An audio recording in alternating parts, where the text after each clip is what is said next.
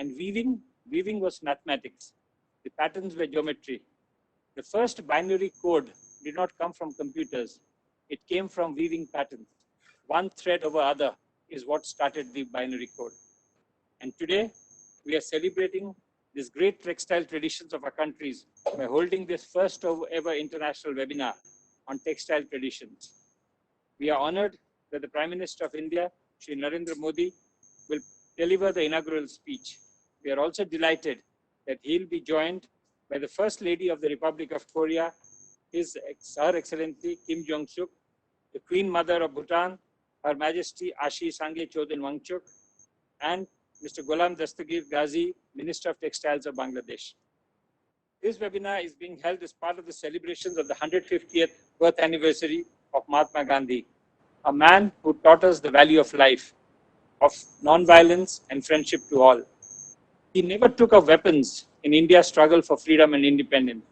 Instead, he used the tools of daily life, like salt and textiles, as weapons. He took the handloom textile of India called khadi and made it into a national symbol, a symbol of hope and freedom.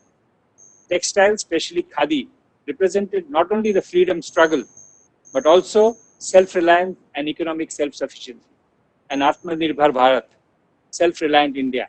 And as in the past, a self-reliant India looks to greater cooperation and exchanges with the world. Today's webinar will address many aspects of the beauty and importance of textiles. We shall discuss ikat and batik, silk and muslin, royal textiles, and weaves and knits like carpets, belts, and laces. We have eminent and knowledgeable experts from across the world and from India who will discuss the various aspects of textiles. These speakers will weave together the threads of continuity and cooperation that link our countries to produce a fabric of togetherness, a common heritage, common traditions. I'm sure all of you will enjoy today's webinar. Thank you very much. Thank you, Mr. Patnaik. Please welcome from Bhutan a message by our special guest, Her Majesty Ashi Sangye Chodin Wangchuk, the Royal Queen Mother of Bhutan.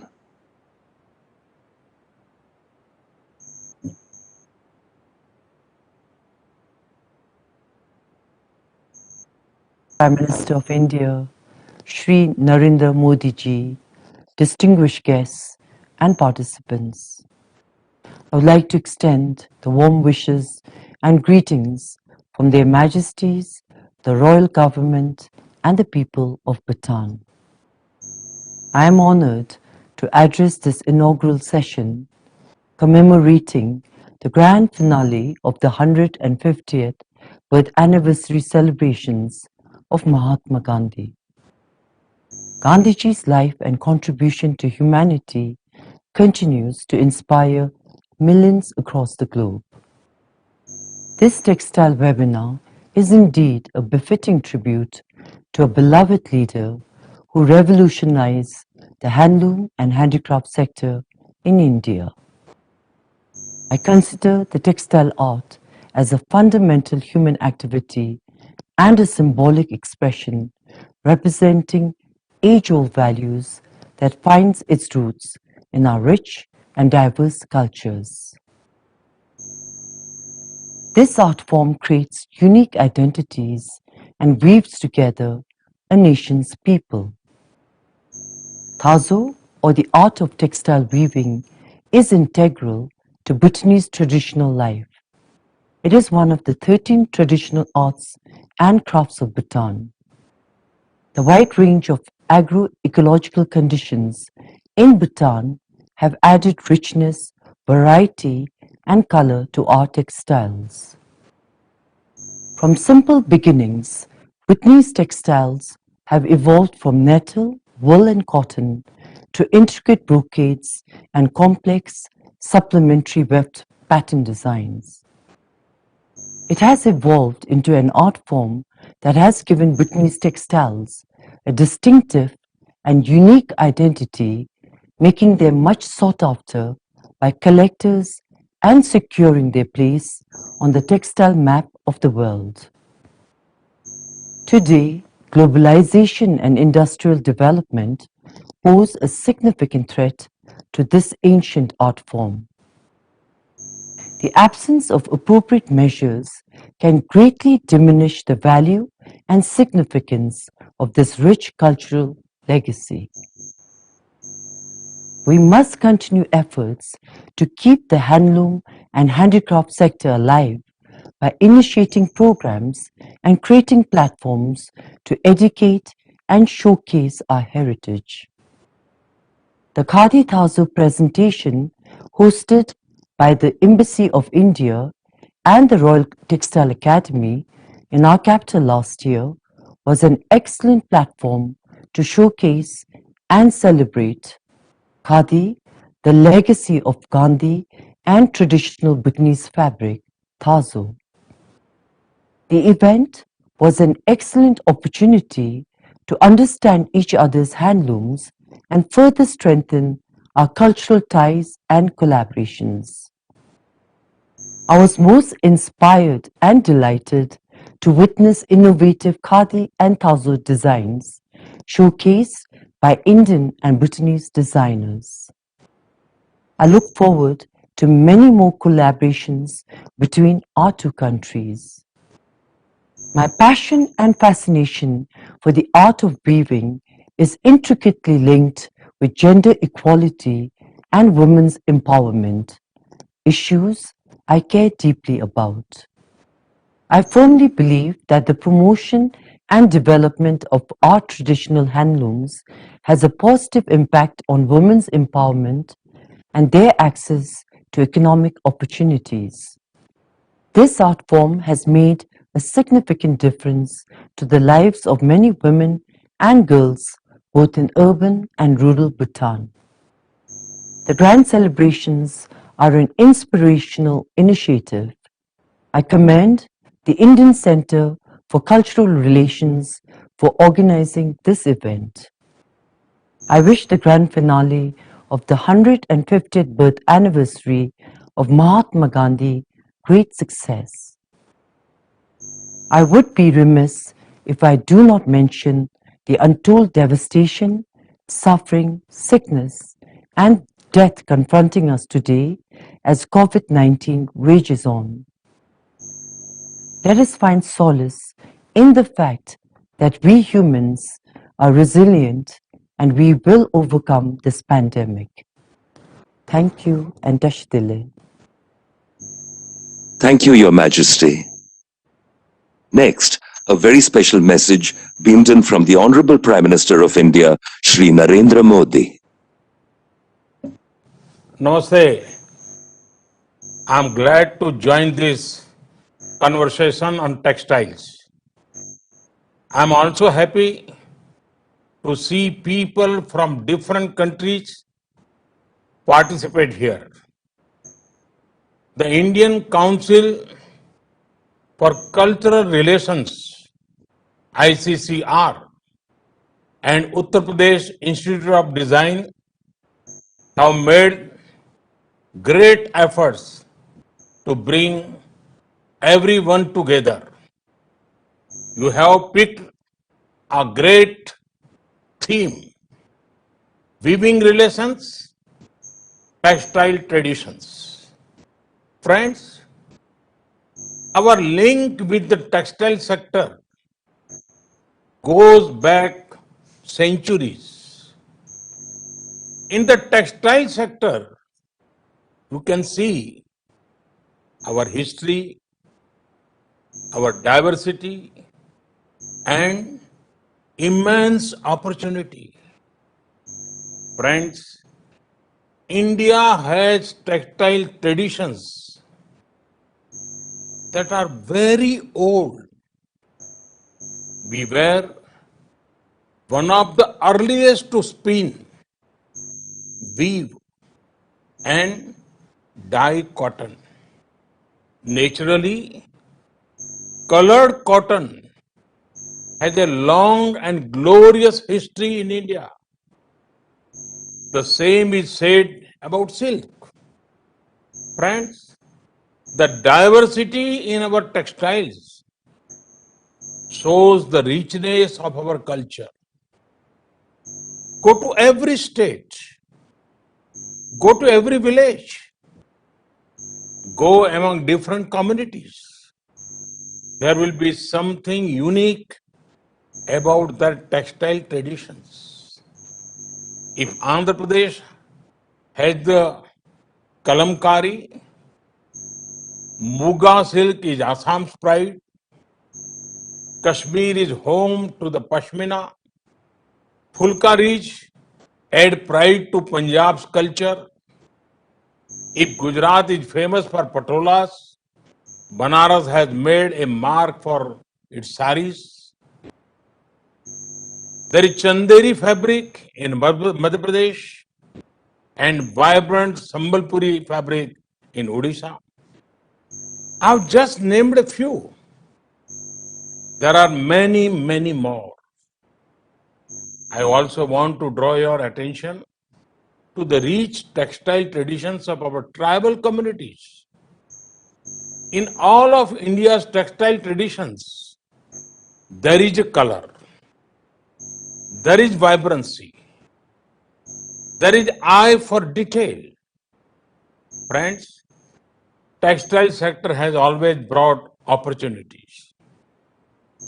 Domestically, textile sector is among the highest job providers in India. Internationally, textiles help us to build trade and cultural relations with the world. After all, Indian textiles are highly valued globally.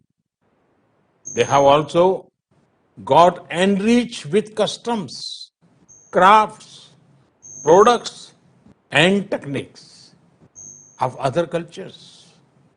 Friends, this program is also in context of Gandhiji's 150th birth anniversary celebrations. Mahatma Gandhi saw a close link between the textile sector and social empowerment. He converted the simple charkha into a key symbol of India's independence movement.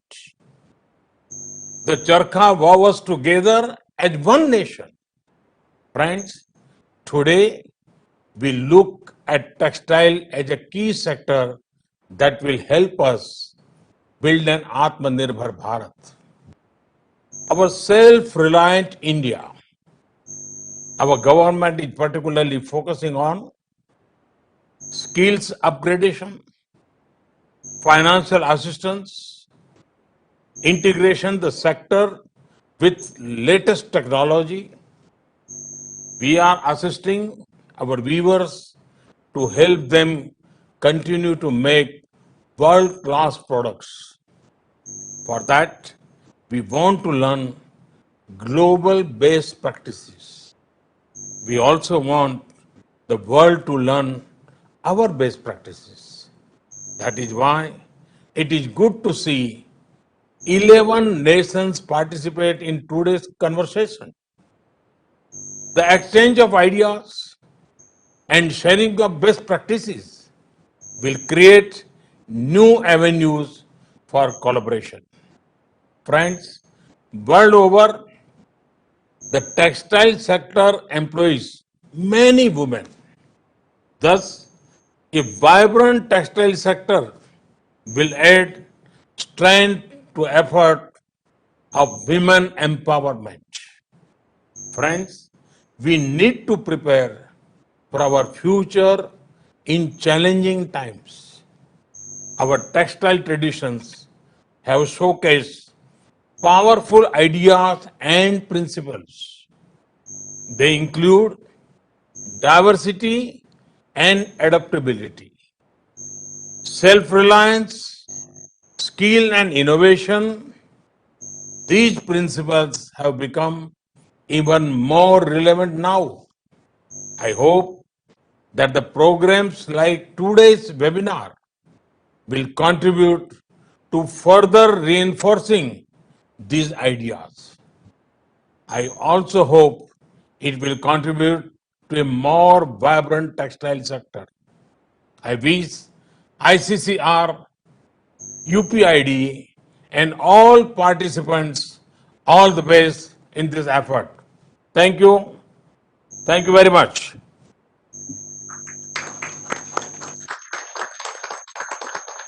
Thank you, sir. We follow with a message by our guest of honor, the First Lady of the Republic of Korea, Her Excellency Kim Jong-suk. 그러기에 간디의 위대한 정신을 기리는 오늘 행사가 더욱 뜻깊습니다. 저는 2018년 11월 모디 총리의 공식 초청으로 인도를 단독 방문 디왈리 축제의 주빈으로 함께 했습니다. 아요디아에서 열린 허황후 기념공원 착공식에도 참석했습니다. 고대의 인연이 현대로 이어지고 두 나라가 함께 번영하는 내일로 나아갈 수 있음을 확인한 의미 있는 순간이었습니다. 문재인 대통령은 2018년 인도 국빈 방문 중 모디 총리님과 함께 간디 기념관을 찾아 간디의 발자취를 살폈습니다. 2019년 9월 UN 총회에서는 간디 탄생 150주년 기념행사 기조연설을 통해 간디의 비폭력 평화주의를 이야기했습니다. 간디의 기념관에서 모디 총리님이 선물하신 물레의 의미를 새겨봅니다. 변화를 원한다면 네가 그 변화가 되라 한 간디는 직접 물레 앞에 앉아 시를 작았습니다. 전통 직물인 카디 생산 장려운동과 스와데시 운동으로 인도의 많은 국민들이 일자리를 얻고 경제적인 자립을 이룰 수 있었습니다. 물레는 독립과 자유를 향한 연대의 상징이었습니다. 간디 탄생 150주년을 기념하는 오늘 웨비나의 주제가 엮여진 관계, 직물의 전통이라고 들었습니다. 대량 생산의 기계화 시대에 카디는 전통을 이어온 수공직물의 아름다움과 친환경적인 가치로 더욱 조명받고 있습니다. 간디는 자기 문화와 전통을 지키는 보통 사람을 진정한 영웅이라 여겼습니다. 그 나라의 직물에는 그 나라의 얼이 담겨 있습니다. 한국에서도 목화를 물레로 자아 만든 흰 무명옷은 오랜 세월 민중의 상징이었습니다. 오늘 저는 카디에 담긴 간디의 정신을 기억하며 인도의 바나라시 카디로 만든 의상을 입었습니다. 카디의 수많은 문양 가운데 인도의 국화인 연꽃 문양을 보면 디왈리 축제에서 강물에 띄운 연꽃 등이 떠오릅니다. 두 나라의 상생 번영을 기원했던 소망이 꼭 이루어지리라 믿습니다. 수교 47년째를 맞는 한국과 인도는 문재인 정부 들어 양 정상 간의 돈독한 의의와 신뢰를 바탕으로 특별 전략적 동반자 관계를 발전시켜 나아가고 있습니다. 최근 코로나19 확산 상황에서 양국의 우호 협력 관계는 더욱 빛을 발하고 있습니다. 인도의 시성 탁월의 예지가 담긴 시구처럼 한국과 인도 두 나라가 아시아를 넘어 전 세계의 평화와 번영에 기여하는 등불이 되기를 바랍니다. 바스데헤바 꾸꿈바까 지구촌 공동체의 안녕을 기원합니다. 감사합니다.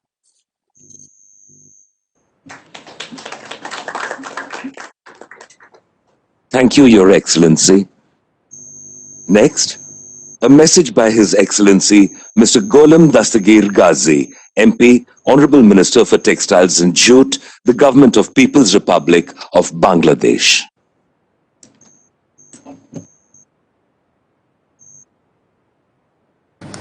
His Excellency Sri Siddharthanath Singh, Honorable Cabinet Minister, MSME and Export Promotion. Dr.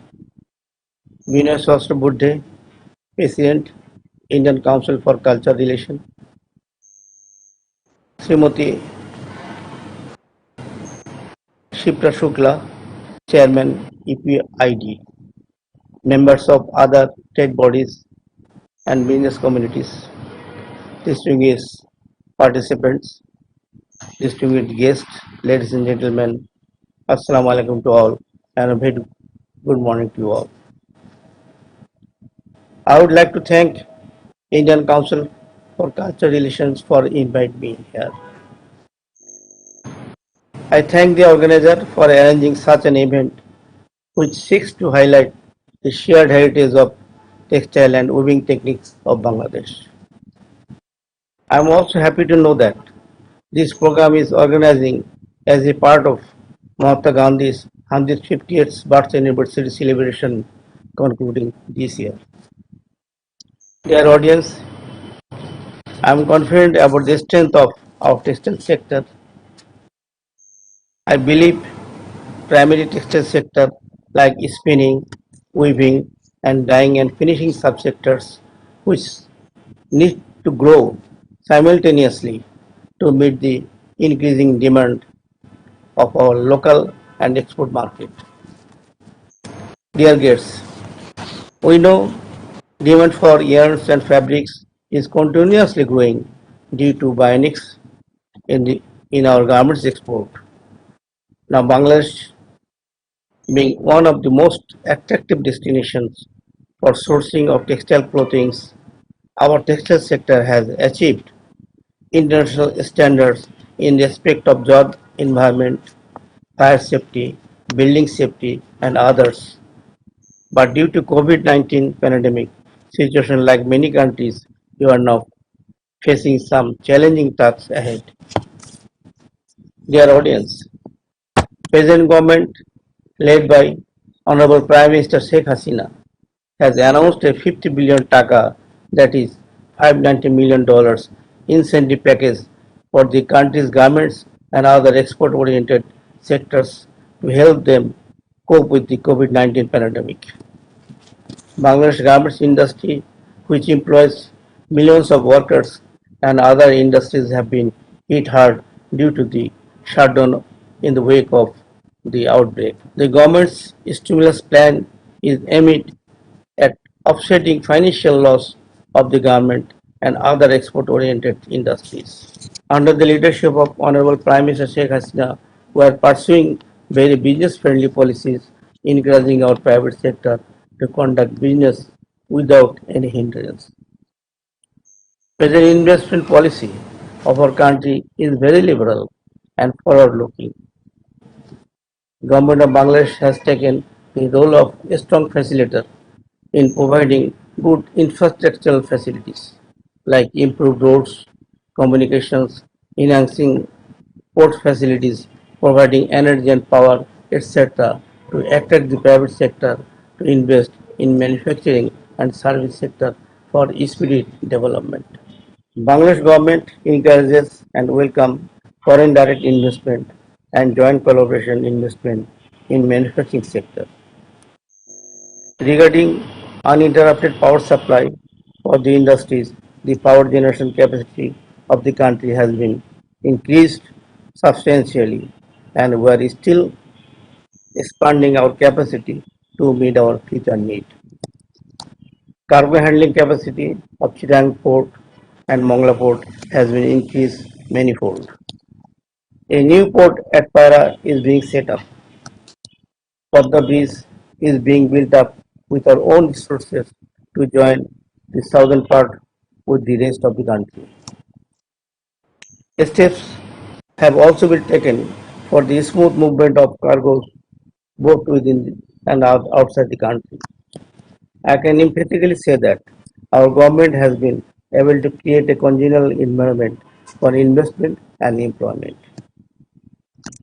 Economic zones and special economic zones are being set up for quick and planned industrialization and development.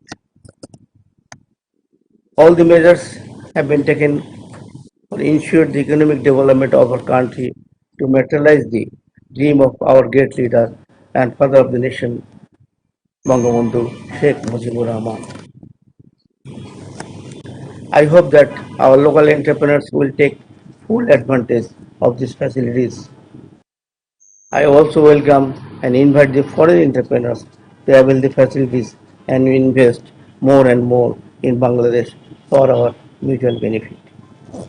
Dear audience, Bangladesh and India, both countries have long shared a common objective for economic integration within the South Asia region. Both countries have agreed to explore the areas of mutual cooperation and support to foster the textile industry by commemorating the formation of India-Bangladesh Textile Industry Forum. I wish this event a big success. Thank you all. Joy Bangla, Joy Bangla. Thank you, Your Excellency. And now please welcome our chief guest, Shri Siddharth Nath Singh, Honorable Cabinet Minister of MSME and Export Promotion, Khadi and Gramo Udyog.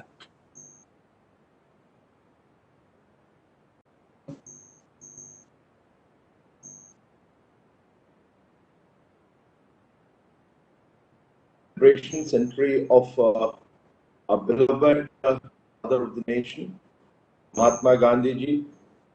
I welcome all of you, and I'm particularly very happy that we have received a warm message from our Prime Minister, Narendra Modi ji. Also, a welcome message from the Royal Queen Mother of Bhutan, and the daughter of Ayodhya, always called the First Lady of the Republic of Korea, as the daughter of Ayodhya because she has her roots in Ayodhya. And at the same time, I'm also grateful to the Textile Minister of the Government of Bangladesh, and my senior, and always when we were in the youth wing, we went for training to Dr. Vinay Syed Subudhiji, who is the president of ICCR in this inaugural session. Also, there are many ambassadors and high commissioners who are here from Bhutan, Korea, Sri Lanka, Bangladesh, and also the Deputy Chief Commission from Vietnam. And there are many from abroad who are joining from the Indian High Commission.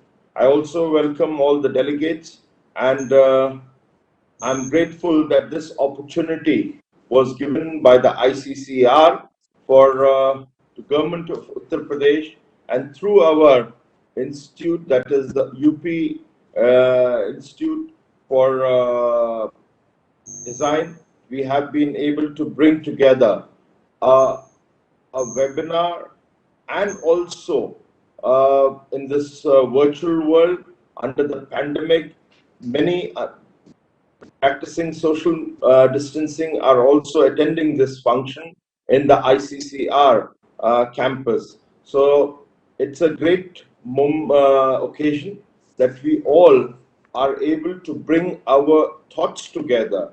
And particularly when I talk about the pandemic, which has affected all of us and the businesses, particularly the business of our craftsmen, it is important that we give such platforms to them so as to for them to develop their products further, for them to coordinate better, for them to understand how the markets can be accessed, and also bring about a brainstorming and a technical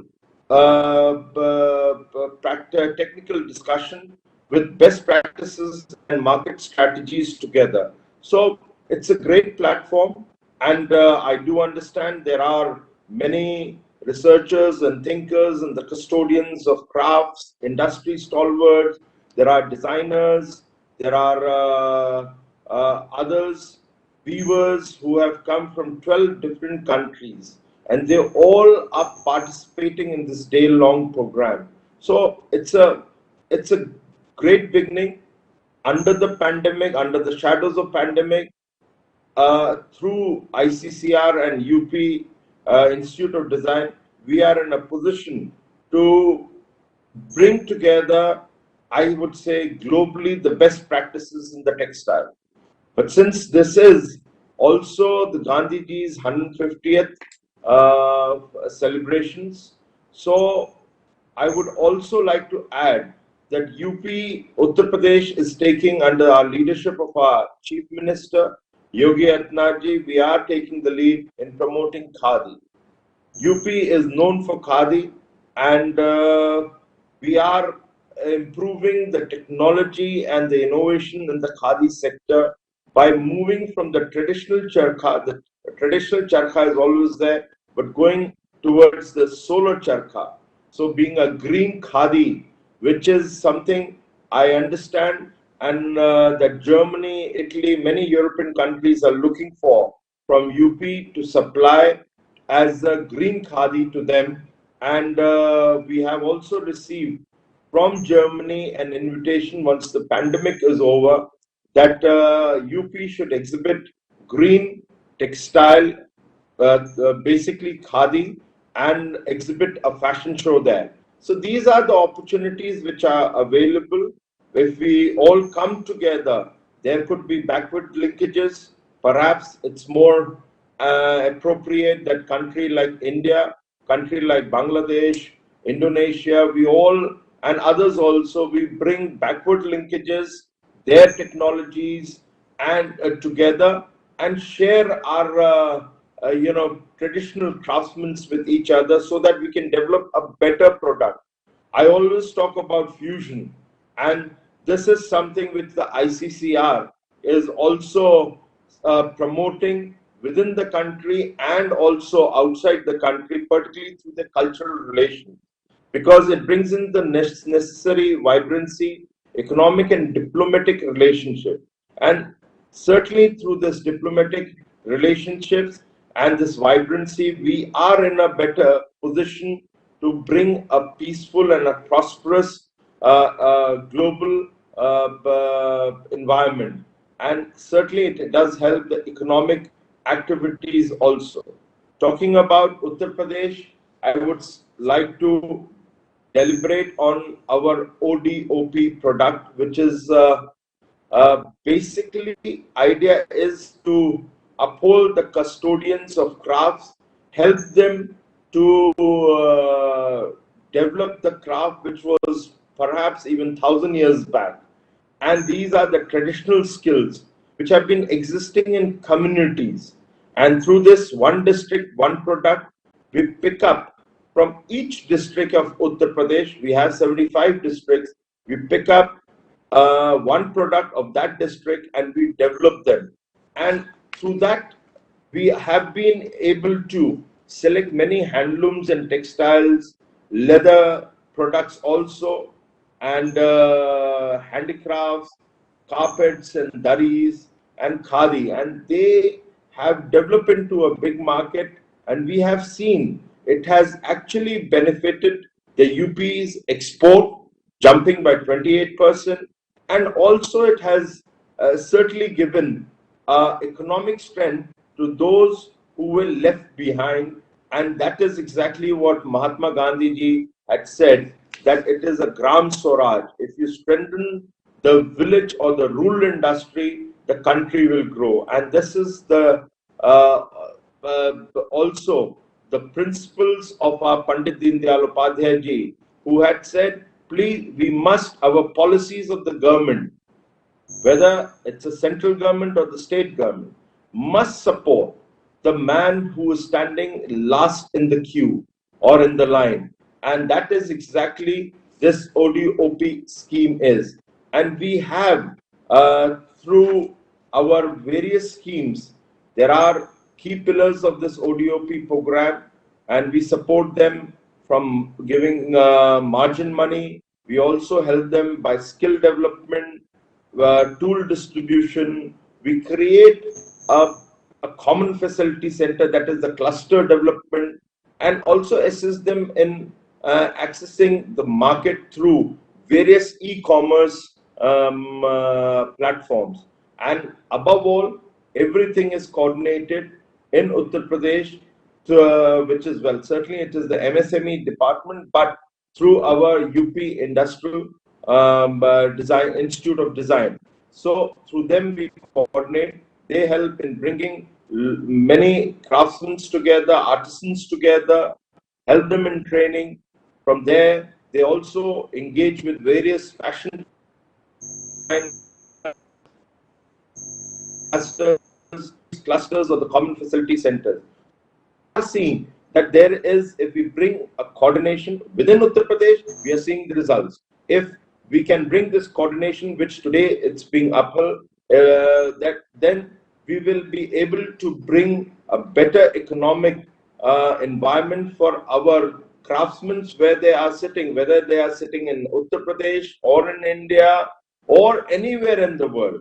And we bring a market to them. And if we work together, I think we will be able to deliver the message of Gandhiji, that is the peace and prosperity. I, on behalf of the UP government, on behalf of my Chief Minister, Yogi Adityanath, I welcome all of you in this seminar, and I do wish that it is a successful, and I do see, after looking at the messages that has been conveyed in this webinar, and also the participants together, I feel this is already a success, but wishing you all the best. And I would personally, again, through this webinar and otherwise when I meet, would also thank my senior, Dr. Vinesh Sahasrabuddhe, for giving this opportunity to Uttar Pradesh to share this rich cultural, I would call a sangam. I come from where the Ganges and Yamuna, they meet together. It's called Triveni. I come from there and we call it a sangam. So coming together of various rich cultures and craftsmen and artisans together, it's that is the sangam. So this sangam, I personally again thank Mr. Dr. Vinay Sahasrabuddhe and ICCR. Thank you very much. Jai Hind. Thank you. Thank you, sir. A message from Dr. Vinay Sahasrabuddhe. He is the President of the Indian Council for Cultural Relations, Member of Parliament, Rajya Sabha. The First Lady of the Republic of Korea, Her Excellency Kim Jong-suk, the Queen Mother of Bhutan, Her Majesty Ashi Sangay Chodan Wangchuk, Minister for Textile of the Government of Bangladesh, our Minister from Uttar Pradesh, Shri Siddharth Nath Singh, Chairperson of the UP Institute of Design, Srimati Kshipra Shukla, Excellencies, officials of the Indian Council for Cultural Relations, other dignitaries, experts, ladies and gentlemen. Let me first of all extend a very warm welcome to all of you at this first international webinar on weaving relations, textile traditions, organized by the Indian Council for Cultural Relations in collaboration with the Uttar Pradesh Institute of Design. Let me at the outset extend a very deep sense of gratitude towards our Honorable Prime Minister of India, Shri Narendra Modi ji, for his very, very motivating message. For a strong texture of relationship, one requires horizontal threads of emotions and vertical yarn of thoughts and principles. What is woven out of these, ladies and gentlemen, is the sturdy cloth of mutuality that helps us unfurl the flag of fraternity. With his message, Prime Minister Shri Narendra Modi ji has shown us the path, and I am sure all of us can, in a very resolute manner, walk on the same. We are grateful for the presence of First Lady of Korea and also the Queen Mother of Bhutan. With such a galaxy of leaders, I am confident the deliberations will be qualitatively far more enriching. Ladies and gentlemen, we are organizing this webinar in commemoration of the 150th birth anniversary of Mahatma Gandhi. Gandhiji was not just an apostle of peace and non-violence. He was a strong advocate of economic independence through self-reliance. In Gandhiji's worldview, the idea of freedom struggle was not just about establishing self-rule. It was also about the quest for self and thereby striving for true self-dependence for the larger good of the humanity. Its struggle against colonial rule in India inspired several freedom movements across the world because of his very strong commitment to universal human values. Ladies and gentlemen, it is this commitment to universal human values of nonviolence, peace, and mutual prosperity that is in fact going to weave international relations in the days to come. Regimes may come and go. Countries may harp upon huge infrastructure projects and may try imposing them while with a straitjacketing approach on others. However, commonality of cultural moorings and strong bonds of emotional relationship for centuries together cannot be overtaken by any ambitious infrastructure project. We believe that textile provides us the foundation for a strong multidimensional relationship. It encompasses culture, traditions, artisanship, entrepreneurship, design, and above all, aesthetics of a very, very high order. Friends, we at the ICCR, the Indian Council for Cultural Relations, are confident that a new fabric of friendship and fraternity could be woven through these day-long deliberations that we will be having all through the day today.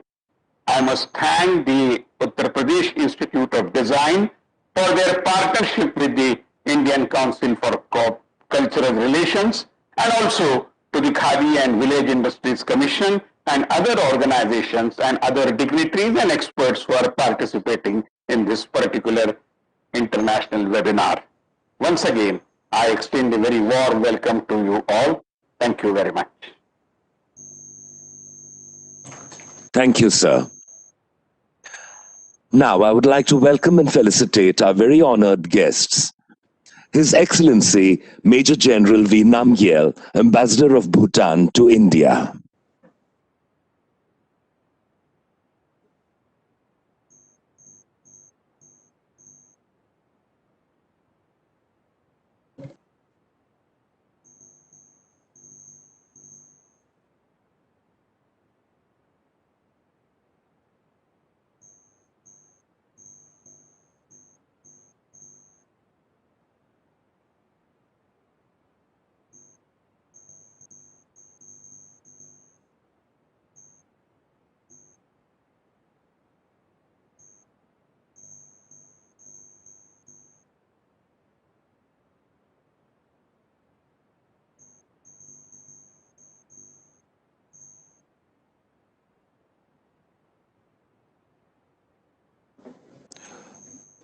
Please welcome Mr. Shin Bongkil, Ambassador of the Republic of Korea to India.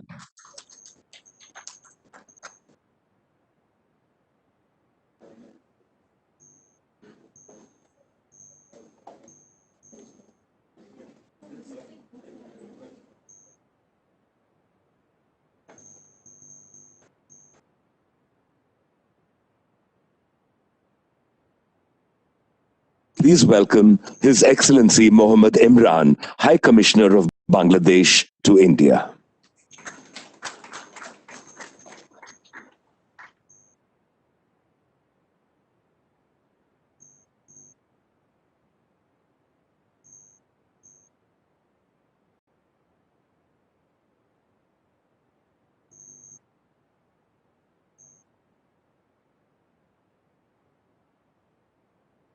Please welcome Mr. Niluka Kadura Gamuva, Acting High Commissioner of Sri Lanka.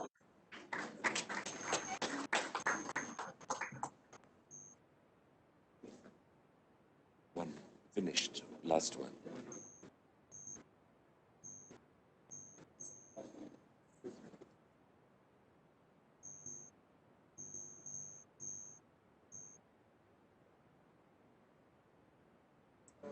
He's come. Name. Okay. Please welcome Dr. Do Than Hai, Deputy Chief of Mission of Vietnam.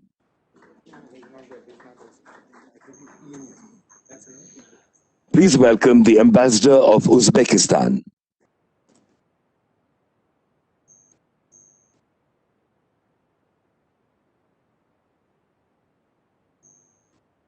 Ambassador.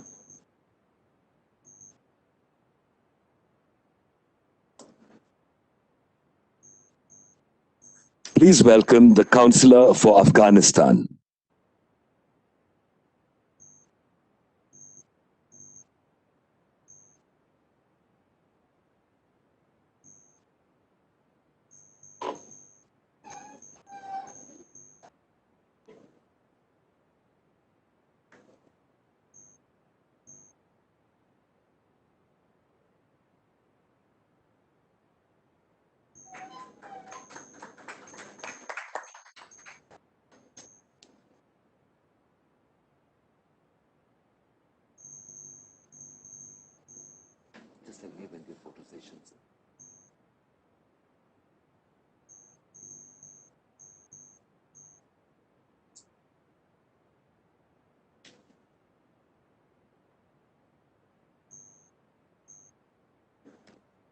We are pleased to have with us 4 distinguished gentlemen who are nationally honored textile artisans from various disciplines.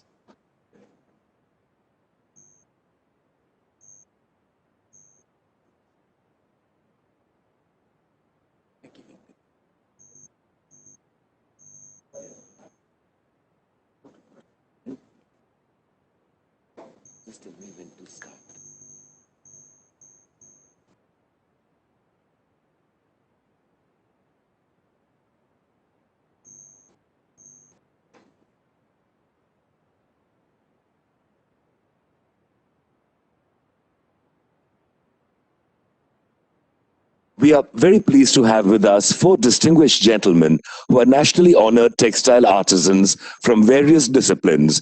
Please welcome on stage Padma Shri Ram Kishore Chipaderewala.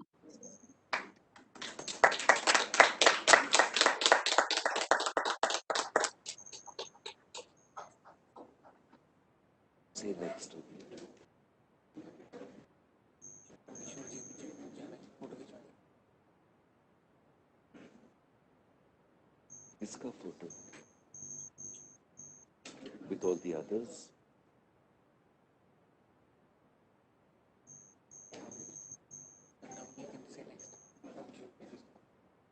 Please welcome Padma Shri Gajam Govardhana.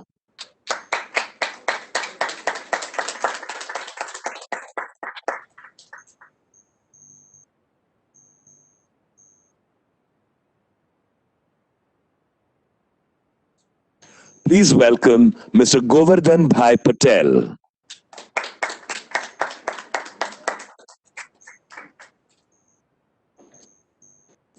Please welcome Mr. Abdullah Khatri, UNESCO awardee.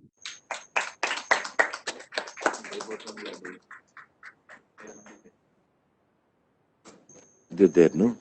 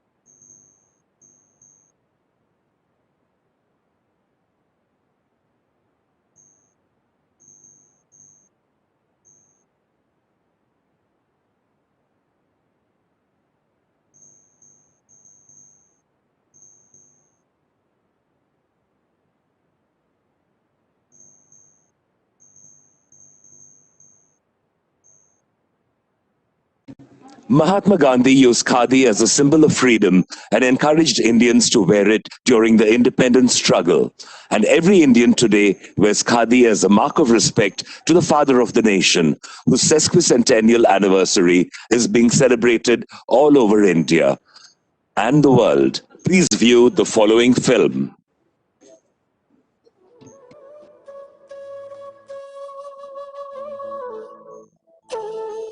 साथियों, हमारे पास संसाधनों की और कौशल की कभी कमी नहीं रही है। बस एक व्यापक सोच के साथ काम करने की जरूरत है। जरूरत बस इस कहानी को दुनिया तक पहुंचाने की। Uttar Pradesh institute of design इस काम में बहुत बड़ी भूमिका निभाएगा। The Indian Council for Cultural Relations and the Uttar Pradesh Institute of Design both have come together to organize an international webinar on weaving relations, textile traditions. That we need to understand each other's traditions in the sector of weaving and textile, and that is how we can, through traditions, build relations for tomorrow.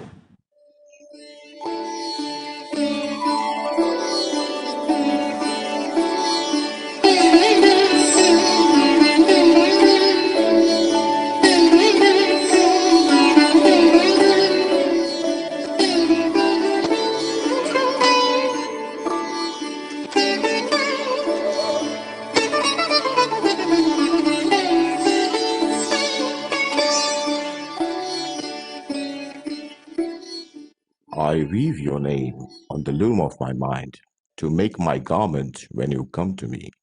These words of Sant Kabir resonate so profound intertwining of weaving as a way of life and prayer as thanksgiving for sustaining the gift of life.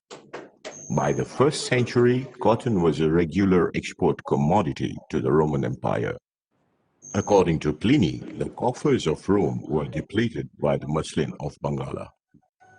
From the very beginning, Nodia and Murshidabad in Bengal produced the finest of cotton. Originally called Malmal, it was believed to be renamed muslin after the cotton trading town of Mosul in Iraq by the Italian traveler Marco Polo, as cotton textiles became a popular import in the Middle Eastern lands. By the 17th century, India was manufacturing 25% of the world's textiles. Women became very proficient in the art of weaving muslin. This was primarily for their patient nature and their soft and supple hands. It made the women financially independent and empowered. The charkha was their source of livelihood. And she started spinning. And she achieved really the excellent quality up to 500. And she used to sell very easily. She used to go to the market, they would buy, and they would give her advance to pay, and she was able to live very comfortably. Then one day she found that her products and yarns are not being accepted by the weavers. Why? Because the Manchester thread has come into the market. With the East India Company gaining trading leverage in India, the tides began to change. This set the stage for declining demand in Indian hand-woven textiles, pushing it into the status of a niche luxury product. It was Gandhiji who saw immense potential in making khadi an alternative to the machine-made imported cloth from England as a means to generate self-employment and self-reliance in rural India during the freedom struggle. These khadi activities started self-employment, self-reliance, atmanirbharta, and that thought itself has given a great boost to Indian freedom struggle. I'm extremely happy and delighted that jointly we are organized along with Indian Council for Cultural Relations and Uttar Pradesh Institute of Design, the weaving relations and textile traditions. And it is to celebrate the 150th centenary year of a great leader, our father of the nation, Mahatma Gandhi ji. And this is a textile program, but the roots to the textile goes back to the khadi. Gandhiji knew that it was an ingenious way to revive and strengthen the economy. Thus, khadi came to symbolize the freedom cloth of India. As you know, India is the only country that hoists the flag of khadi.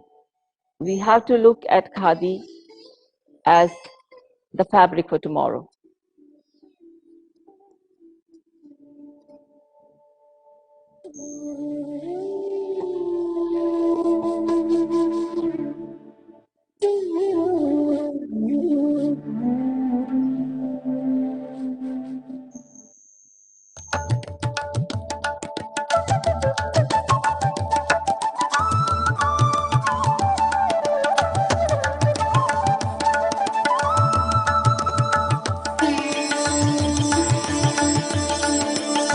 Post-independence, relentless endeavors by government agencies have embarked to make khadi the fabric of modern India.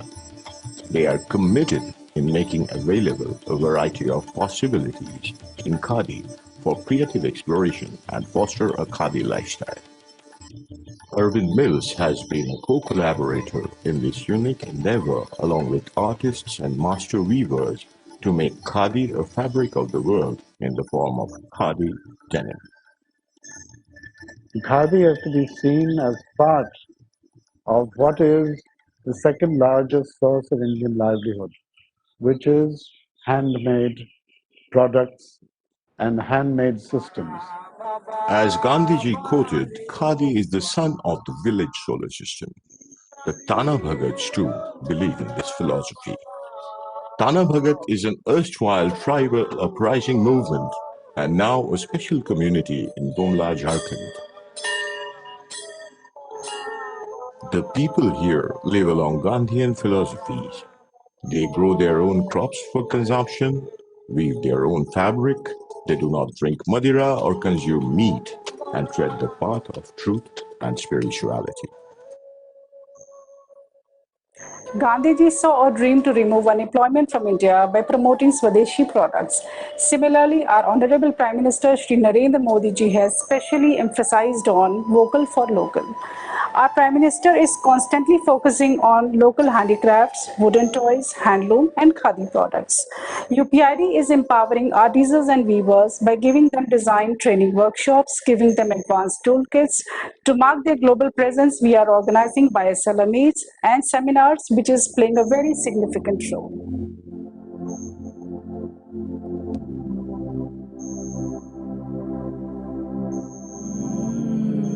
I need to recreate exactly the same expression with the same number of colors. So I can show that, yes, see, we have weavers who can recreate anything you give. We have that art still now.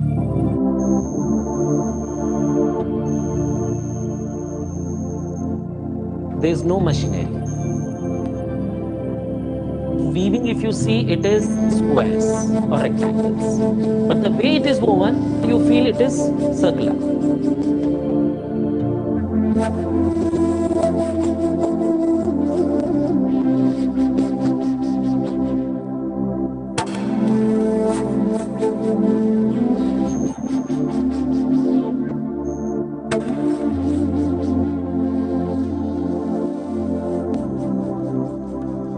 The humble hand-spun fabric is reinvented for the modern consumer, fashion runways and art biennales. Our repertoire is brimming with traditional as well as modern idioms. Our master spinners and weavers are still dexterous in producing the fine quality muslin of yesteryears. And the Paithani saris that are known to have the same design in the back and front, as well as the simple Keralite saris.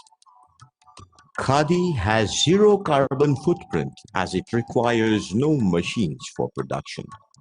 A meter of khadi fabric only consumes 3 liters of water, while a meter of mill-produced fabric uses 55. Ladies and gentlemen, we're about to start our first session. Please do join us. Yes.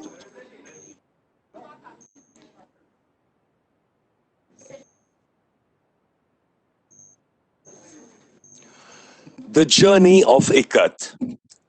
Considered to be one of the world's most complex hand-woven textile processes, the technique of ikat requires extreme finesse and precision. In ikat, the threads of the warp and the weft are both colored prior to weaving using the tie and dye technique.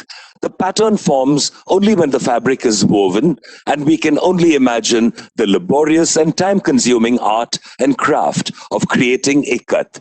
In India, we have the glorious ikat triangle, 3 GI-marked areas in 3 different states.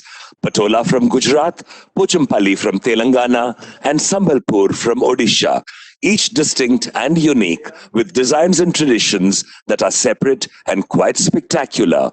Add to that the ikats of the world. In this session, we feature speakers from Indonesia, Vietnam, Tajikistan, and India. Please view the following film on one of India's greatest textile techniques, Patola Poems of Patan.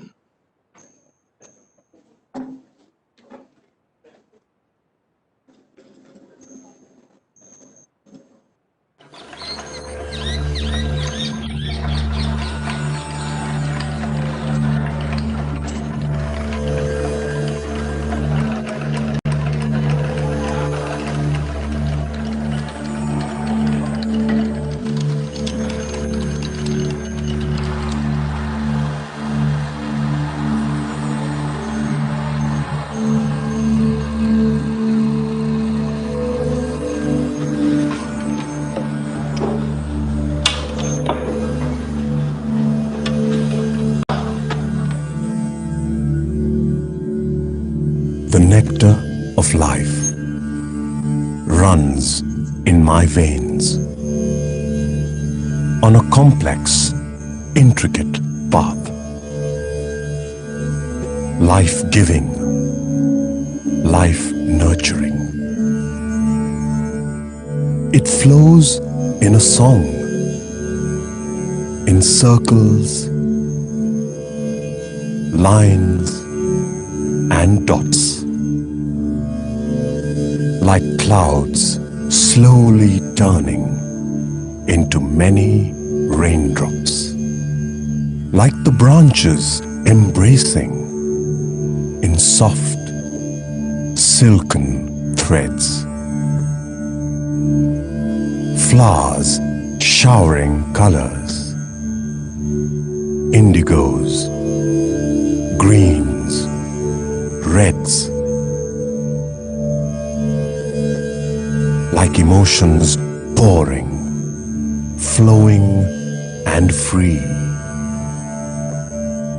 glowing in light and shade of a fragrant temple tree.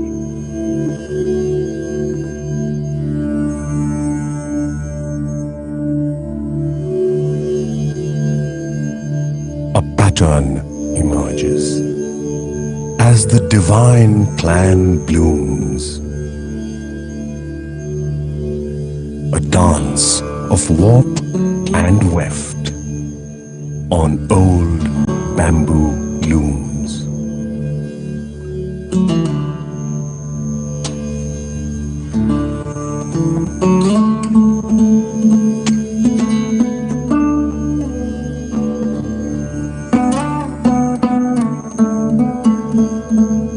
Thread upon thread turns to leaves and marigolds. The feminine in all her glory. Beautiful, graceful, and bold. Behold this moment. Treasure it as it shines her blessings upon us. Life-giving, life-nurturing.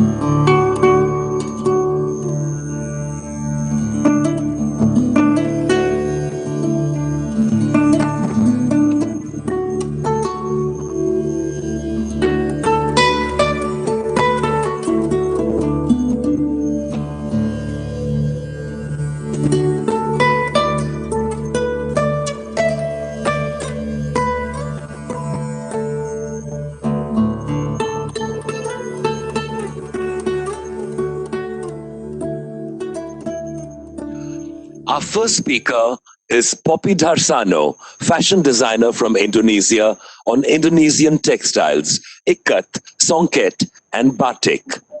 Poppy Darsano is an Indonesian entrepreneur and well-known fashion designer, famous for her deluxe pret-a-porter fashion line using the handspun fabrics of Indonesia. Recognized for her active work in development of small home industries, she is often sought out for her ideas and opinions across art, culture, and social issues. Ladies and gentlemen, please welcome Poppy Darsano, who was a member of the House of Representatives in Central Java. Thank you. Your Excellency, Mr. Sri Dinesh Patnaik, Director General of Indian Council for Cultural Relations, New Delhi. Your Excellency, Mr. Sri Siddharth Nath Singh, Minister of MSME and Export Promotion, Government of Uttar Pradesh. Your Excellency, Mr. Finas Kasarabude, President of ICCR and Member of Parliament. Your Excellency, Mr. Pradip Kumarawat, Indian Ambassador to Indonesia, Jakarta, and Mr. Narayanan, Counselor for Economic and Commerce, Indian Embassy, Jakarta, Indonesia. Distinguished guests, ladies and gentlemen, a very good morning to all of you. It is indeed truly an honor to be invited here today to join with you a virtual surrounded by distinctive people to celebrate the legacy of Mahatma Gandhi, an extraordinary human being, a man whose inspiration, thoughts, and beliefs continue to influence us.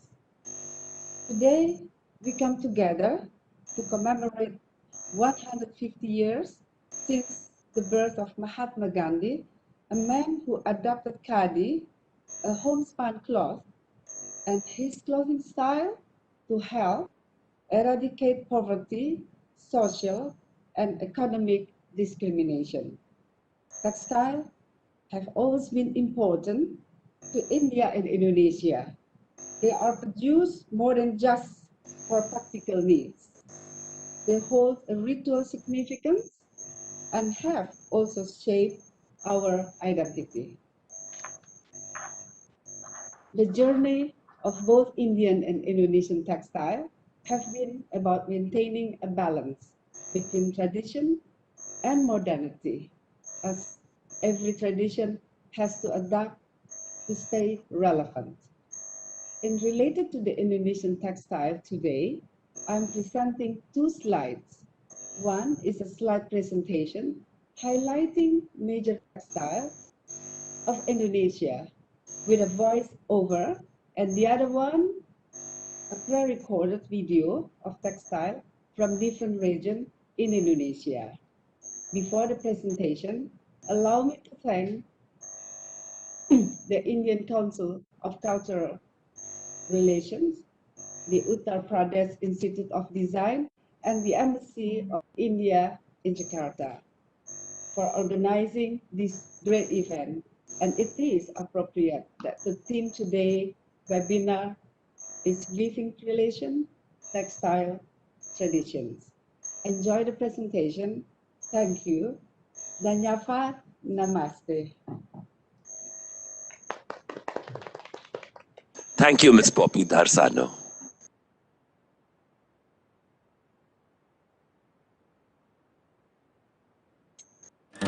This one is ulos from Toba, from North Sumatra. The color and the motif, they distinguish what kind of ceremony or ritual they are going to hold. This one is a duck from Bali, but the design motif are from Baliaga called Grinsing. The Baliaga is the oldest Balinese people who live in Bali before the Hindu came to Bali. And this one is also from Bali, from Gianyar, we call it also andak. The motifs are normally used for the daily use of the Balinese people. Here, tenun sabu, and they're using the natural dye. And also we have here from another Nusa Tenggara area. Here from Sulawesi, from Celebes. And this one from Samarinda is the sarong silk, a silk thread. So it's a very beautiful silk sarong that normally people use it for the ceremony or for the party. The duty of the designers is to transform from the heritage fabric to a modern days of fashion today. So my mean is how we transform from the traditional fabrics to the fashion product. It means giving a kind of value added to the people in the village. So the fashion in Jakarta, the fashion in the big city is also giving a kind of life to the people in the village.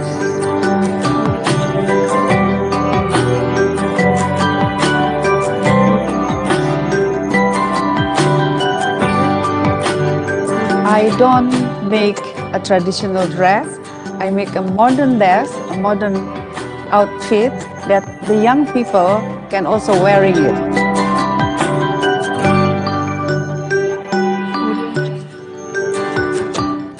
The three of them behind me, they are all songket from Lombok. This one is without the gold thread, just a normal thread. This one is with the gold thread, and then the other one with the silver thread.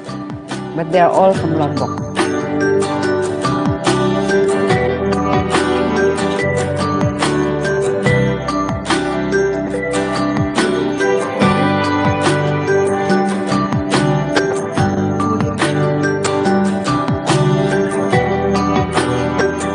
We have here tapis from Lampung, a long shawl, and then my bag, this is from Palembang, songket, and then the orange one is from Sambas. We have batik from Jambi, that is very common in Jambi, very well known. And then we have from Palembang, and on top of the batik, they are putting the gold theme, and normally only used by the royal family. And then we have here from Cirebon. The Cirebon batik normally influenced a lot by the Chinese because once the king was married to a Chinese princess. And then we have here from Pekalongan. And then in Pekalongan, they have a motif, they call it buketan. It's coming from bouquet, a bouquet of flowers. And in my bag, we have batik from Garut, from west of Java.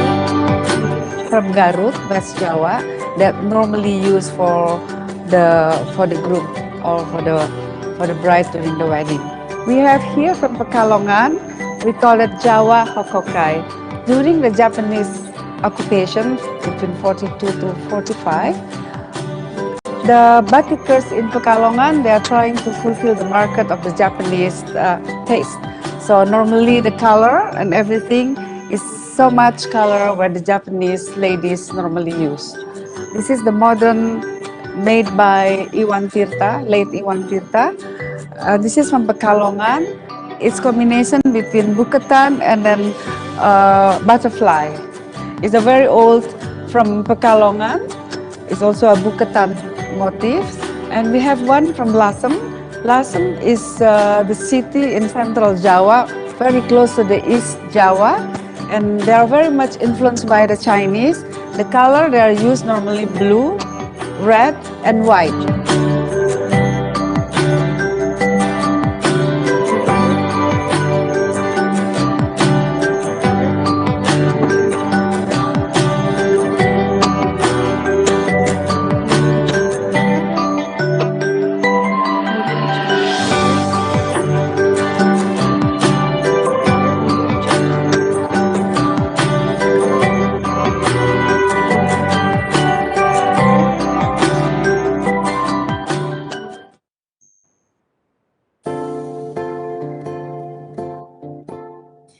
India and Indonesia are two nations that from its inception have a strong historical relation, share similar diversity in language, religion, and culture. Acculturation process had happened in the past, when local cultures in Indonesia met and influenced by the elements of Indian culture. Mahatma Gandhi. was an extraordinary human being, a man whose inspiration, thoughts, and beliefs continue to influence us. Hindu influences reached Indonesia as early as the 1st century, and the impact in every aspect of Indonesian life is vast. Clearly, the Indian trade cloths contributed to the spread of the Indian culture throughout the archipelago and cemented cultural ties between the two countries. Indonesia has three major types of traditional textiles. Along with ikat and songket, batik is the country's highly praised and most developed tradition. Javanese batik has been an extraordinarily dynamic art form, assimilating an inspiration while developing and maintaining a characteristic Javanese aesthetics. Batik is an ancient art that has been handed down for thousands and thousands of years. It is prominently worn from generation to generation, since a baby is still in the womb until a person dies.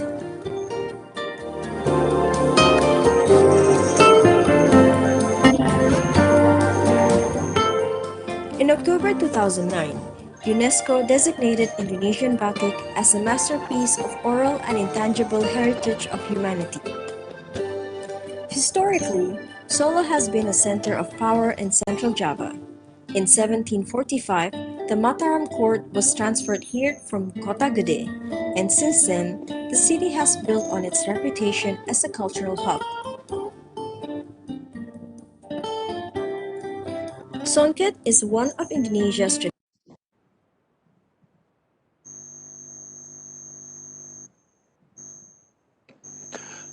Thank you, Ms. Poppy Tarsano, for your beautiful presentation. Our second speaker is Ms. Nguyen Thi Tut Hang, the Deputy Head of the Training Department of International Cooperation and Scientific Research on the Textile Industry in Vietnam, the Solutions and Promotion. Ms. Thi Thu Hang is a teacher at heart with a major in English teaching methodology. She works as head of training at the Hanoi Industrial Textile Garment University under the training department, leading to extensive work in curriculum development, enterprise cooperation, international cooperation, and scientific research. Her solutions to improve the efficiency by application of scientific research results have been gainfully applied in the context of digital technology transformation too. Ladies and gentlemen, please welcome Nguyen Thi Thu Hang.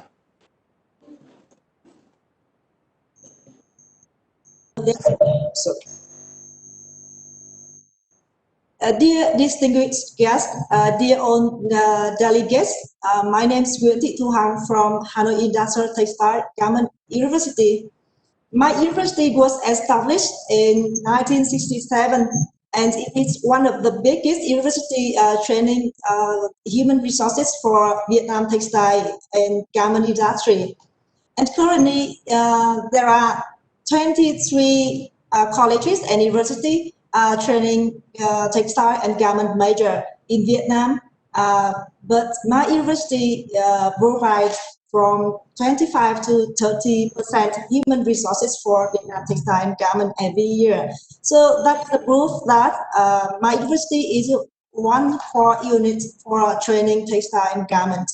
And we have a good, breadth overview of Vietnam industrial textile industry, and it is my honor today to be here to share some information about Vietnam textile and garment to all the delegates and the guests here.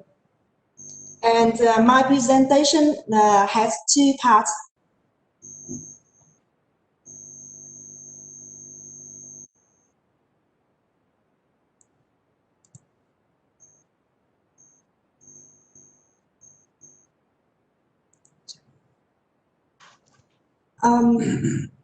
The first part is about the state of Vietnam textile and garment sector, and the second one is the main solution to promote the textile industry and Vietnam's expectation of international cooperation for the textile industry in the future. And now we come to the first part.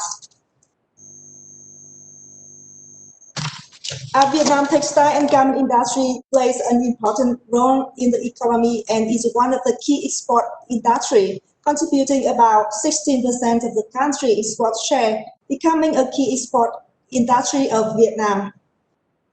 And according to Vietnam Textile and Apparel Association, Vietnam textile and garment export turnover in 2018 reached 36.2 billion USD, up 16.01% compared to 2017, and in which garment export reached 28.78 billion USD, up 14.45% compared to 2017. And fabric export reached 1.66 billion USD, up 25.5%. Fiber export reached 3.95 billion USD, up 9.9% over the previous year. And textile and garment material export reached 1.23 billion USD, up 14.59%. In 2018, the textile and garment industry had a trade surplus of 17.86 billion USD, up 14.39% points. Specific data on the export turnover of the textile and garment industry of Vietnam in the periods from 2000 to 2018 are shown in the figure below. And this data is summarized from General Statistics Office in 2019.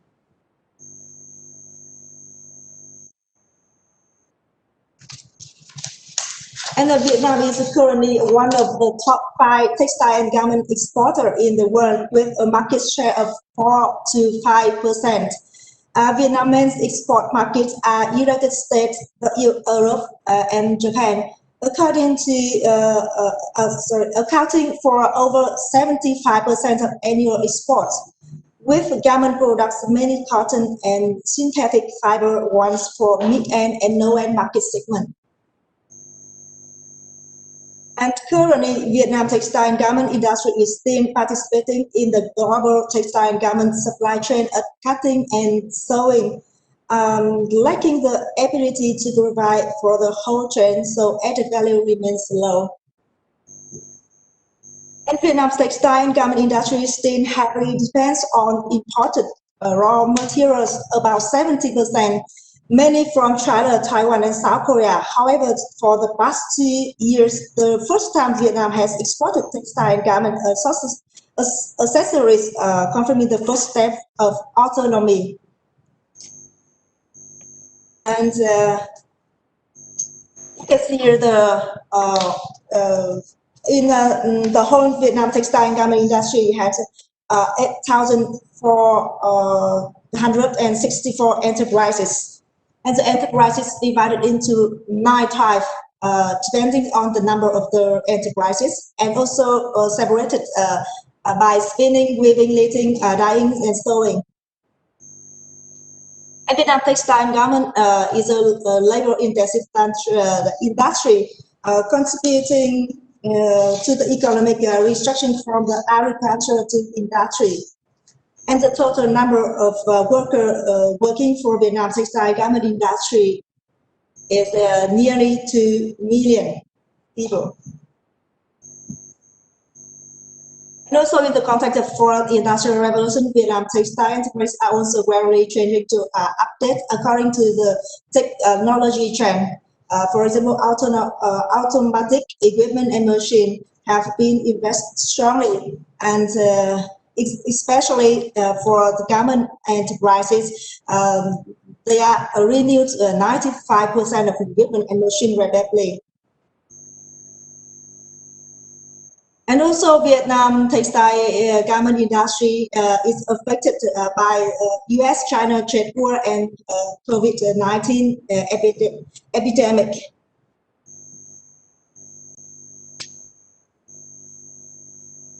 And now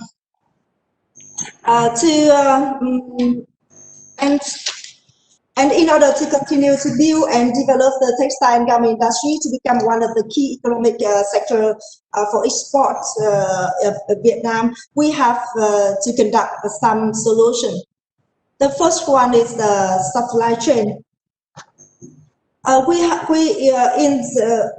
Vietnam textile garments, the supply chain from spinning, weaving, dyeing, sewing, in which weaving is the weakest stage. So we have to develop the weakest stage here is weaving. And then the next solution is application of science and technology. And the second one is the establish the concentrated textile and garment industrial zone to mobilize the resources for building strong linkage and promote the development of supporting industry for the textile and garment industry. And the last one is to qualify the human resources for the textile and garment of Vietnam, and also to build up export support funds for export promotion activity of textile and garment industry. And in the future, I hope that Vietnam and India have a very good relationship so that we can exchange expert in textile and garment, and we can exchange many modern high technology of the textile and garment sector. And thank you for your attention.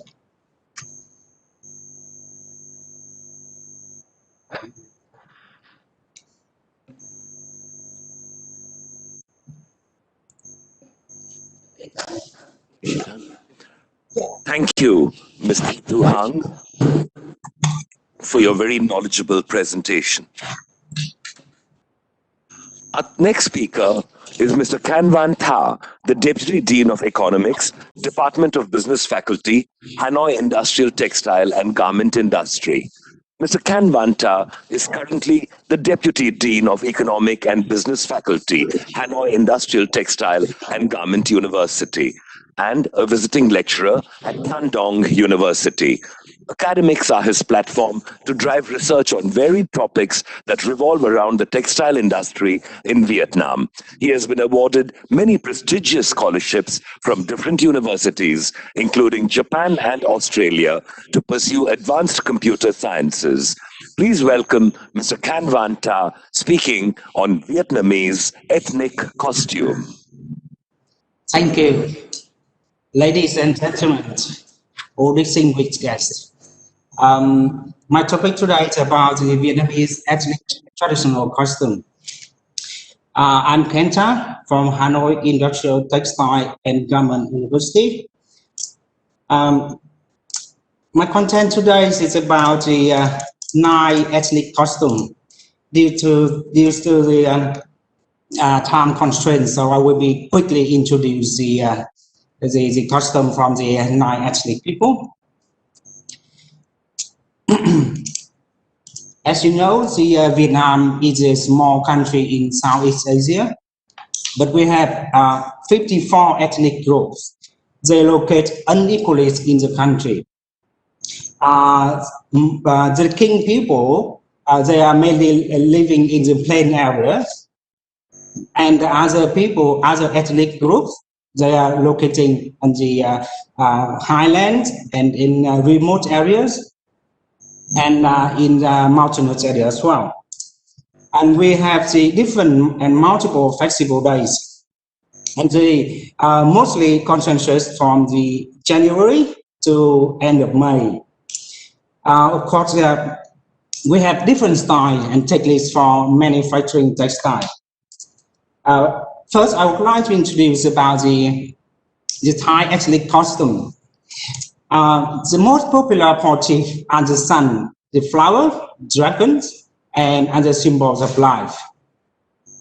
The garment is cleverly housing the body. The dress comes with the belt and the pure scarf that we call khăn piêu in Vietnamese language. It is decorated with the silver jewelry to enhance the lovely beauties of the outfit. The second ethnic group is the Hmong. They are located in the northern of Vietnam. The outfit is usually consists of the collar shirts, bleached skirts, and leggings and a hood. Common female costumes are very beautiful and outstanding. They often attach coin and beads on their costume to increase their aesthetics as well as show their traditional spiritual world. The next one is we call Muong ethnic people. They are also living in the northern of Vietnam. Actually, it's the northeast of Vietnam. The woman costume of the Muong ethnic group are quite simple, but actually they are equally unique. The polo shirts is a rather soft blouses with a split chest. As you can see on the screen, the shirt is designed with the pullovers. It is short. Long dresses are usually black or brown, with high waistband, it hugs the upper body. The Cham people, they are locating in the south of Vietnam.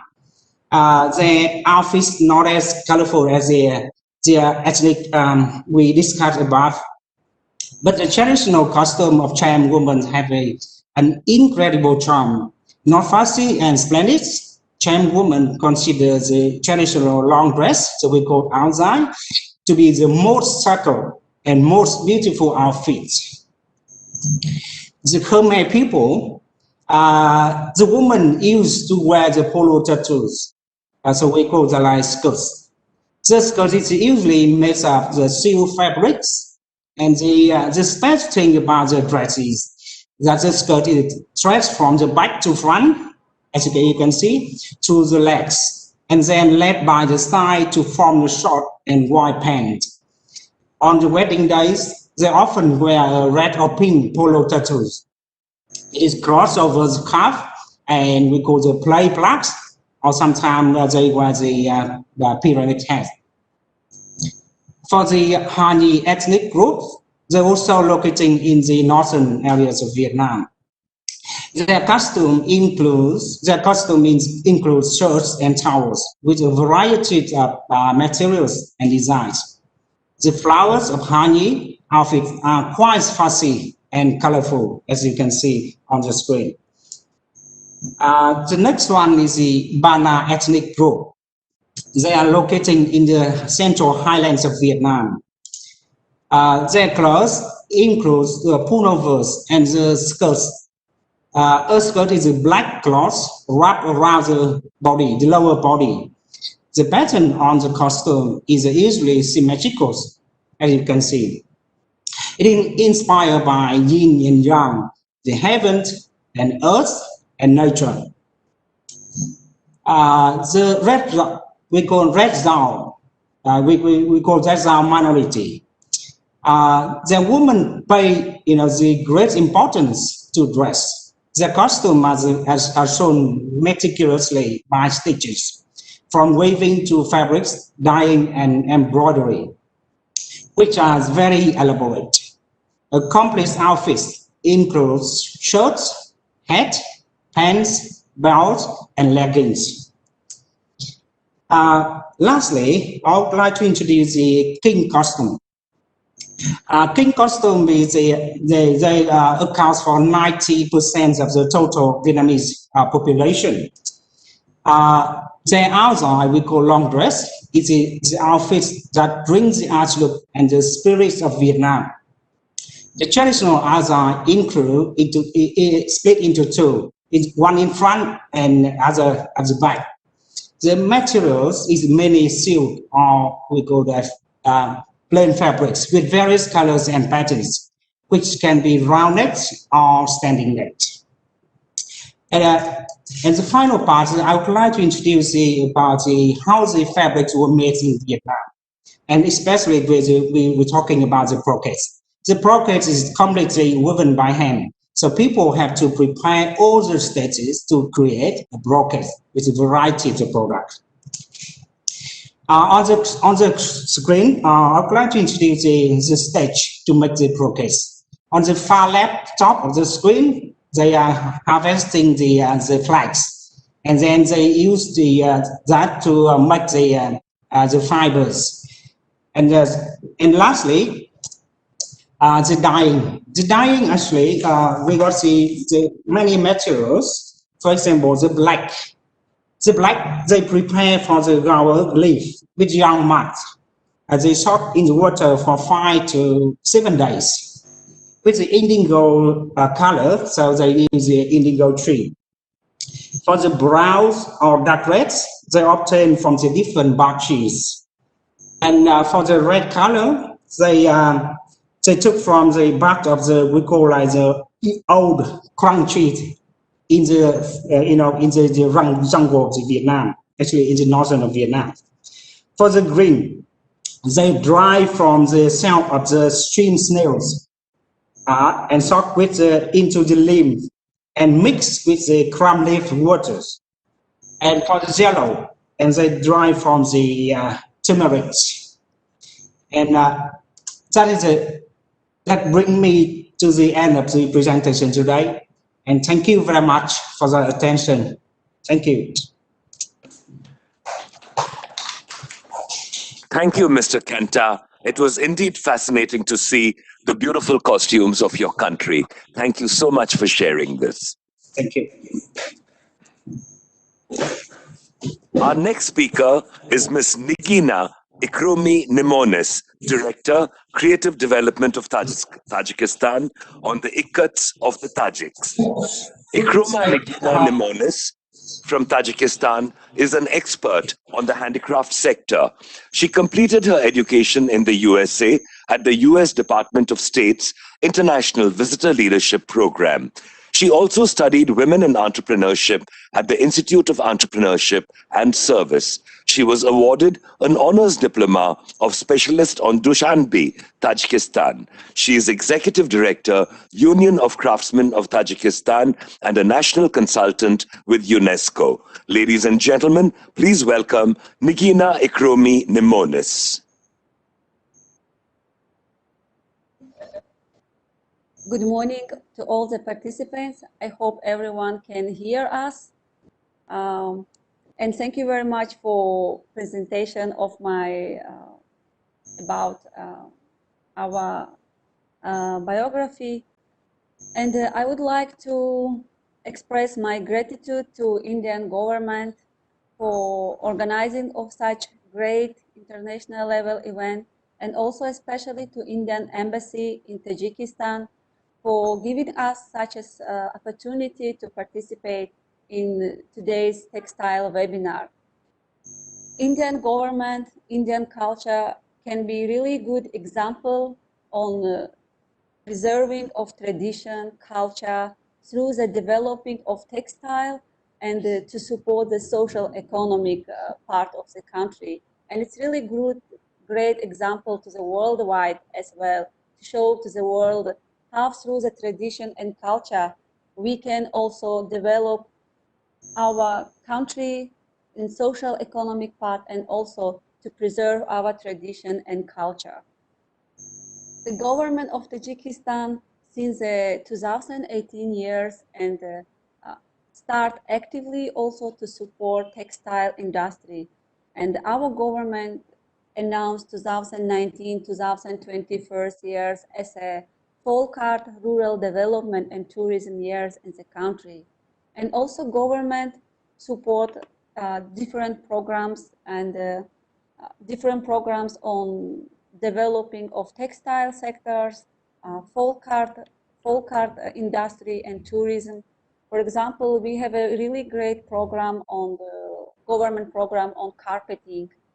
And also we have a program on silk, supporting of silk program in Tajikistan. I would like just to shortly introduce you a lady sitting next to me. She is Sarvinos Junaidova from National Industrial Development Organization that support Tajikistan through the project of textile, embroidery, and the ikat sector in Tajikistan. So thank you very much, Sarvinos, for being with us today. Here I prepared just short presentation and I would like to introduce you. We have some pictures, so I hope you will enjoy it and you will get some more information about our ikat in Tajikistan. Can you put yes presentations?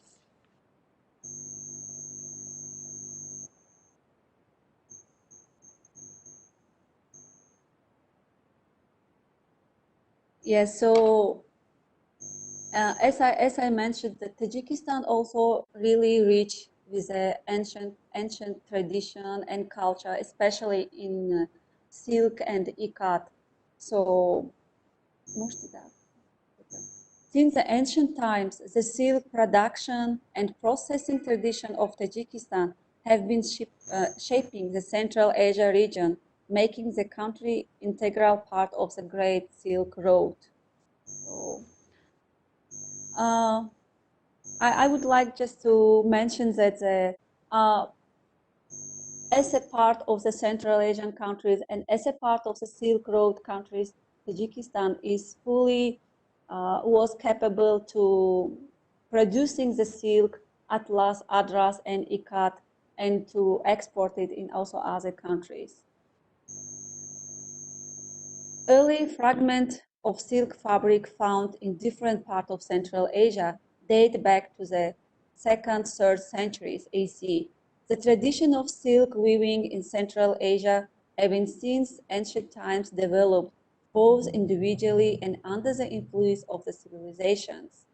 Over the many centuries, the semantic, embroidery, design technique, dyeing technology for silk, half silk, atlas, and adras fabric would change depending on geographic and administrative belonging. So, next please.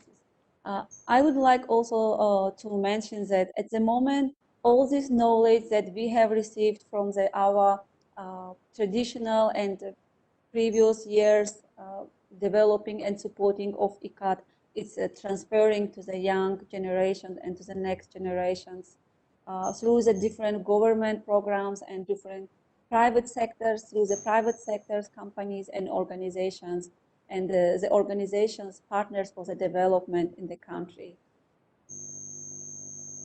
Drawing on these trends, Tajikistan at the moment, if we would like to say the benefit of countries is fully capable and have a potential to production of atlas and adras and improve the export capacity of domestic enterprises. I would like just to bring the one example of how at the moment ICAT using in country and how it's developing in Tajikistan together closely with government working our international partners, international organizations. It's like a United Nations Industry Development Organizations that at the moment they're doing a really great job in country on promoting and developing textile and transferring the knowledge, taking consider of innovation, modern life.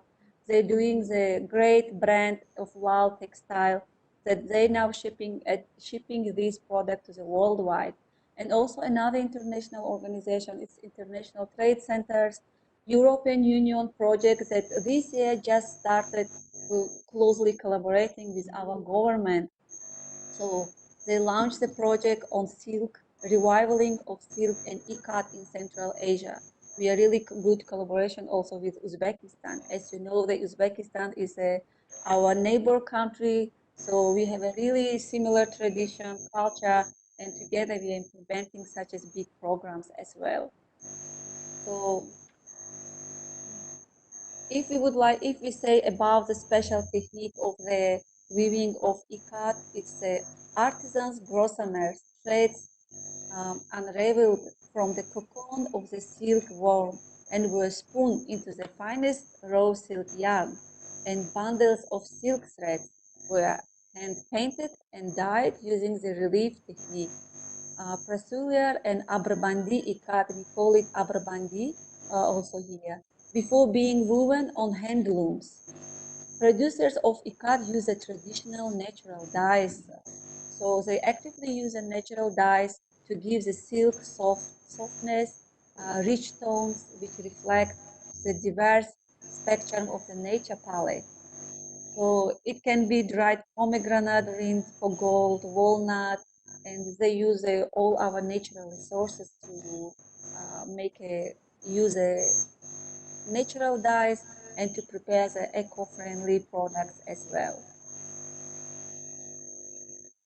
Here I have some pictures for your inspiration to see how our ikats and atlas, adras can be different types. For example, there is old classical types, contemporary types, and modern types that we use at the moment. Our women, our customers use it in base of their desires and base of what they would like to do and how they would like to use it. Here, I just take a part of the pictures, few pictures from the book that was made by our partners, UNIDO project. So I would like to show it to you and to see how the traditional parts and the contemporary modern parts comparing and different from each other. Yeah.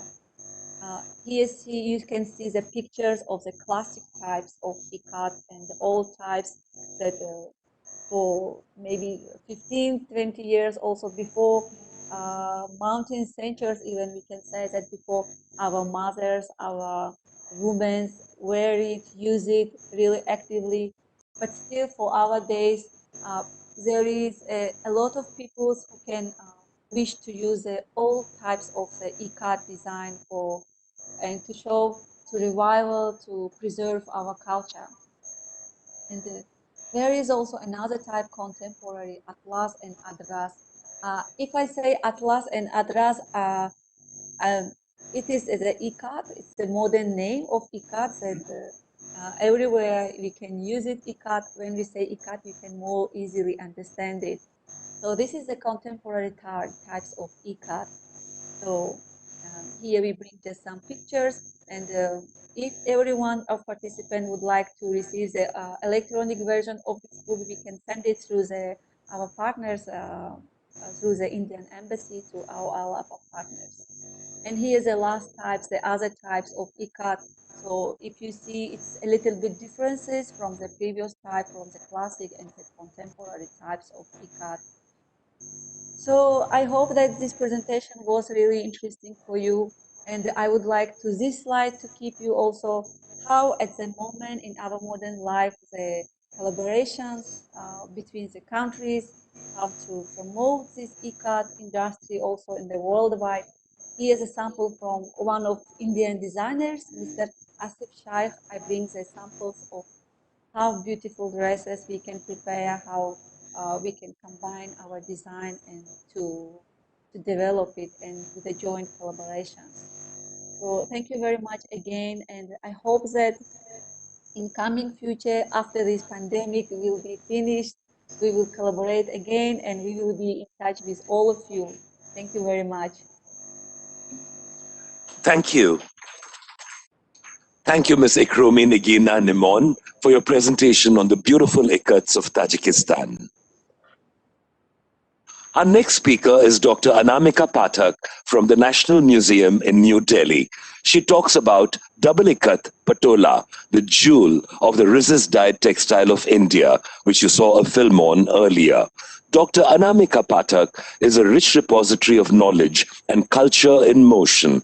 She has a master's in Buddhist studies and ancient Indian history and culture, a doctorate in Mughal costumes, and she has done a museum management course from the Art Institute of Chicago. In the 3 decades of her curatorial career at the National Museum, she curated 3 permanent and a number of temporary exhibitions. She is closely associated with several academic and cultural institutes such as the National Museum Institute of History of Art, Conservation and Museology, the Archaeological Survey of India, the Indian Institute of Crafts and Design, Jaipur, the Lady Irwin College, Delhi University, Dayal Bagh University, Agra, and the National Institute of Fashion Technology, India. Ladies and gentlemen, please welcome Dr. Anamika Pathak. Namaskar. Thank you so much for your kind words.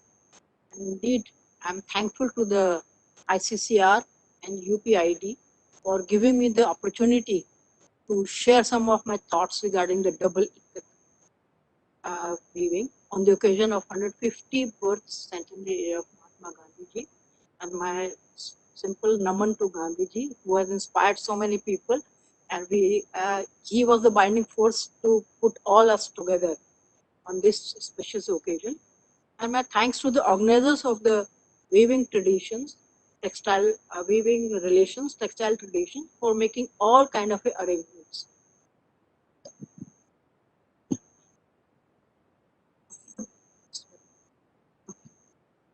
So, lots of textiles are woven across all over the world in different techniques.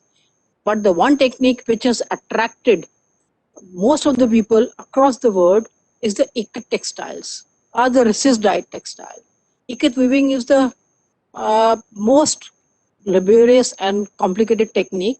I feel it's a kind of a meditation. Whether you are winding the thread, you are dyeing the thread, or weaving, it's a simply meditation. If you just slip one of the thread, you will spoil the whole passage. So it's for me, it's a kind of a meditation. And the charm of ikat is so much that wherever it has reached across the world, it has added more and more admirers. And that's how we have so many nations which are practicing the ikat, like the Southeast Asia, as we have seen, so many examples, Japan, Persia, Near East, parts of Africa, Mexico, Latin America, western coast of America, wherever the trade was happened and textile remained the focal point, ikat has reached and come out with a new innovation. So, but today I will be discussing just on the double ikat of Gujarat, which is a jewel among all the resist dyes of the textiles of India.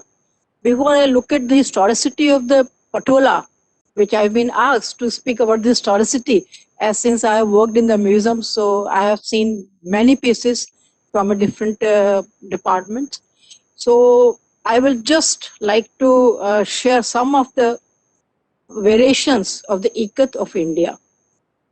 So if you look at the quickly, which is a practicing tradition of India. In the eastern coast, there is Odisha and many other centers. The south, Kerala, Pochampalli, Puttapakkal, and the west, of course, the Gujarat, Ahmedabad, Rajkot, and the Patan. Next. And next, when we see the Odisha, which is the eastern coast, the term we come across is the Bandh, which is in Odia language, and they trace our history, their history of weaving from Rajasthan or the Bengal of around 12th century. And simple, double, single and double, both ikat are woven there in the cotton and silk. Balasore, Baragarh, Sonpur district and Sambalpur, Cuttack, many centers are there. The most notable account we come across with the Mandala Panji, which is a record of Lord Jagannath Ji, and it recorded all kind of activities related to the Jagannath Ji. And a special kind of fabric which is offered to the god by the devotee is the Khadwa textile, which is woven, beautifully woven, Geet Govind of Jayadev, which is the text is of 12th century. So that's the beauty of the Odisha. And each center has a different designs and next. So if you look at the design as a motif, each and every village and region has a different kind of a texture, design, whether it's a rudraksh, fish, conch, geometrical, many other designs are there. And if you look at the Telangana, which is south, and they believe that they have migrated from the Saurashtra region, and Pochampalli was the main center for the silk weaving in a single ikat. And after all, the Chirala, which is no more practicing, but there are other center which has come up with the Puttapakka, and fortunately Ganjam ji and they are here to share some of the beautiful pieces. Telia Rumal, which is known as a Telia Rumal, which is a double ikat in cotton. And if you look at the Telia Rumal, which is very beautifully woven, and in the Hyderabad, it is believed that in the Hyderabad court, some princes used to wear as a veil for the head covering. Besides the fisherman community and lungi and shoulder cloth, different other versions are there. And because of the elite liking So embroidery, little embroidery was also done. Some of the pieces you find in the old repository of the museums in different parts of the world. Next is some of the examples from the Ganjamji's work, which we are fortunate to have him here, and see the double ikat in silk as well as cotton. Next. And it surprises us when you see the murals in the Kerala, and we find the number of temples, old temples of mid 18th and 19th century, where the patola designs are painted on the murals, on the back of the deity.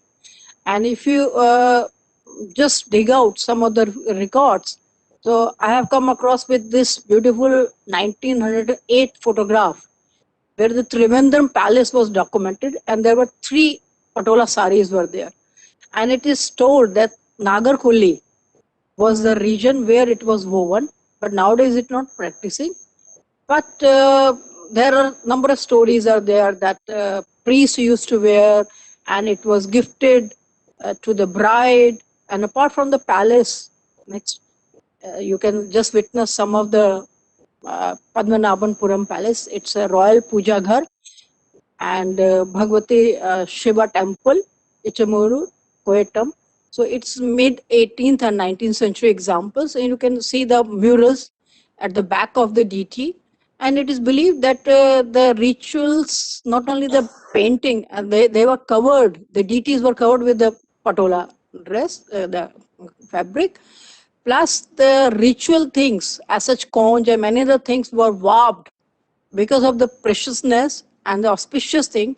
So it was a part of their culture.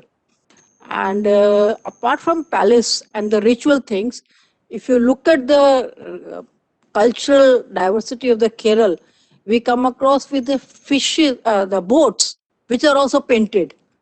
So that is a very fascinating. And presently, we don't find any weaving in the Kerala, but there are traces which at least surely we can say that mid 19th century patola was very much popular in the Kerala. Then comes the ikat of Gujarat.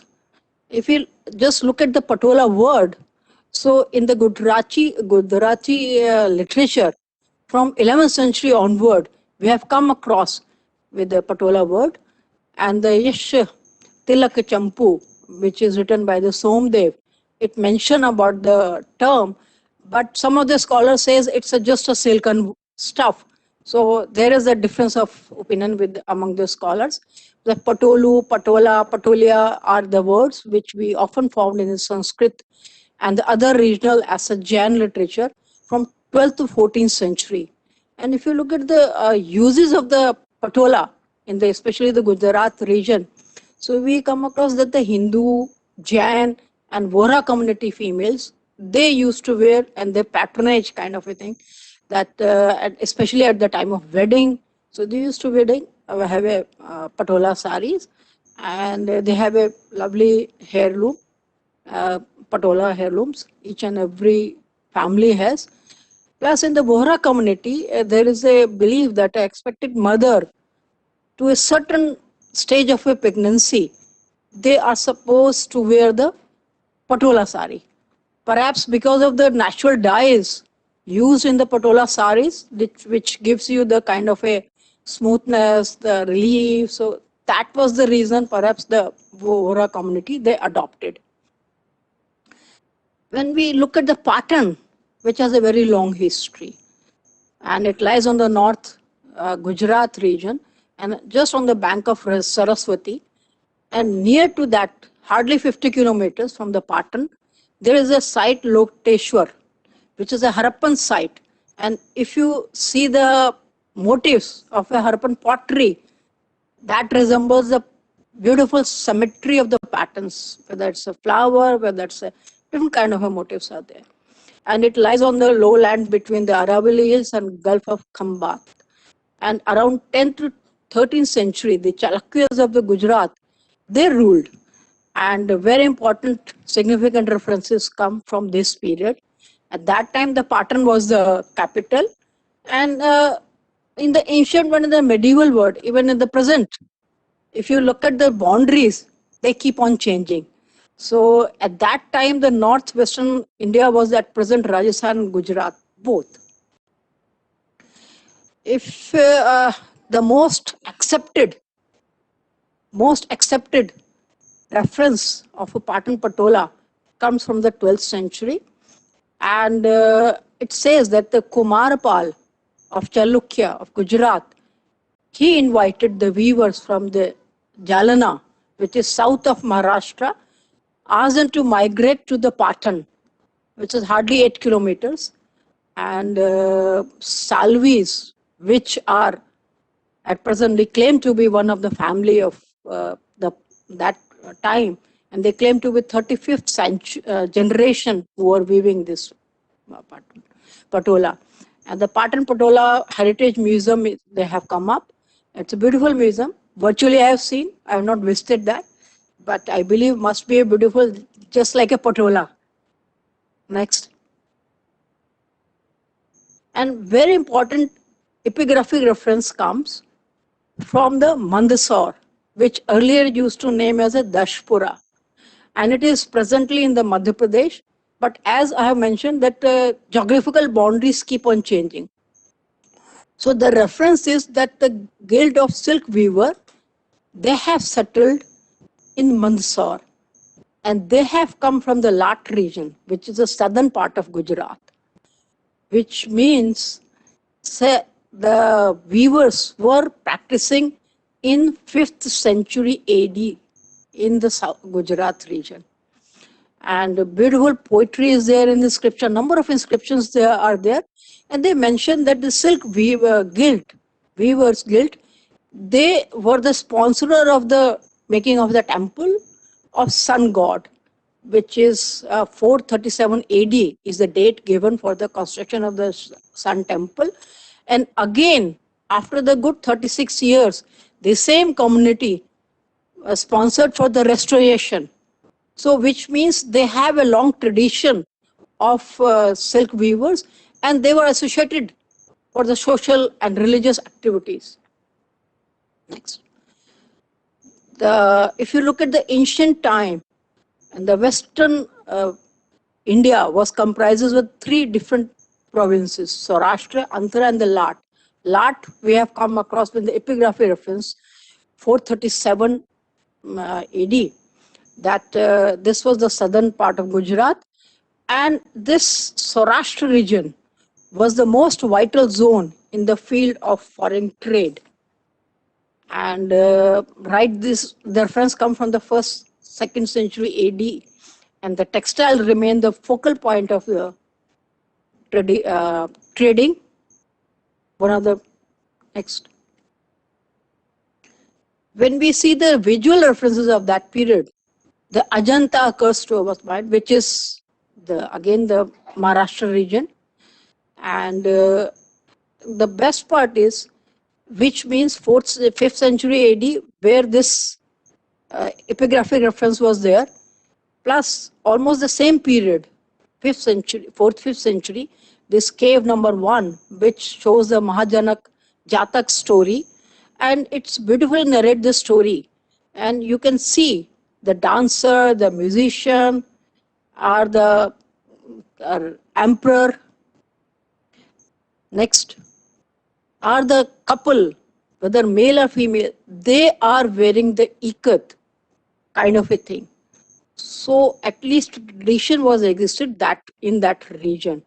That's the beauty of the next. Yeah, Persepolis is mentions about the Arab merchant ships from Maza and Cain, and in Saudi Arabia, where they were conducting a regular commerce from the Bharuch in India and the Red Sea coast of Africa. So that was the time where this pre-Islamic Arabian people were the commercial, and they were working plus with India as well as to Egypt and other parts of the world. So they have a thriving trade tradition with India. And the most notable island is a Socotra, which is just 250 miles from the south of Arabian Peninsula, is located in the Indian Ocean and in one of the strategic important island in the Republic of Yemen. And if you look at the Yemen literature, number of textiles you come across, and they mention number of Indian textile which got the Arabic name. So that is the little problem where we stuck with the particular term, because each region, each records, they come up with a different kind of a name. As we have seen in the previous presentation, that every region has their regional name. So we have come across very different kind of a textile which were very, very popular there. And one major thing is which is burad, which is a kind of a ikat. And within the burad, there were different kind of a varieties. And one most important is al-sabab. And the important reference of that process is mentioned in the 11th century text, Kitab-e-Khulasas. And if I read, and you can just imagine they are talking about the resist dye. The yarn of it was out together and bound and then dyed and woven so that they become a pattern colored. Because what had been bound there is remained white. The dye not haven't taken it. So obviously it's talking about the resist dye. And Yemen, since they have a tradition of a number of textiles, so that's a very important link between the India and the Egypt and the other parts of. And if you look at the next Delhi Sultanate period, the two references I would just like to quote. One is the Devangiri, which is presently known as the Daulatabad, and it is near the Aurangabad, where the Ajanta caves are there. And the first Muslim ruler who reached to Devangiri because of the prosperity of that region.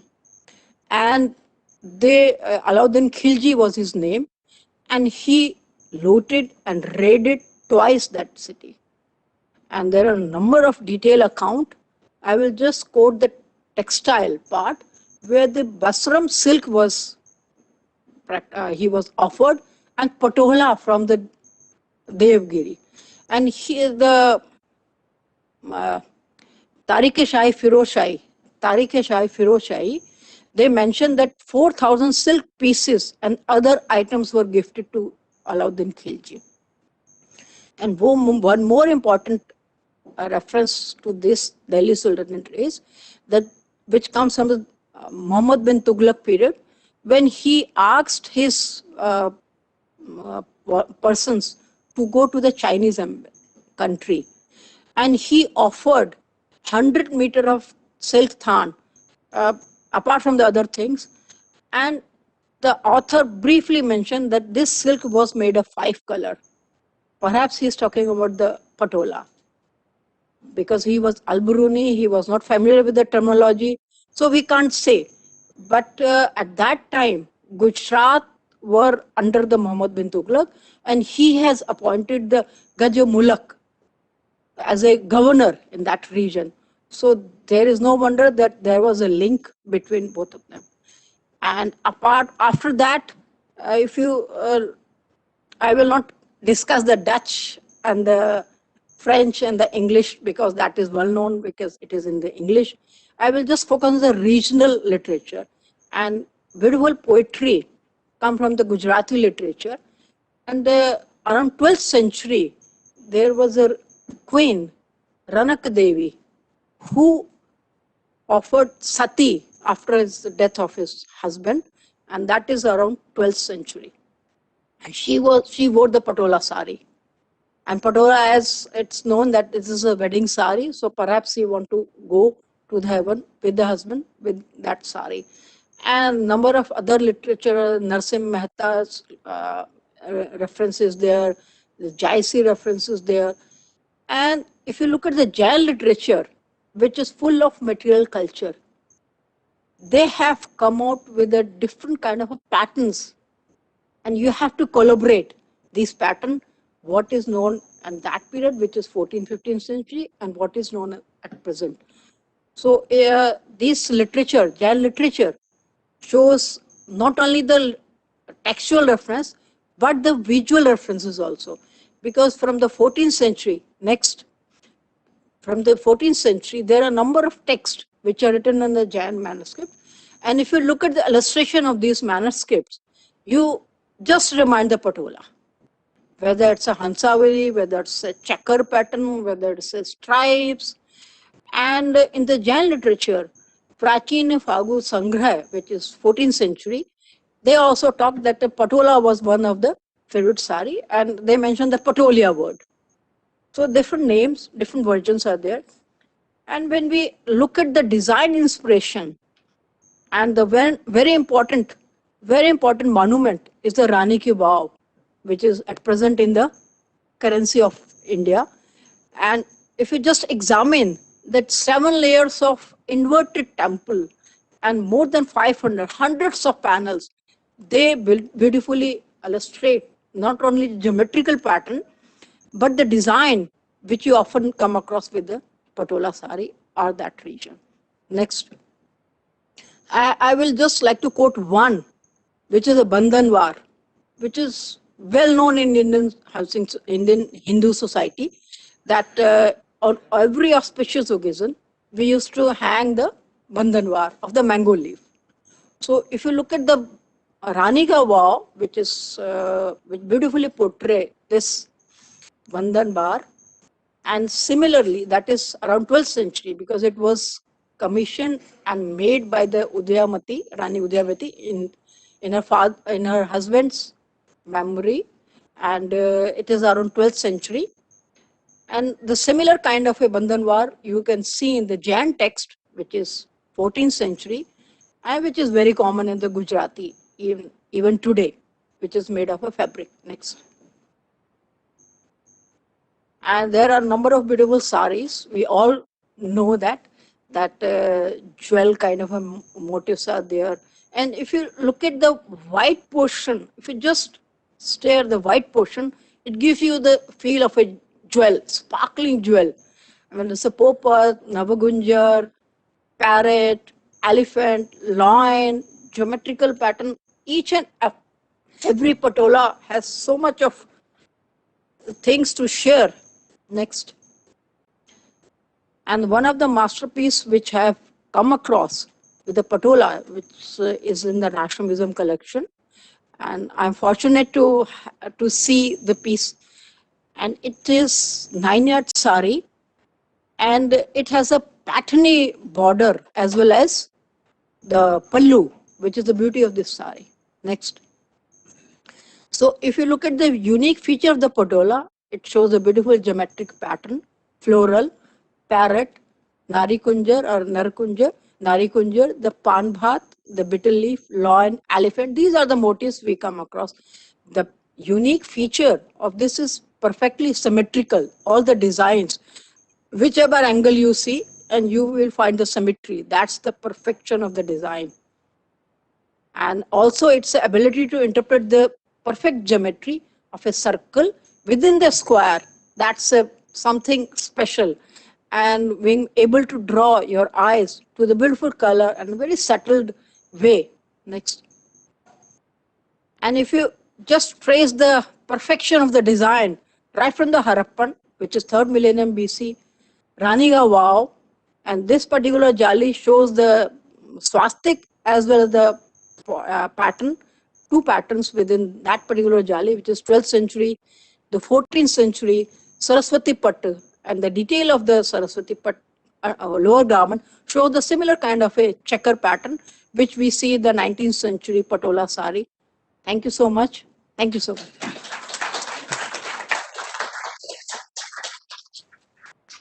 Thank you, Dr. Pathak, for your very interesting speech on the double ikats of India. Our next speaker is Rakesh Thakur, Director, Abraham and Thakur. Rakesh Thakur, one half of the design brand Abraham and Thakur, has curated a selection of traditional Indian textiles from across the country that both showcase Indian craftsmanship. They serve as highlights from the series of 7 textile art and history exhibitions called Vishwakarma, Master Weavers.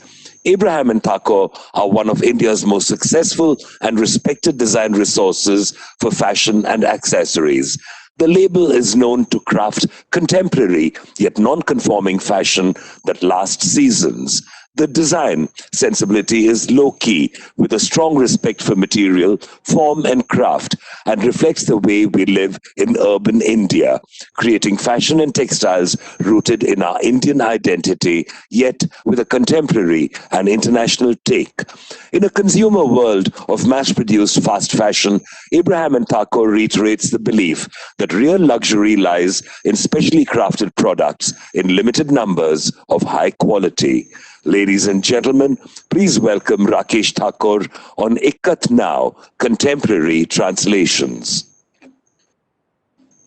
Good morning. I'd like to thank the Indian Council for Cultural Relations and Uttar Pradesh Institute of Design for inviting me to talk on the contemporary translations on Ikkat. I'm not a scholar or a researcher, but I have been trained as a textile designer from the National Institute of Design in Ahmedabad, where I developed a passion for handloom textiles. I also wish to pay a tribute to my mentor, the late Sri Martin Singh, whose extraordinary contribution to India's textile traditions played an important role in my journey. As a student of the National Institute of Design, Ahmedabad, in the 70s, I was required to do a craft documentation project. For this, I traveled to Kerala to study the Telia Rumals of Andhra Pradesh, a coastal weaving area where one of the most intricate patterns in double ikat using the method of oil as a treatment on the yarn was used. This was followed later by learning the actual process of the technique at the Weaver Service Center in Hyderabad under the guidance of Ganjam Gordon, a master craftsman who is a recipient of various awards. Soon afterwards, once I had learned the process, I began working with the Dari weavers of Warangal district, which is a non-ikat area where I introduced the weft ikat daris from Nalgonda district. I was fascinated with our ikat traditions, the geometric and precise patola ikats of Patan, Gujarat, the bandhas of Sambalpur, Odisha, known for its curvilinear and feathery appearance, the fineness of the Telia Rumals of Kerala, the unique characteristics of each of these different ikat traditions can be seen in both design and texture through specific variations in the warp and the weft, as well as in the techniques of double ikat. Early in my career, my involvement with the various Vishwakarma exhibitions was where new developments and change began under the umbrella of these projects in the 1980s. A new and unique design vocabulary emerged with these experiments in the search for a contemporary design language. The strong and bold geometric patterns in black and white double ikat spoke the new language of contemporary design which emerged from the village of Puttapaka, now one of the finest areas of ikat weaving in Telangana. The success of these interventions for the appeal after almost 4 decades remains strong in both the domestic and international markets. Ganjam Gordon, my old tutor of the Weaver Service Center, played an important role in these developments. He understood the need for change, began to collaborate with us on developing new ideas and designs. Many of his contributions in the field of ikat are a part of our collections. I represent a brand, Abraham and Thakur, that strongly believes in the specialized skills in the handloom industry. We work with many hand weaving techniques, such as the ikats of Telangana and the jamdanis of Pulia in West Bengal. Some of our designs have been acquired by the Victoria and Albert Museum in London in the permanent archives. Constantly taking inspiration from the textile traditions of India, Abraham and Thakur reiterates its commitment to handloom and traditional Indian textile craft. The wealth of India's craft tradition is incomparable. Flexible and innovative, the Indian craftsman is constantly working with new techniques and new structures. to explore and develop modern market-relevant designs while maintaining strong links with tradition. Traditional Indian textiles represent the finest level of textile craftsmanship in the world. Happily, they're positive signs that the next generation of designers continues to engage with traditional craft. As the dialogue continues, I hope that the craft sector grows from strength to strength.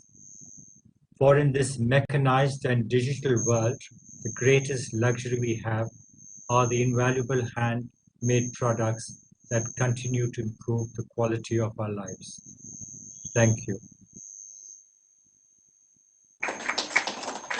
Thank you, Rakesh, for your insightful observations. I'd like to extend a very warm welcome to Mrs. Jaya Jaitley, who has just joined us. Thank you for joining us, ma'am.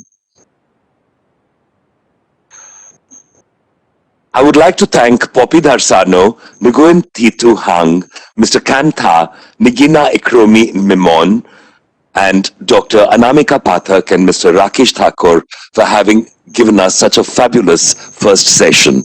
Thank you.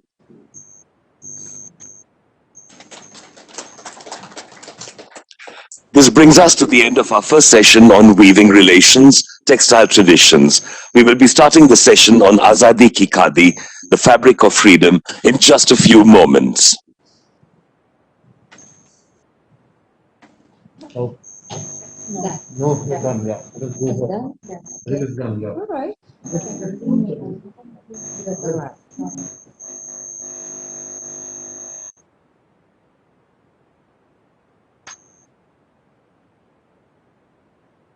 Shall we roll? Khadi is defined as the very first textile created in the world, where the thread is handspun on a charkha or spinning wheel and woven on a handloom. The entire world wore khadi, as all weaving was done on handlooms before the advent of the power loom in 1785, which was invented by an Englishman, Edmund Cartwright. I often wonder whether khadi was what the goddess Sita wore when she went into exile with her husband Rama. It must have been hand-spun khadi with natural vegetable dyes, soft and often washed.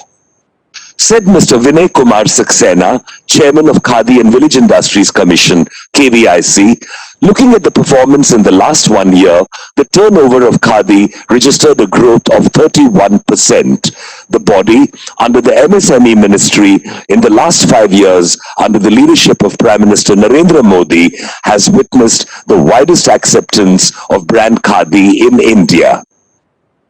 As a result of government-sustained efforts to revive the khadi industry and the Prime Minister's appeals from various platforms, including his radio address, Man Ki Baat, to adopt khadi as a necessity of daily life, the KVIC has been continuously going up the growth trajectory, expecting a turnover of rupees 5,000 crores for khadi products in the current financial year. In this session, we feature speakers from Bangladesh and India. Our first speaker is a renowned designer from Bangladesh, Bibi Russell. She is the face of Positive Bangladesh, once a face of fashion in Vogue, Cosmopolitan, Marie Claire, and many more. The supermodel graduated from the London School of Fashion to don many roles as a revivalist, entrepreneur, and thinker, working for the development of craftspeople and the age-old heritage of Bengal weaving in Bangladesh. In 1996, she launched her first ready-to-wear collection, Weavers of Bangladesh, at the UNESCO headquarters in Paris. UNESCO supported her for several shows in Europe, including London Fashion Week. The brand, BB Productions, since then has provided work for thousands of weavers and artisans, developing handloom fabrics with organic colors and eco-friendly practices. She is a recipient of numerous awards. Says Bibi, I want to preserve the heritage of my country, foster creativity, provide employment, empower women, and contribute towards the eradication of poverty. And that is what I'm committed to. Ladies and gentlemen, please welcome Bibi Russell speaking on how she made the handloom gamcha an international style accessory. Bibi Russell.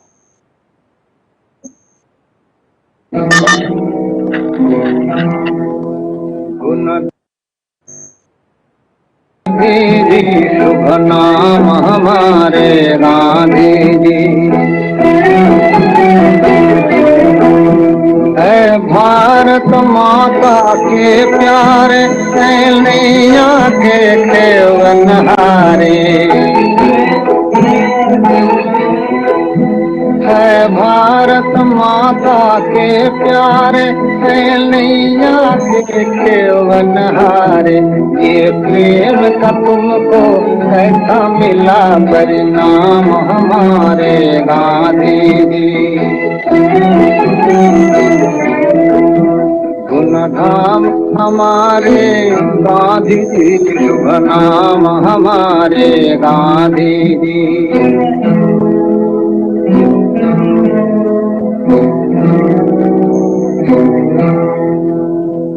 सच्चे मित्र हरिजन के और सारे सबके नयनन के सब निर्धन के सब दुर्बल के बलराम हमारे गांधी जी गुण धाम हमारे गांधी जी शुभ नाम हमारे गांधी जी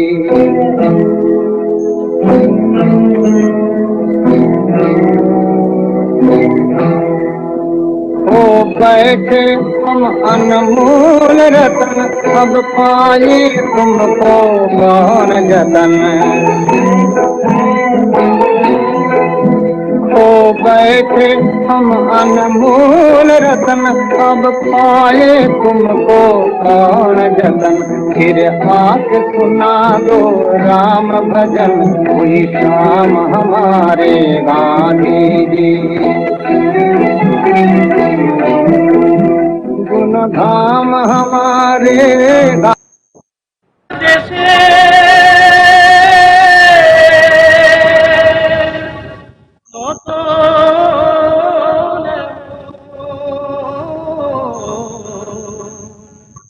দেশ কি কোথাও আছে ও কথা কও পাখি ডাকে নিত্যই জল গাছে আমার দেশে মতন এমন দেশ কি কোথাও আছে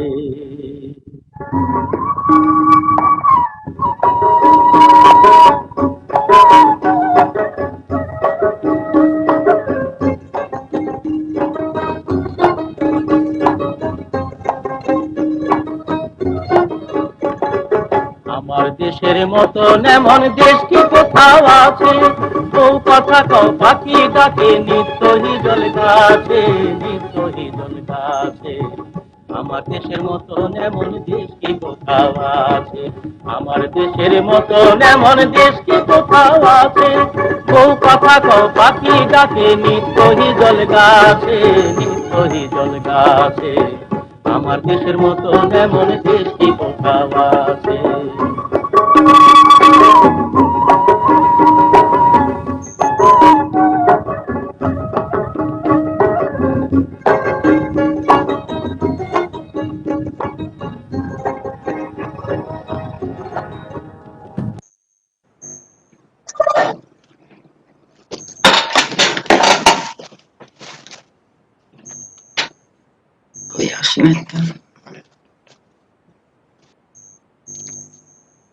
Welcome, baby. We can hear you.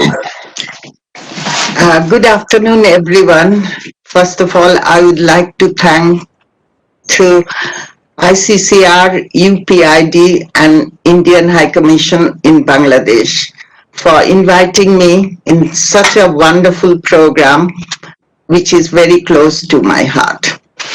I would like to say that the Gamcha video clip you have seen, that was 20 years ago, my first program in India.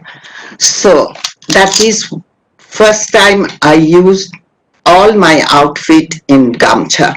And I saw the people's reaction. Why it's Gamcha? you must be wondering why I'm talking about Gamcha. Because Bangladesh has many beautiful fabrics. Our most exquisite fabric is Jamdani. We do beautiful khadi. We do variation of cotton. We do silk. We do all kind of.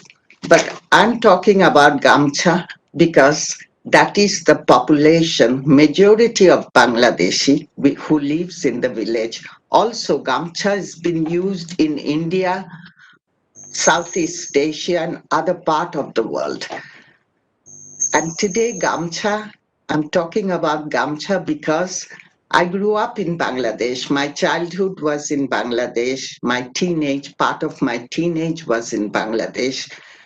When I was little, I used to see Gamcha, lungis, saris, which village people used to wear.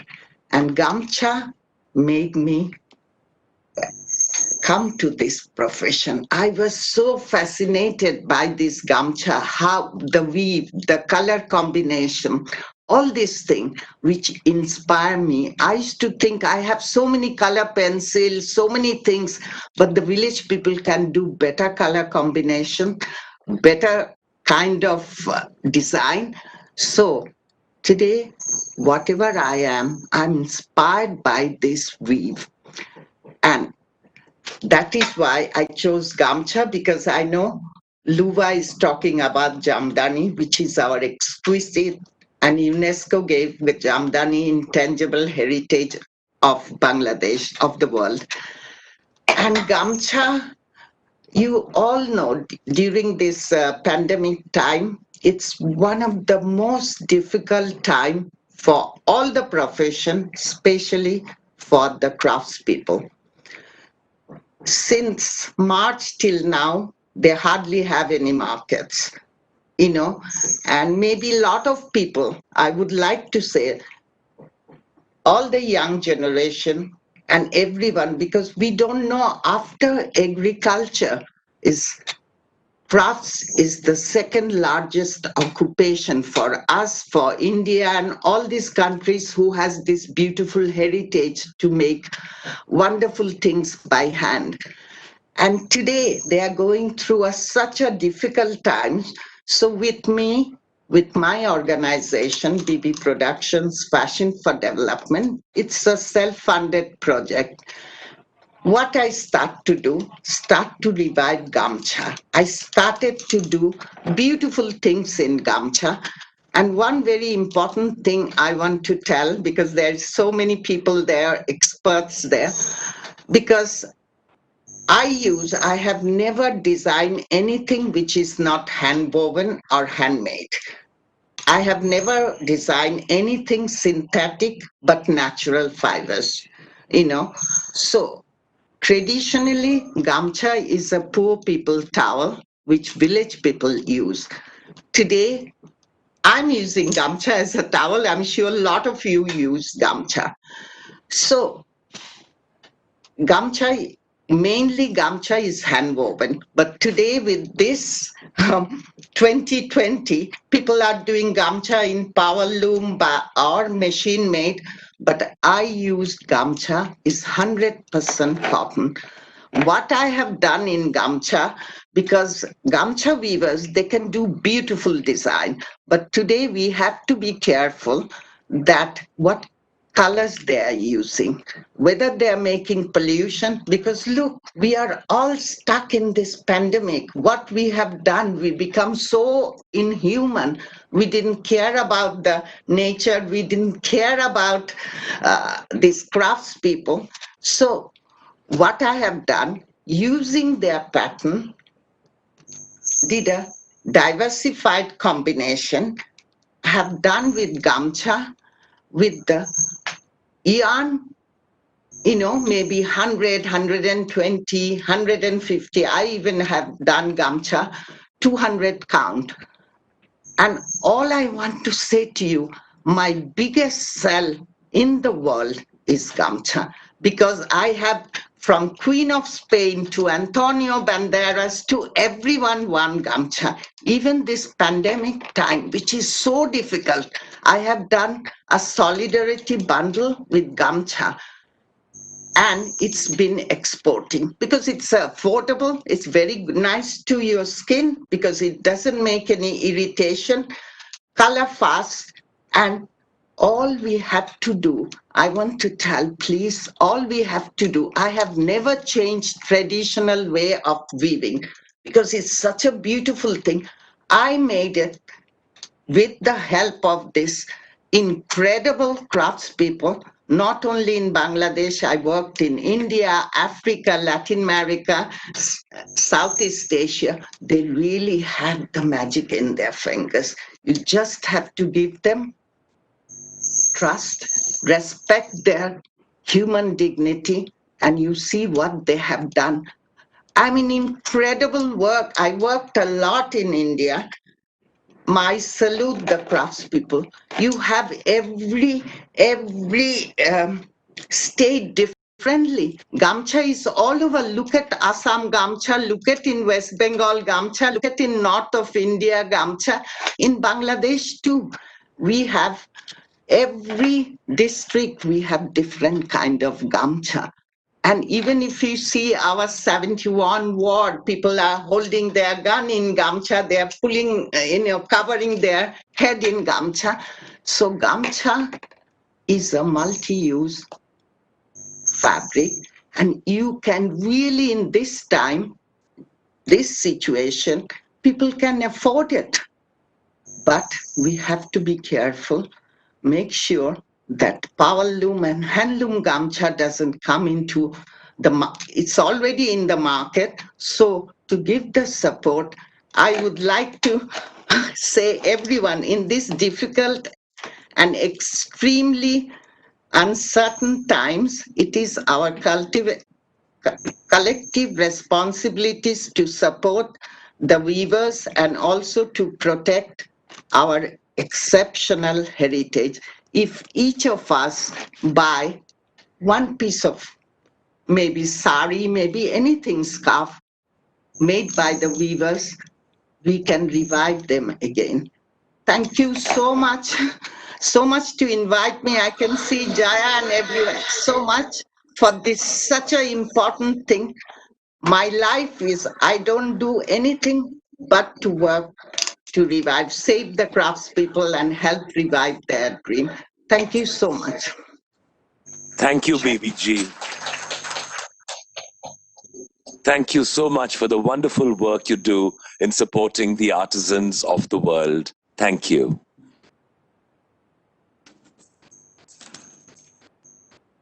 Our next speaker is Ms. Luva Nahid Chaudhary, Director General, Bengal Foundation, speaking on the exquisite art of Jamdani weaving. Luva Nahid Chaudhary is the Director General of Bengal Foundation, a trust which supports and promotes the arts in Bangladesh. A former public servant from the Public Works Department, Government of Bangladesh, where she served for 10 years. Chaudhary joined the foundation in 1999.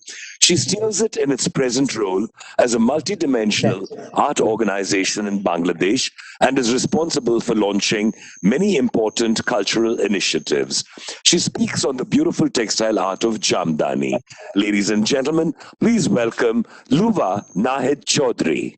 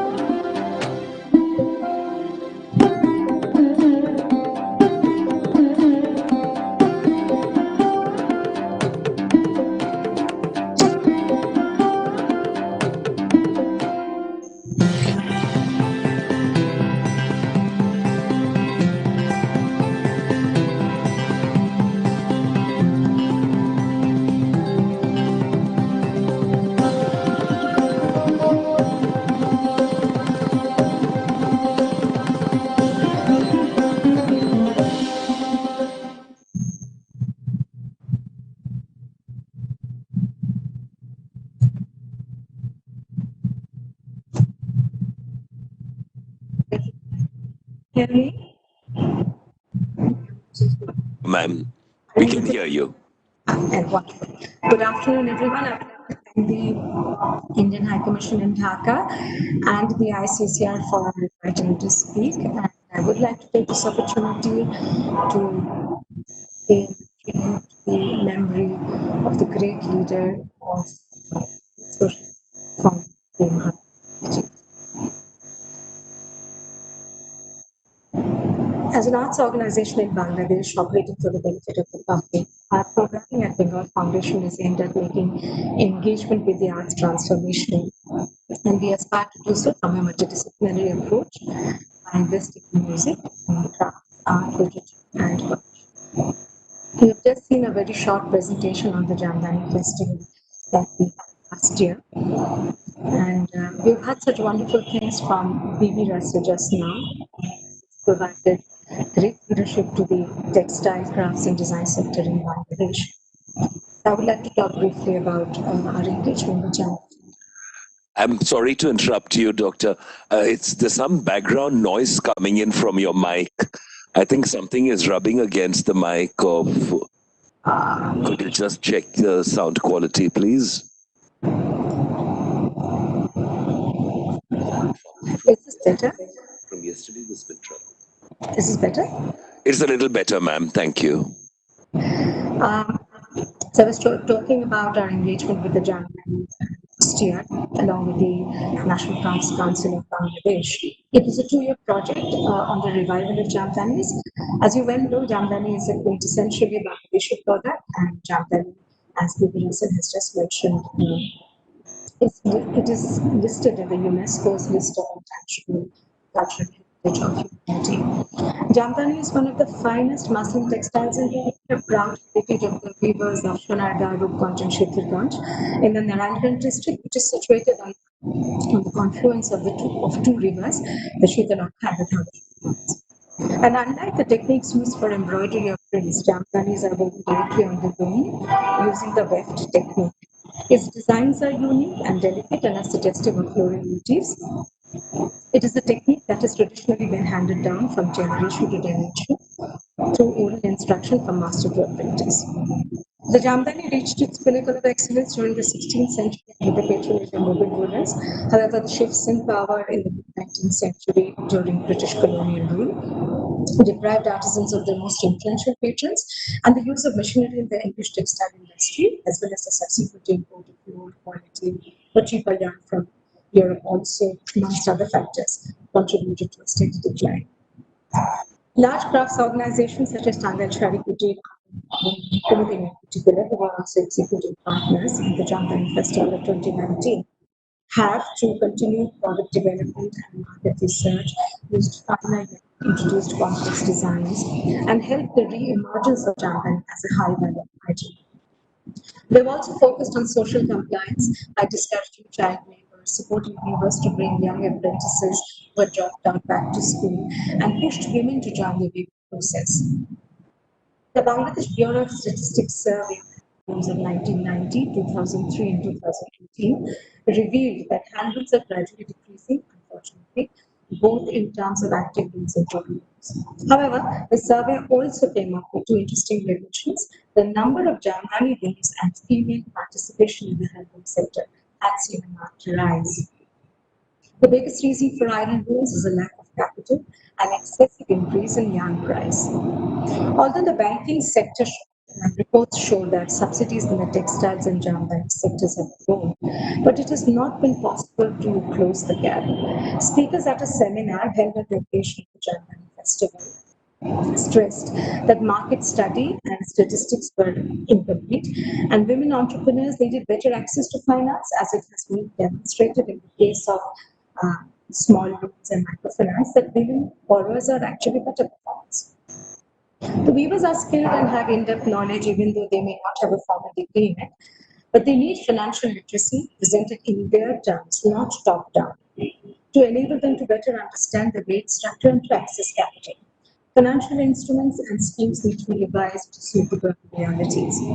We have not seen technology make any inroads in the handloom industry yet. Technology must play a part in gathering information, and it must be possible to make inputs at the level of the weaver. Social realignment is necessary, as some of the back-end work is backbreaking and usually carried out by underpaid women. We must think of innovation without ruining the flow of work and changing the innate characteristics of the product. So what could be the vision for Jamdani? Instead of pushing viewers for change, young entrepreneurs and designers need to focus on diversification, innovation, and marketing high-quality products internationally.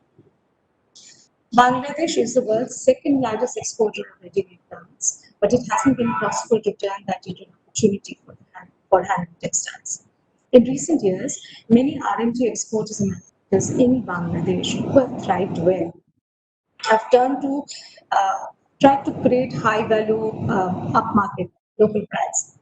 This may bode well for handmade textiles, especially handmade products, and pave the way for engagement with culture and the fashion industry, although we are yet to see such connections in place. The availability of yarn is a highly contentious issue. Most of the yarn comes from India due to better quality of cotton. Taxes on yarn imports raises the cost of production and in many cases inhibits sustainability. We must look at better access to yarn and more better tax structure to incentivize the handloom industry. And it should also be possible to produce quantity locally. In addition to yarded and sarees, and export of Jamdani should also be possible. Through the efforts of the Jamdani Festival in 2019, and of course the cooperation and help of the government, the sub-district of Shonarga has been designated a World Class City by the World Class Council. We hope this recognition will help in ensuring sustainable livelihoods for not only weavers, but all artisans involved in the crafting of the loom and implements and the intricate pre-weaving process. Through our work, we found that often the crafts and textiles, they define people's closest connection to nature. Thank you so much for your patient hearing. If you would like to know more about Jamdani. Thank you so much, ma'am. Your talk on Jamdani was informative and inspiring. Thank you very, very much. Our next presentation is by Mr. Rajiv Sethi. Rajiv Sethi is South Asia's leading design professional and thinker, noted internationally for his innovative contribution to preserving and celebrating the Indian subcontinent's rich cultural heritage. For more than 45 years, through his work in design and architecture, performances and festivals, exhibitions and publications, policy and program, he has identified ways to bring contemporary relevance to traditional skills of vulnerable artisan communities and creative stakeholders. With innovative positioning and proactive interventions, he has created a basis for the maintenance of time-honored legacy industries in an era of industrial mass production and globalization. Mr. Sethi's many citations and awards include, in 1985, the Padma Bhushan, in 2000, the Order of Merit by the Federal Republic of Germany, and in 2017, the Government of France, Chevalier de l'Ordre des Arts et Lettres. His recent projects include the Jaya Hay Museum at Terminal 2, Mumbai Airport, and the Adani Residence, Shantivan. Please welcome Mr. Rajiv Sethi.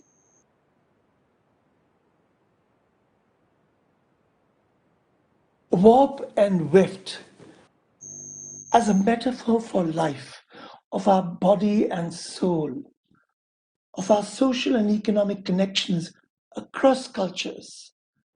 Indeed, our intricate relationships with so many countries.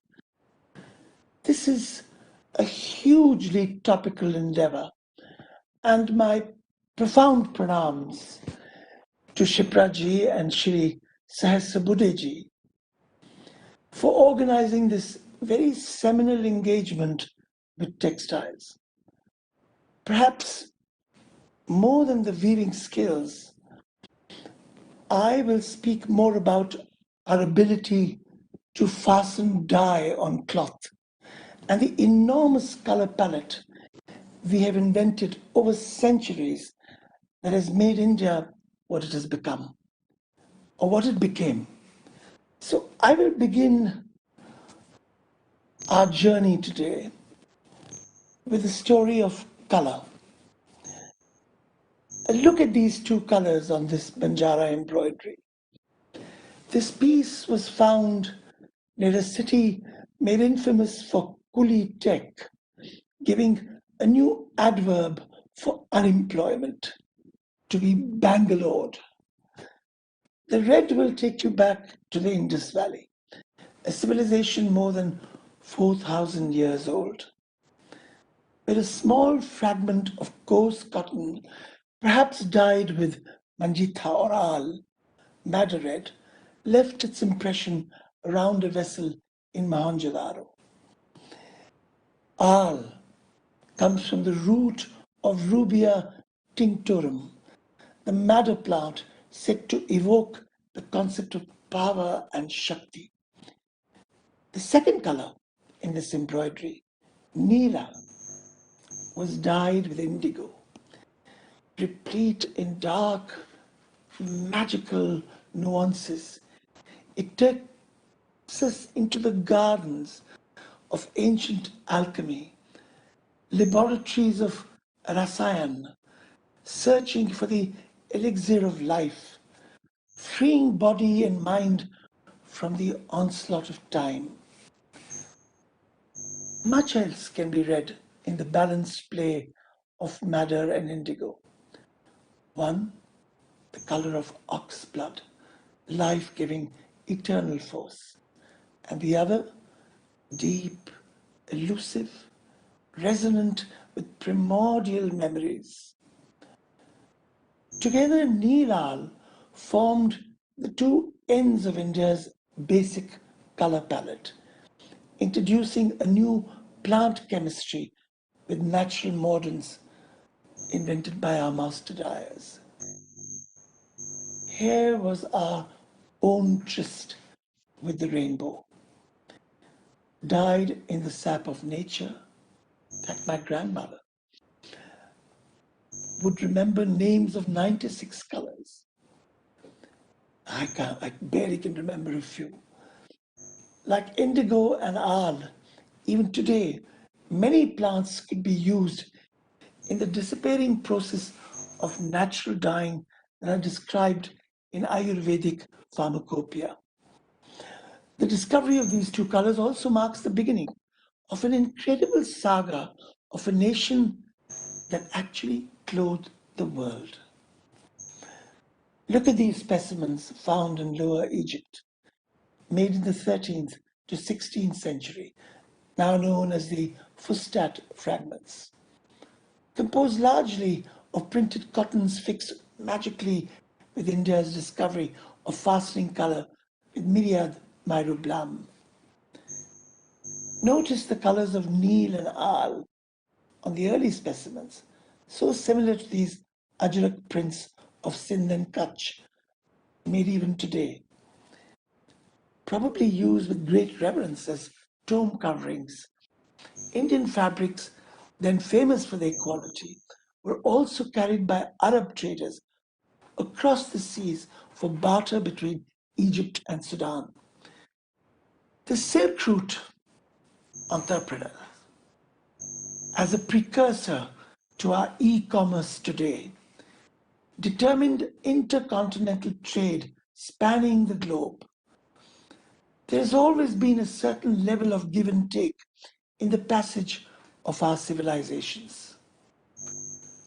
In 2002, I was commissioned to scenograph the Silk Route for the Smithsonian and Yo-Yo Ma on the National Mall in Washington, D.C.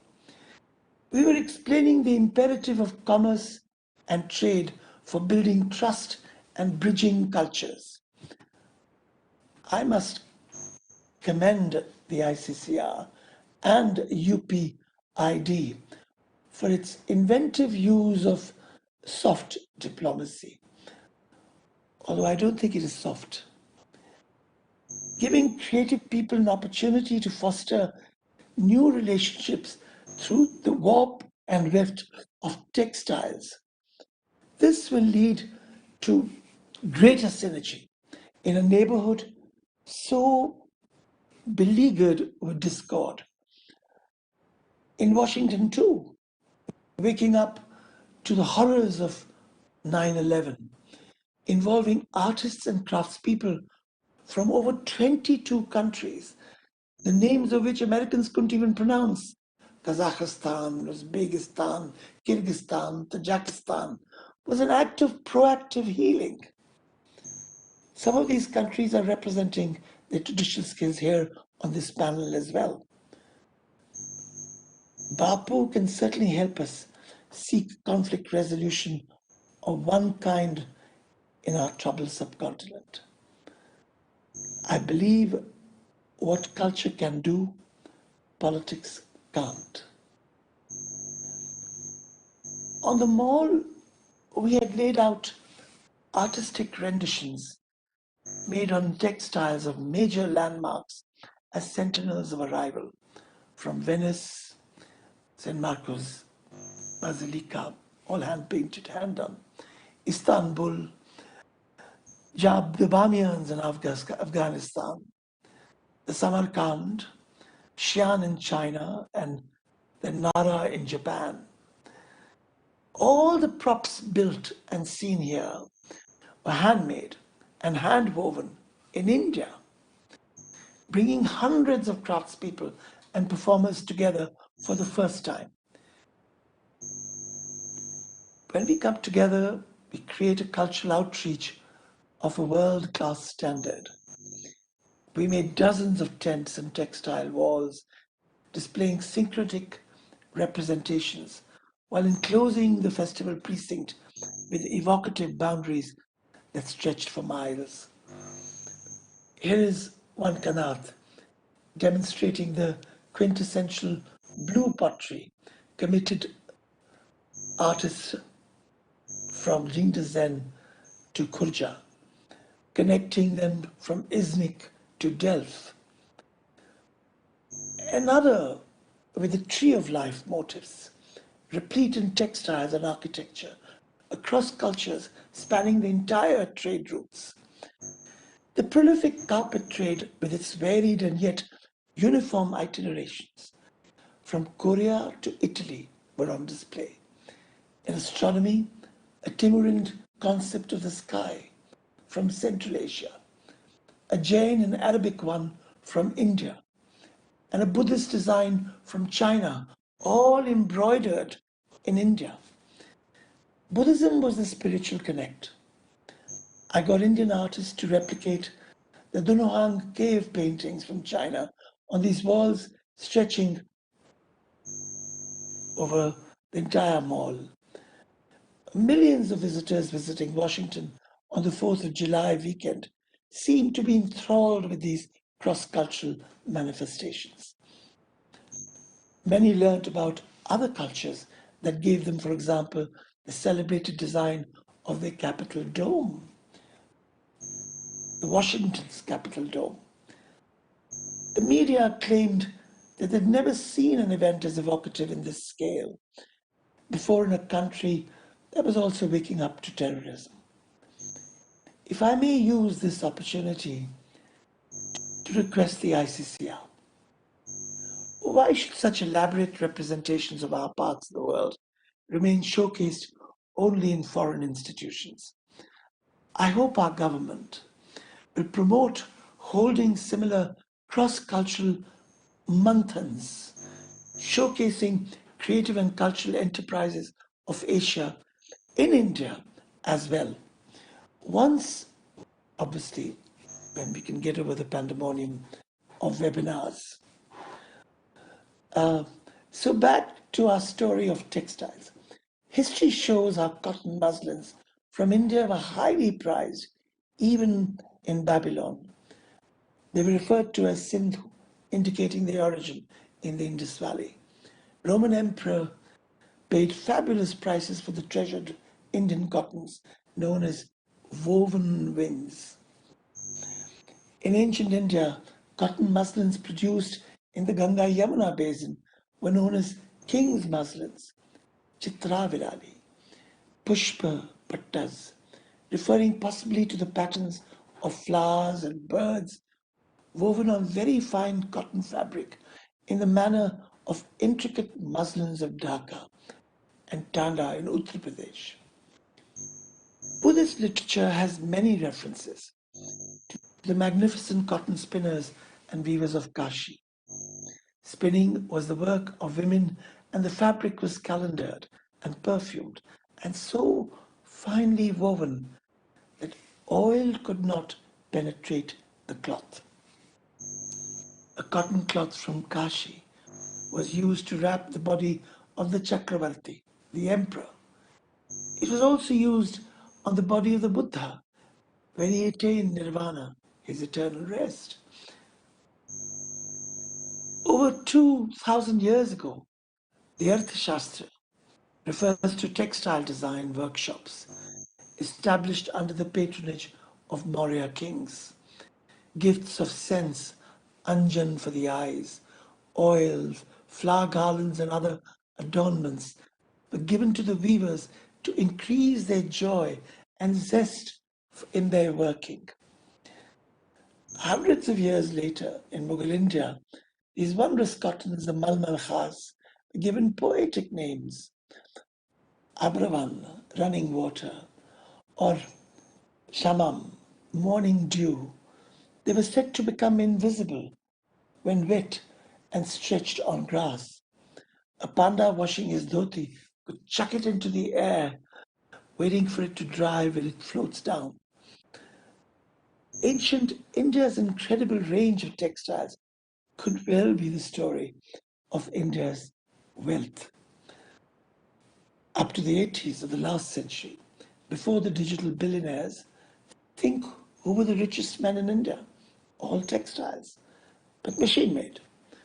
While Indian markets must be revived, especially post-pandemic, the export trade will have to reclaim indigenous livelihoods. Now look at this kalamkari. I picked up in Isfahan 50 years ago. By the way, still the same play of madder and indigo. But it was made in Masilepatnam for Persian ustads. Look at that date written in Telugu. Notice the space left empty for Iranian buyers to sign their name and sell the product as Isfahani. This was the trade imperative of Make in India more than 100 years ago. So what exactly went missing for so long? Well, actually nothing that can't be set right. With all of you young and bright in this virtual meeting, with many more around the world, I feel sure that answers will come. I thank Shipraji and Sahasrabudiji for inviting me here, for bringing us together. And I can only wish you the best. I wish I was able to actually come here and stay myself, but could not for reasons that are beyond my control. And I would end my inaugural keynote here and will take up the rest of my intervention later in the section on muslin. Thank you. Pranam. And Thank you, Mr. Sethi, for your enlightening and beautiful film. Our next speaker is Rita Kapoor Chisti, founder of Tanabana. She is a sari historian and textile scholar.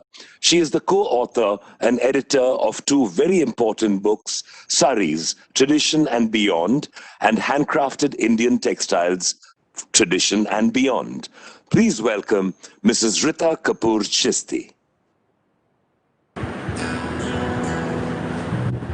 Hello, everyone, and namaskar. In the 150 years of Mahatma Gandhi's birth centenary, we are living in a world that is faced with ecological imbalance, climate change, and now COVID-19. There is a need to recognize in today's world the fact that we are going to have to find ways to sustain the slow pace of production, especially in the field of hand-spun, hand-woven textiles. If with the fast-paced world of machine-made production, not only for everyday use, but the finest textiles which can be produced by hand and can be unmatched by anything that a machine can produce. We are also challenged by our depleting natural resources, especially the non-renewable ones, such as oil, coal, gases, metals that have taken hundreds of years for the earth to produce, and we have depleted them in 100 years with huge levels of consumption, and the amount of waste that they produce, which also has to be managed somehow. India could well show the way to sustaining the slow with the fast-paced world and sustaining them both side by side, which we are advantageously placed for. The reality of what Gandhiji said is even more relevant today, not only because of the stature of his personality, but also because of the crisis we are facing today.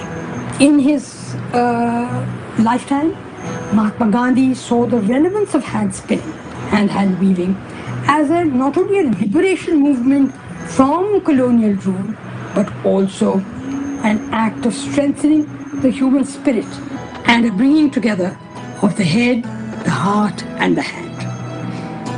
And provided in the meanwhile textiles of exceptional quality, from the coarsest cart linings and bed linen to the finest muslins, often patterned with inlay patterning or techniques that were outstanding.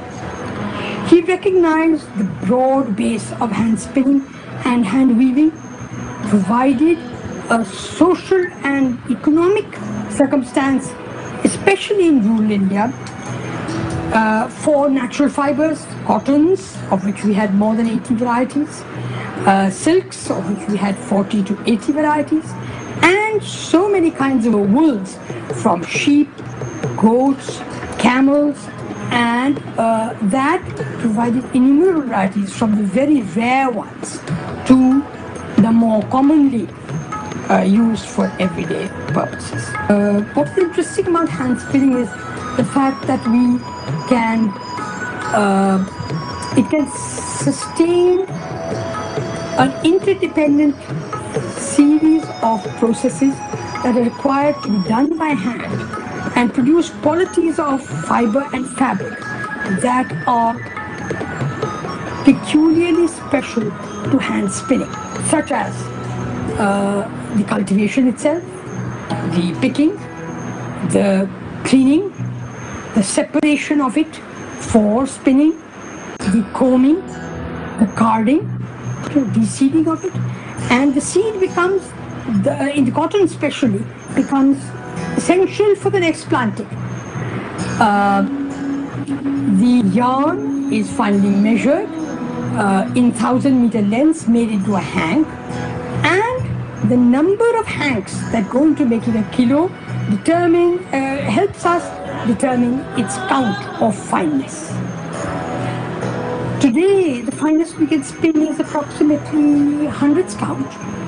The semi-mechanized ambal charkha, which was developed from the machine-made counterpart, is now spinning out very fine yarns, but they're often mechanized and not hand-turned, and the quality of hand-spun fiber is more supple, softer, and lower twisted than the ambal charkha ones, which are taut and very close to the equivalent of machine-made yarns. So the differentiation becomes less and less distant, though they once were. These hand-spun yarns, when combined with special techniques which cannot easily be replicated by machine, such as the three-shuttle technique, which requires at least 2 pairs of hands to work at the same time to handle either side, and to achieve a pure color in the body and the borders, is not easy. easily replicated because it can create a number of temple spire forms by hand which are not easily replicated by machine. Or the inlay patterned Jamdani technique, in which you can create patterns within the body of the fabric, which may require often even 3 pairs of hands working at the same time to create patterns in the body. It creates a fabric of great texture and also patterned within it. It is an entire end-to-end hand-processed fabric and cannot be, it's unmatched by anything a machine can produce. In the case of silks, the innermost core of 500 to 700 meters is often, can be fed into a machine, but thereafter it creates a slight stubble. And in that stubble, it breaks when being fed into the machine. And that's where, again, hand spinning gains an added relevance. Because that hand-textured fabric yarn can go into the warp as well as the weft, but mostly in the weft of worn fabrics, weft-fed fabrics in textiles. In fact, dupion is a typical textile in which the weft has been hand spun. It can create the coarsest home furnishings as well as floor covering. Each handloom could in fact support 7 to 14 women and men if we included everybody required from the cultivation stage to the weaving of an end product.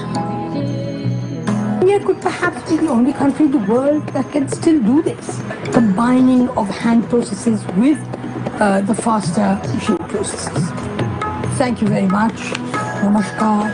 Thank you ICCR. Thank you UPID for this opportunity to present the work of Kanban. Thank you. Thank you so much, Mrs. Rita Kapoor Chisti. Your documentation work on the textiles of India is truly outstanding. Thank you.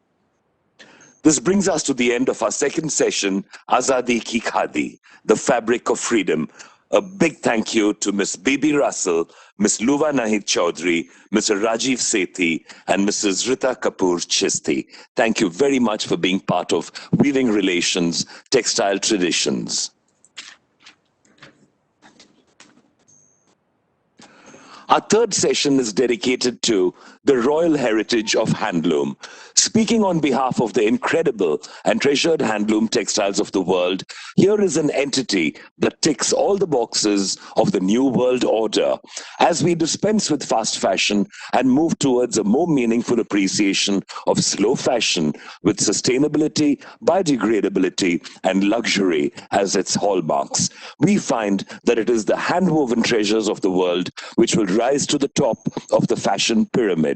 It is time to sensitize the youth of the world to the infinite fashion possibilities of their heritage and traditional textiles and ensure the continuation of these artisans and their traditional skills. We cannot call handloom humble, for it is most certainly not that. One of India's great handwovens is the exquisite Benares brocade. This is said to be woven from the last 2,000 years in India, and we have artisans who can trace their lineage back for nearly 1,000 years. Please view a short film on this amazing weaving technique, Born in Benares.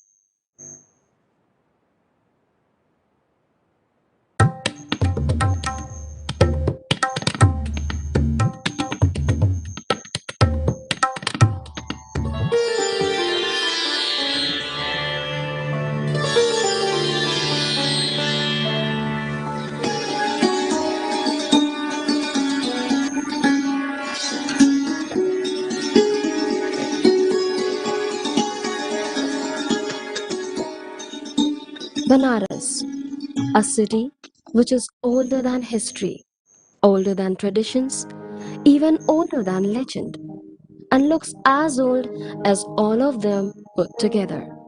These are the words of Mark Twain said for Varanasi.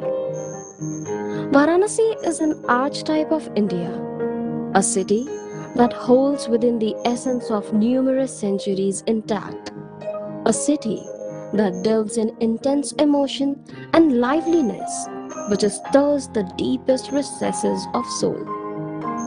A city that lives in full consciousness amidst an organized chaos. The pace of time slows down in Varanasi and revels in tranquility. The length and breadth of Kashi is filled with mystical aura. The enchanting mornings of Kashi, the divine Ganga, the range of ghats, the enigmatic narrow alleys, thousands of temples, its street foods, and the most carefree way of living life. These are only few things that are charm of Varanasi. The city has been an epicenter of art and culture since the time immemorial. It has been a birthplace to many legends and art forms, and one among such is the infamous and incredible art of Banarsi weaving. This is a story of weave that was born in Banaras and became its identity. A timeless weave that represents the emotion, culture, and tradition of India and serves as a testament of its luxurious textile heritage. Its origin takes you back in time to the Vedic period, where it finds its earliest mention as Hiranyavastra, which means cloths of gold. These were worn by the gods in their resplendent grandeur and were gathered from the city of Kashi. Buddhist scripture Divyavadan reaffirmed Banaras as the realm of textile manufacturing back in the Gupta period.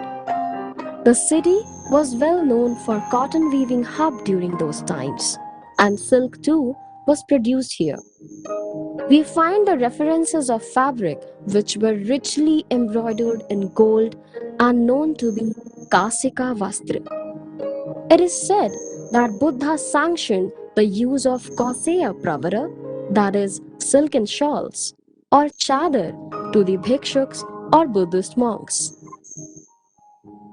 Traveling down the lanes of ancient times, the weave gained immense popularity as treasured Indian handloom during the reign of Mughal Emperor Akbar.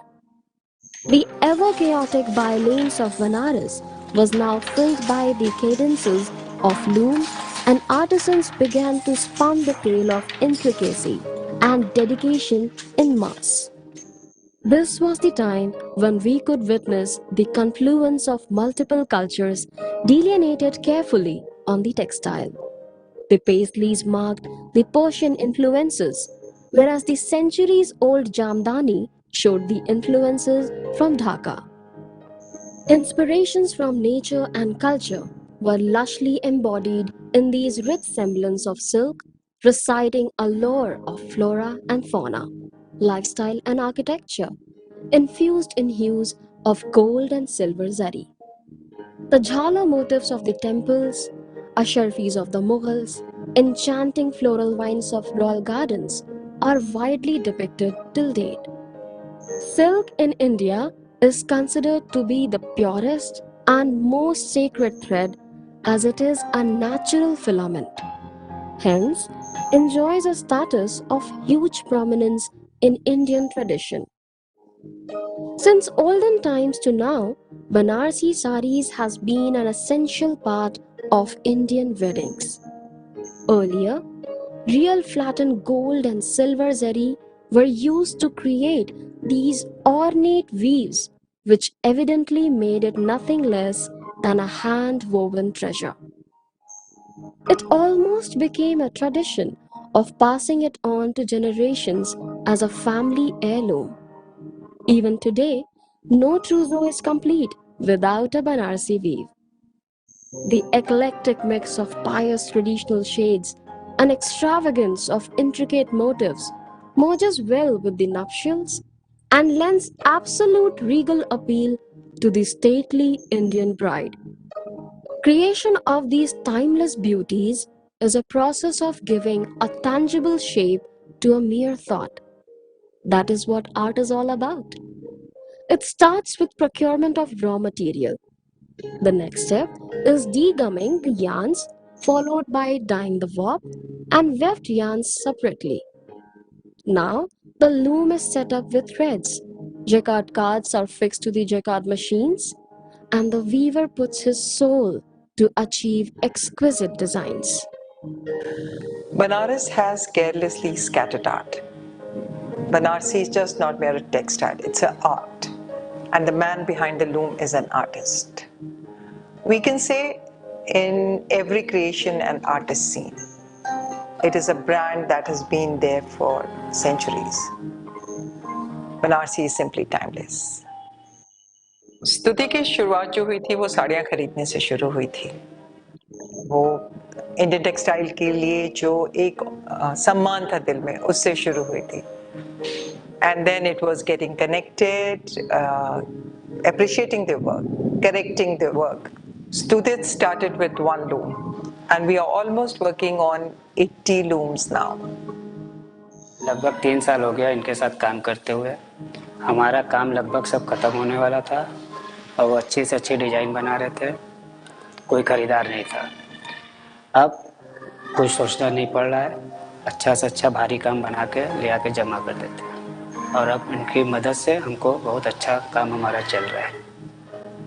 Each Banarsi sari made at Stuti Weaves today is passionately crafted with most experienced and skillful hands with labor of love. The key element behind the exquisiteness and praise of these opulent weaves lies in the amount of time that goes into crafting it. Any art requires enormous patience, persistence, and skill to blossom in its pinnacle form. And same applies to the incredible art of weaving Banarsi textile. A weaver dedicates around a month of his life to create a single sari. The amount of time invested in turn results into increasing the lifespan of sari to stand generations. While the world is shifting towards machine-made goods to shorten the time of manufacturing a product, we at Stuti Weaves strive to preserve and retain the charm of inherited slow craft. Because Banarsi is not just a fabric, it's an emotion of generations to be passed on to generations.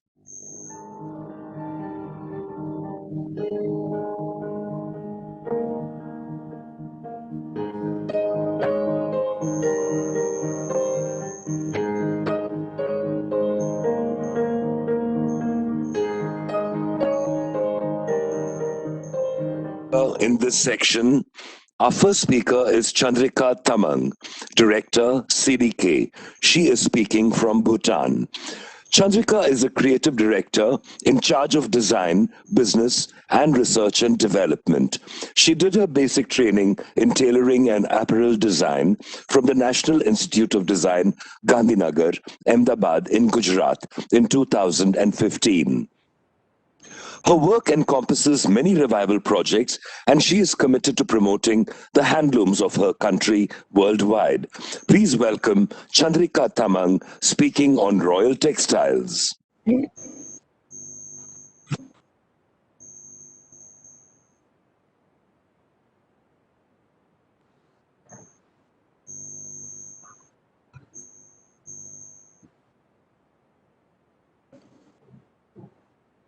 Please go ahead, Ms. Tamang. We can hear you.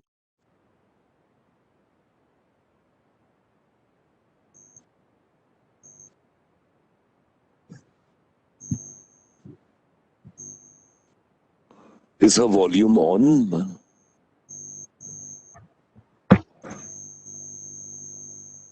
Ms. Tamang, could you please check the volume on your mic?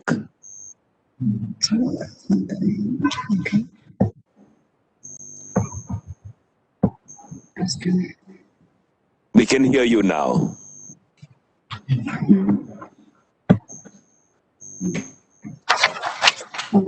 Good afternoon, everyone. Distinguished guests and ladies and gentlemen, the art of the topic I'm going to speak is the Royal Textile. I'll be sharing my presentation.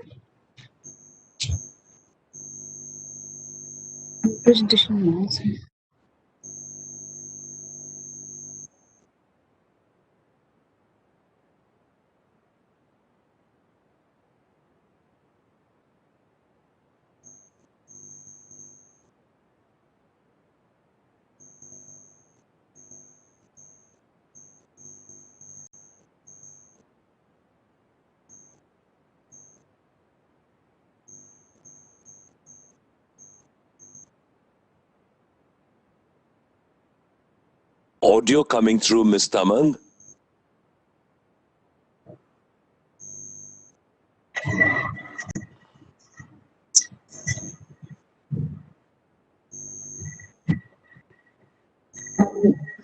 I can't share my presentation. So We can hear you now. can you see my presentation right now? No, we can't see your presentation. It hasn't connected yet.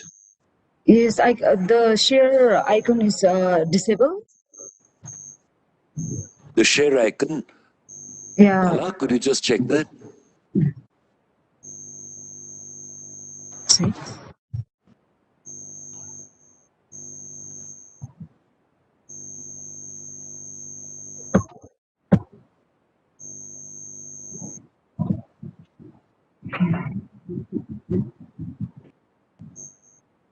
Can you check it now, please? Yeah. Right.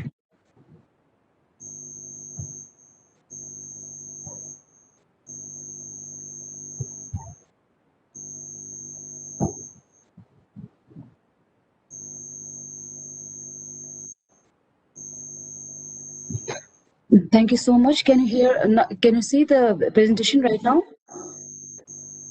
We can see your menu. Okay, then I'll start now. You'll I'm have so to click sorry. on it.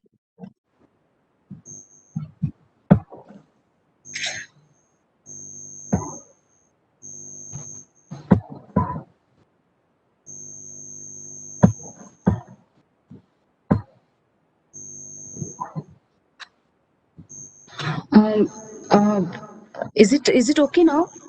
Your file has not been opened, Chandrika. You need to open your file. Yes, I have opened it right now.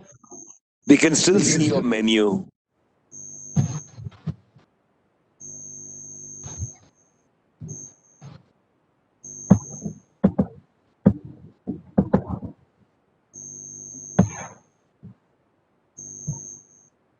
Could you just stop and start it again, please? Okay.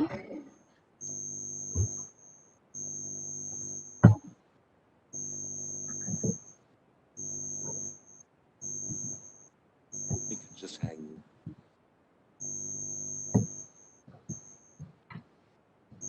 Okay, maybe I'll just speak out. I'll talk about the Royal Textile without the presentation. Is it okay? Yes, that's fine. Please go ahead. The topic is Royal Textile, and the art of weaving existed since the 13th century in Bhutan. Beside the weavers being very resourceful, we also had our own raw materials that were either homegrown or harvested from the wild. This included wild cotton, raw silk, nettle, yak, and shippo. They were skilled in natural and herbal dye processing, both animal and plant-based natural fibers.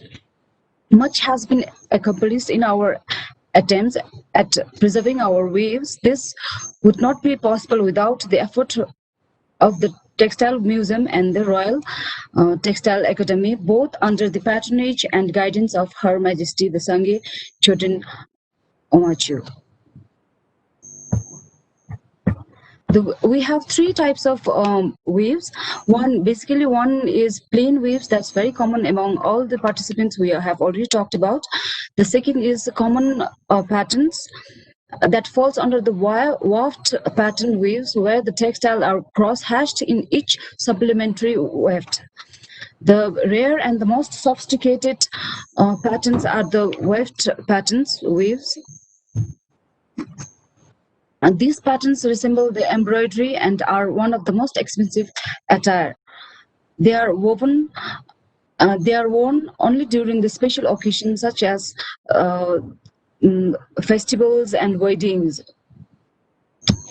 To talk more about this motif, which is very unique to rest of the world, the unique technique of weaving supplementary weft pattern is commonly utilized by highly skilled weavers.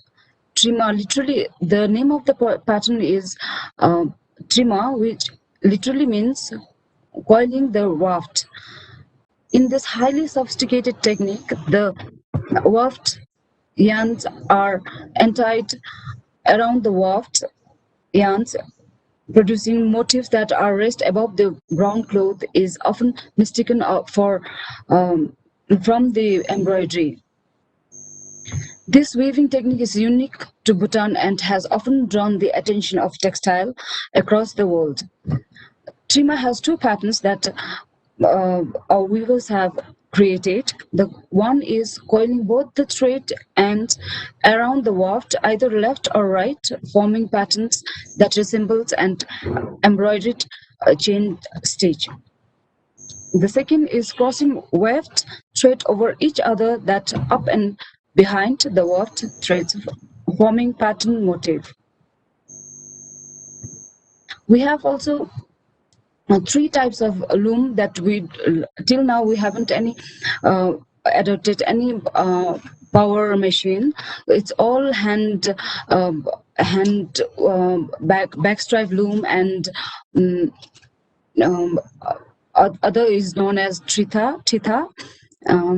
So these are most of the loom are used in handloom is backstripe loom. 90% of the weavers use the backstripe loom, which is also time consuming, and products become very expensive. The earliest known textile were woven out of fabrics obtained from socha, that's nettle grass. The nettle fabrics and post cotton were widely used for clothing.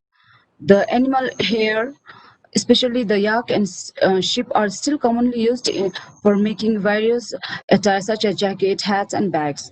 Usually, the synthetic fabrics and dyes started floating in the market. People largely chose those synthetic products because of the long and laborious process. But however, today, as people become more health conscious, they prefer the organic dyes and fabric over synthetic ones. Thus, the age-old practice of Buddhist textile is still in demand. And we have also participated in export with the support of ITC in US, UK, and Japan till now. 99% of the weavers in Bhutan are women. In fact, women as weavers are multitasker. They take care for the family, do the daily household, and simultaneously weaves and earns. Since most of the weavers are all home-based weavers, there are no such to be called the professional weavers except the royal weavers. Bhutanese women usually take weaving as the part-time work when they are free from the agriculture and other work.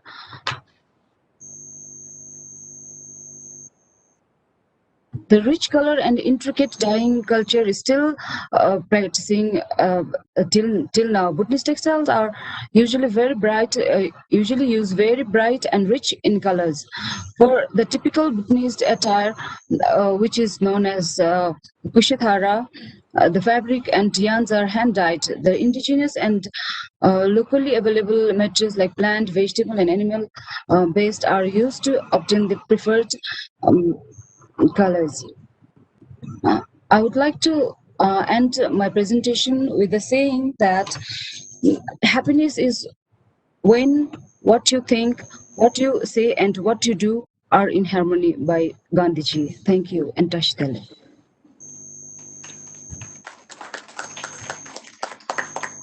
Thank you, Ms. Chandrika Tamang. Thank you for your informative speech.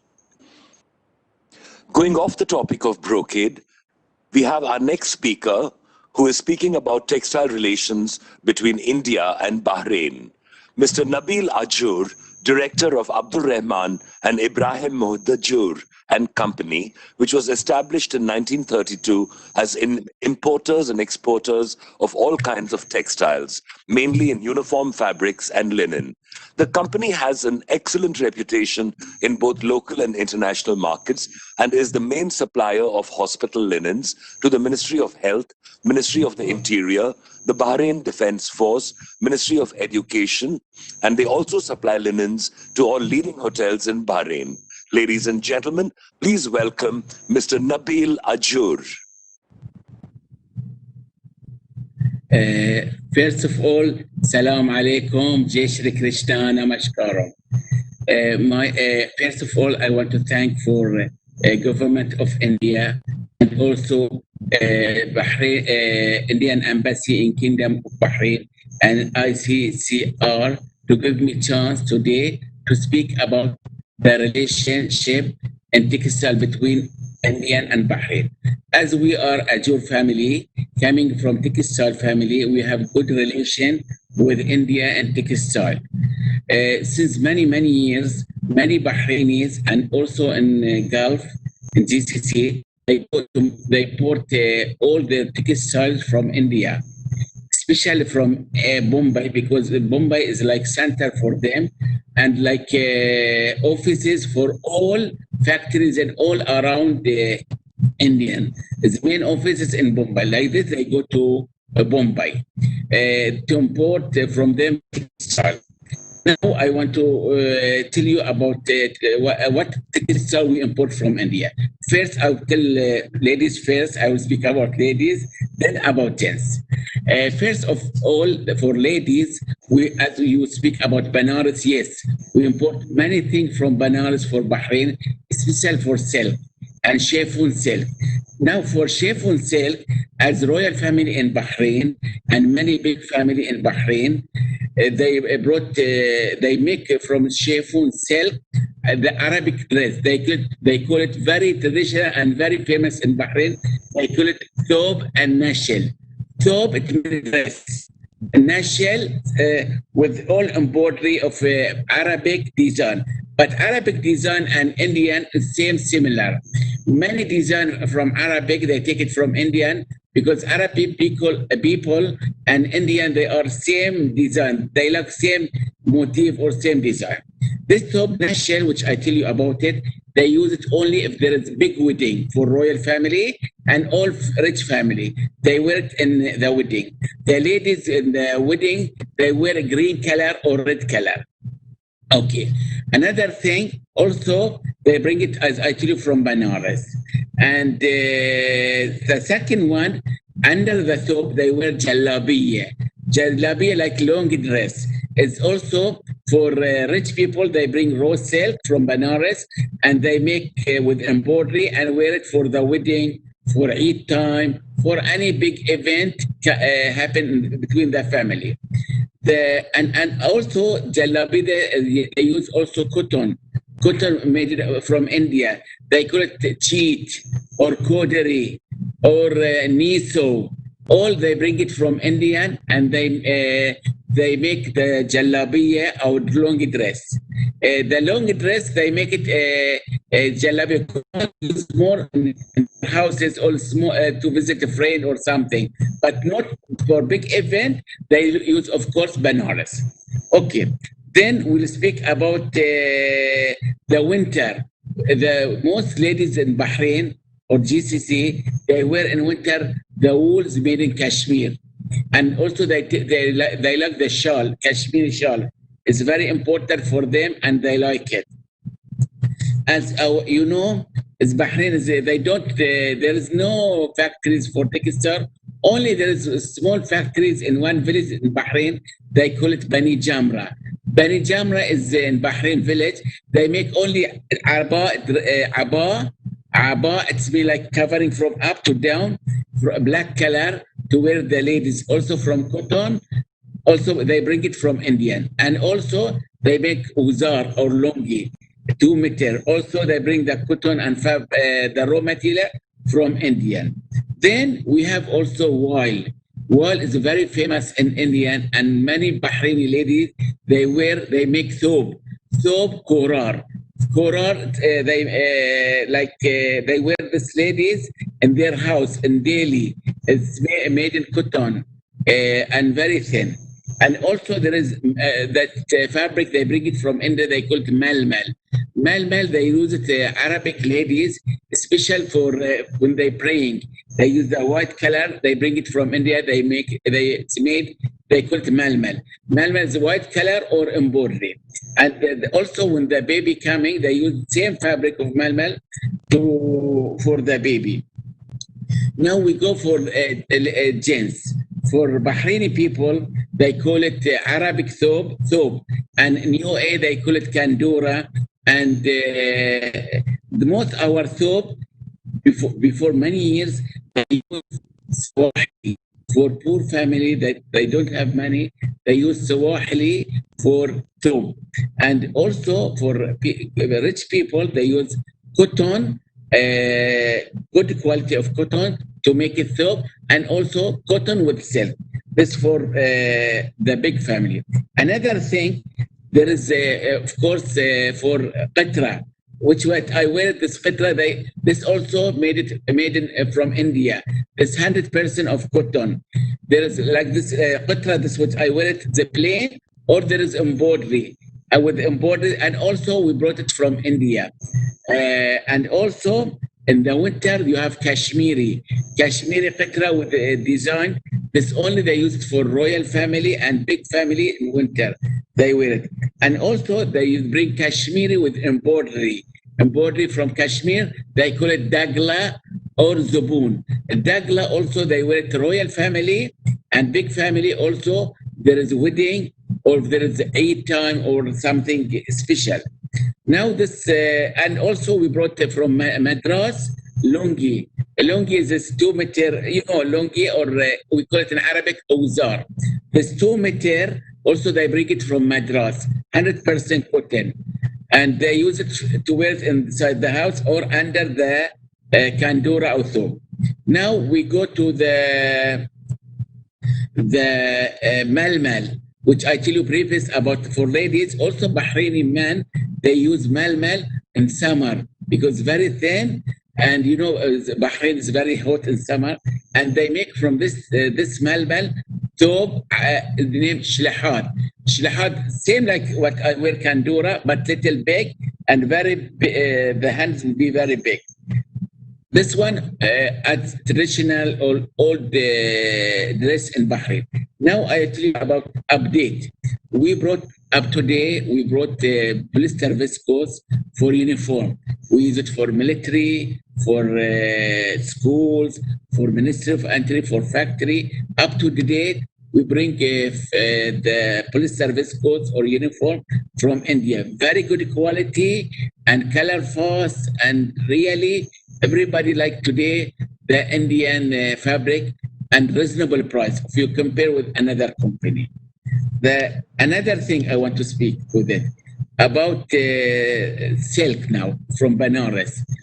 Now in Bahrain, as I told you before, they use the silk for dress and for thobe nashel, and also now many Bahraini fashion, as we have section for furniture, we use the silk for curtains, raw silk curtains, and table cover, and this is very popular in Bahrain. And there is also, we brought from Bahrain since many years for Ministry of Interior, some material like a drill or khaki. Khaki, they use it for all uniform for Ministry of Interior. we bring it from India.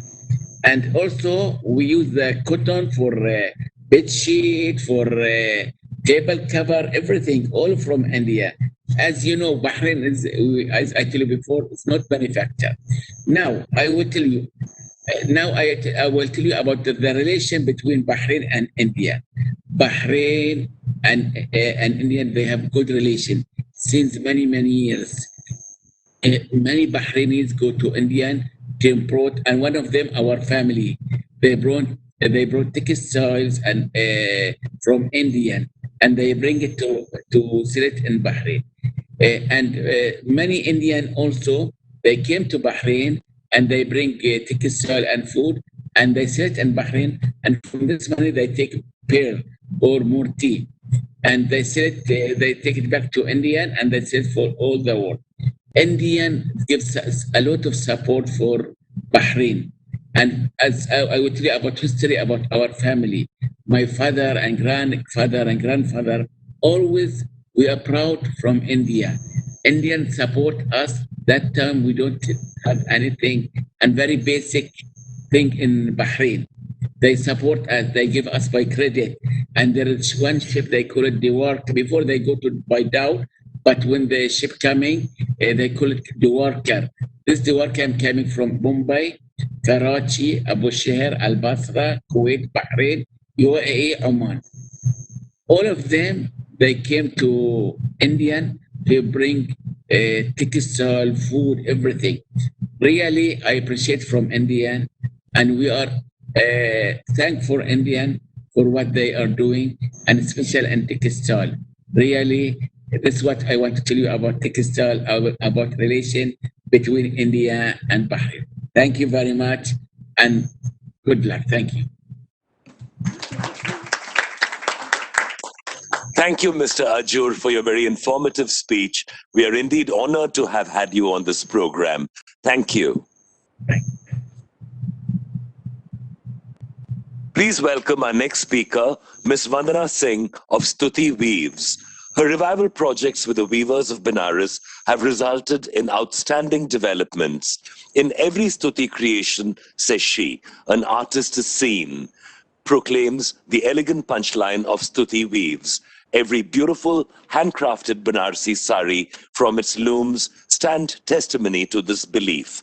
Stuti Weaves is the brainchild of Vandana Singh, a proud flag bearer of Indian traditions. She was raised by her grandfather, the late Sri Digvijay Narayan Singh, a fervent freedom fighter and a highly respected member of parliament from 1952 to 1980. Vandana was deeply influenced by his patriotic values and reverence for Indian culture. She started Stuti in 2014. Her keen aesthetic sense and intellect, combined with exposure to modern influences, enabled her to examine the weaver's work with a critical eye. She started sharing suggestions with the weavers community on color combinations, corrections, and motifs. Today, Stuti Weaves operates 80 looms at full capacity and has instilled among them a renewed sense of pride in their craft. The organization has a deep commitment to skill preservation and development of consistently working towards the financial and economic empowerment of the weavers' families. Please welcome Srimati Vandana Singh with her presentation on Kashi Vastra. काश्याम ही काशते काशी सर प्रकाशिका सा Kashi vidit ain tain prapti kashika. Kashi illuminates our spiritual soul and Kashi Vastra our divine body. Respected Shipra Shukla ji, Chairman UPID, Jaya Jetli ji, the shining stars of Indian textile community and participating countries, viewers across the world connected virtually, it's an honor to narrate about Kashi Vastra on this webinar, Weaving Tradition, Textile Traditions, a joint venture of ICCR and UPID. Majestically situated on the banks of the holy Ganges, Varanasi or Kashi, as it is known in the common parlance, has been home to culture and art of thousands of years. This ancient city of religious heritage is well connected with all the important state capitals of Gangetic Valley. When one speaks of the rich culture and tradition that defines India, Kashi always features as one of the most important centers. Knowledge seekers have been coming here for centuries in order to quench their thirst for knowledge. Kashi has been known world over for its arts and handicraft, especially Banarsi textile, which derives its name from the ancient city itself. Kashi Vastra is an ancient and glorious art that has survived the ravage of time and has flourished in its diverse artistic dimensions. Textile woven in Kashi are not representative of merely a skill. It's a reflection of refined senses of aesthetics that lives in the human heart. After all, art is one thing that is fundamentally unique to human civilization and reflects the creativity and earnest need to make our lives more beautiful. Weaving textile has been a tradition in India for centuries, and Banarsi textile art is an important part of this glorious heritage. Their reality, rhyme, and rhythm of Binkari art is woven in a way that's appealing not only to the eyes, but the very soul. No textile industry in the world has this artistic quality that can not only be seen, but also be felt. And just as anything great takes time to mature, the textile woven in Kashi too have evolved over centuries to their present form. Our ancient religious texts, such as the Vedas, mention Kashi textiles as Kashi Vastra, especially the Rijuveda and the Yajurveda. There is an ample mention of textile woven in Kashi. In these texts, several words as Kashi, Kashik, Kaise, Koshe, and Varanasyak have been used to describe the woven textile of Kashi. The Hiranyavastra, the cloth of gold, has found mention in the Vedas as special category of textile woven in Varanasi that gathered admiration world over. Vedic literature also finds mention of several words related to weaving such as tant, sut, beman, loom, way, weaver, and mayuk, dharki. There is also mention of Kasi Vastra in the religious texts of other contemporary religion such as Jain Sutras and Buddhist Pitakas. In fact, textiles woven in Kashi are also mentioned in ancient Pali text, where they have been called Kashi Kuttam and Kasiya. Kashi Vastra was so popular at the time that the narrator of Mahanirvana Sutra commented on the canonized cotton textile that was used to wrap the mortal remains of Lord Buddha. It is said that textile woven in Kashi, and it was so finely woven that oil did not seep through. Among similar range, Kashi Vastra is mentioned as Varanasyak in the Mahajikam Granthya. The narrator of this text sings great praises of Kashi Vastra. He also extols the greatness of Kashi cotton, the skill of Kattis and the Binkars, and also the soft water, most possibly of holy Ganges, that was ideal for making the silk textile. These textiles were said to be entirely smooth and of high quality. In Mahanirman Sutta, one can find mention of the Hiranyavastra. In the Divyadana text, Koshesh is a word used for silk textile, which is most probably a reference to Kashi. In all likelihood, there were cotton fabrics, since very fine cotton was produced in and around Benares in these times. It's a wonder to think that even all the advancements in technology, very few artists can weave such fine cotton textiles. The Jain text, Jajudev Prajanapati, contains reference of Jang, Pattagara, and Tantuve, who are all classified as craftsmen. Even the Jataka tale suggests that people of all classes were involved in Binkari. Among them, the silk weavers were called Pattagars and the Binkars were called Tantuvya. Later on, the word Pattua was substituted to Pattagara, and eventually it became a separate caste unto itself. Another name for Banarsi textile is Pateshwari, which means goddess Lakshmi. However, it is not only the Hindu culture that has had a hand in shaping the Banarsi silk industry. With the coming of the Mughals, Banarsi art caught the fancy of Mughals, and their artistic influence were included in the craft.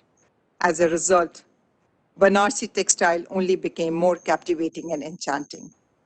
Even today, despite going through centuries of change, the number of binkers in Banaras is increasing steadily under the able guidance of our Honorable Prime Minister, Shri Narendra Modi.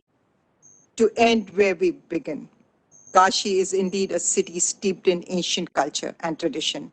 And here in this sacred city thrives an equally ancient heritage, that of the thousands of weavers involved in creating Banarsi textiles.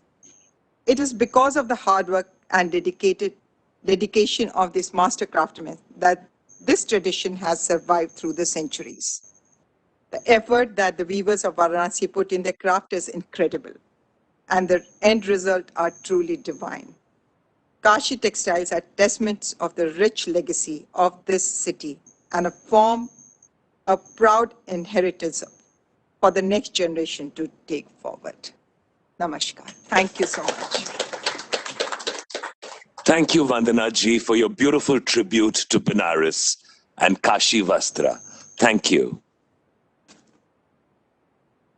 Please welcome Dr. Tulika Gupta, a renowned textile historian, speaking on the quintessential lotus motif in textiles. Dr. Tulika Gupta, Director, Indian Institute of Crafts and Design, is a researcher and teacher in the fields of craft and design with a PhD in History of Arts, Dress and Textiles from Glasgow University, UK, and an MSc in Textiles and Clothing from Lady Irwin College, New Delhi, India. Her collaboration as a PhD Fellow with the Textile Research Center in Copenhagen, Denmark, and a short course in archaeological textiles from the University of Oxford, UK. She started her career as a designer in 1996, entering the field of education as a faculty member at NIFT, New Delhi. Realizing the need to promote indigenous research and bring it closer to interested people, she founded TCRC, the Center for Textiles and Clothing Research, New Delhi, in 2016, along with many like-minded people. Ladies and gentlemen, please welcome Dr. Tulika Gupta on the quintessence of lotus motif in textiles.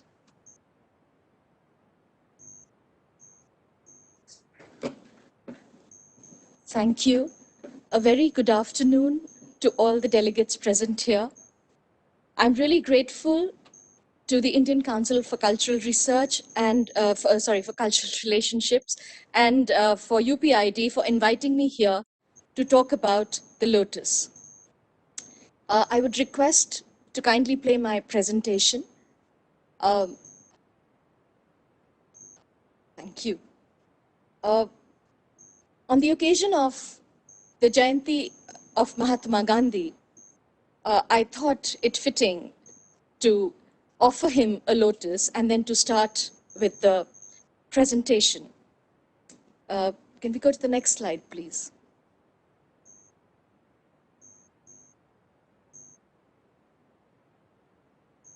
Brahmanyadhyaya karmani sangam tyaktva karoti yah lipyate nasa papen padma padra mivam bhasa. This is the 10th verse of the 5th chapter of Gita, and it says, one who dedicates all his activities to the ultimate truth and performs his duties without attachment is not affected by sin, just as the lotus leaf in water. While growing up, I had a fascination of textiles and looking at the various motifs, floral motifs on textiles, and this research springs from there. When I look at the lotus, I see an eternal womb that holds in itself the elixir of life. Among the innumerable plants, lotus is a plant which is an emblem of special sanctity. In Hinduism, it is a symbol of the sun and of creation, as also in Jainism and Buddhism of perfection and purity. because its flowers grow in the long stalks high above the water, while its roots remain in the mud. When we look at other cultures, we see that in Egypt, it symbolized nascent life, and in China, it represented summer and purity. Because of its beauty, symmetry, purity, and abundance, lotus has many possible meanings as symbolized by the variety of its forms. It could suggest purity, transcendence, unfolding of a vision of divinity, beauty, the power to create, the centrality of the deity in the world, or the auspiciousness of an image. The fact that the drops of water roll off a lotus like water off a duck's back gives this unsoiled flower the deep symbolic meaning of non-attachment. According to Kramrisch, Stella Kramrisch, lotus is a symbol of transition. It is a symbol of non-attachment because the water rolls off its back like it does from a duck's back. With its roots in the mud, its stalks traversing the entire depth of waters on which it rests, its leaves and flowers open to the light of heaven. The lotus belongs to this world and to those below and above, to light, earth, and water. The petals of the lotus are ever sparkling with crystal freshness. Can we go to the third slide, please? The next one, please. Yes, thank you. The petals of the lotus are ever sparkling with crystal freshness. They look beautiful and captivating. This has led many poets to compare the beauty of their naikas with the beautiful flower. This has resulted in lotus becoming a symbol of love and beauty. The mystery of lotus, held in its peculiar act of generation, has also given it a major impetus for symbolism as a symbol of fertility and reproduction. Once the plant's seeds ripen, normally in other plants, when they ripen, they burst out and fall to the ground to germinate. But in lotus, it is the other way round. The ripe seeds do not fall to the ground. They stay inside the pericarp.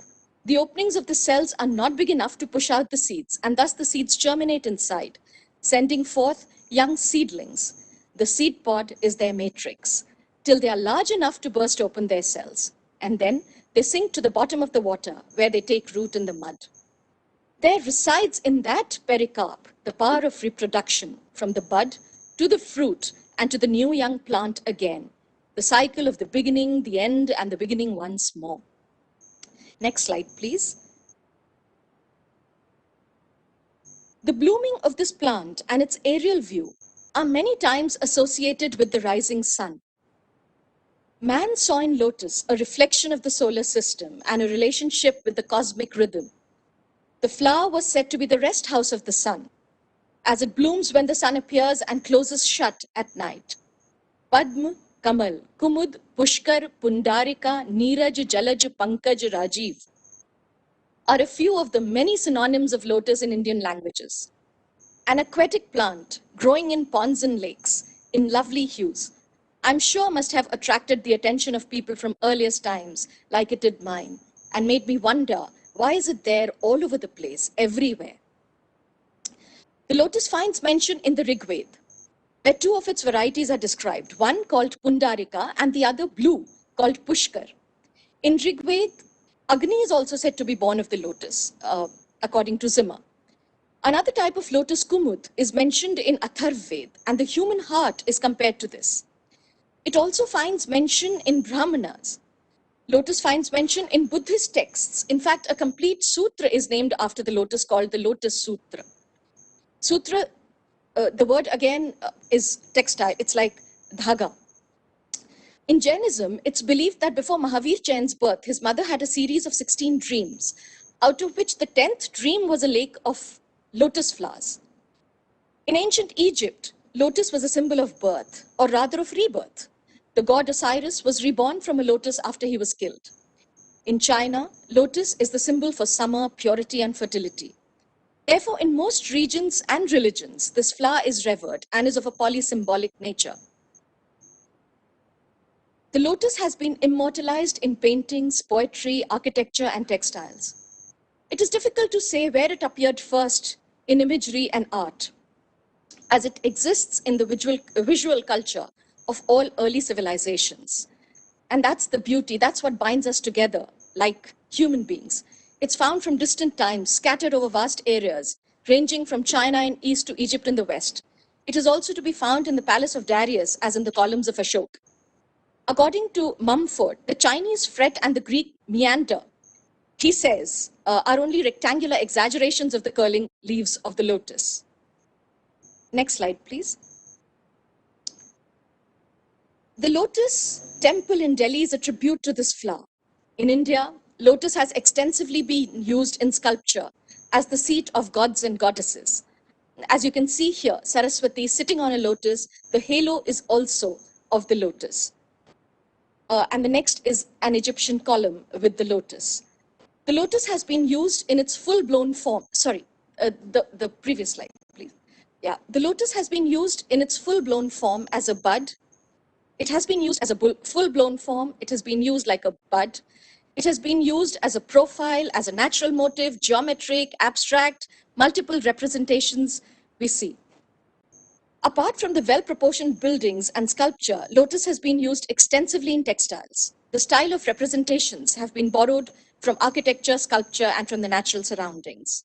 Next slide, please. Here we see the lotus in its natural form in Paithani and also in the Thanka paintings, like the Gyasar brocade, which is woven. The lotus has been used as a motif for textile design, from the auspicious Buddhist Thanka paintings to articles used daily in Kantha embroidery. It abounds in its natural form in Paithani and blossoms in Sambalpuri ikats, where each petal represents earth, fire, air, ether, mind, intellect, and ego, according to this eye. The Paithani of Maharashtra employs lotus in its most naturalized forms. Here it is executed in brilliant colors, showing the efficiency of the weaver in executing this flower. And there are also references that it looks similar to those found in Ajanta, and hence are more natural looking. Can we go to the next slide, please? In Kantha of Bengal, the central mandap with the Padma forms the essence of the universe. The petals of a lotus vary from 4 to 1,000. The blooming of the petals of the lotus express the opening of the universe, according to Cramrish and Miller.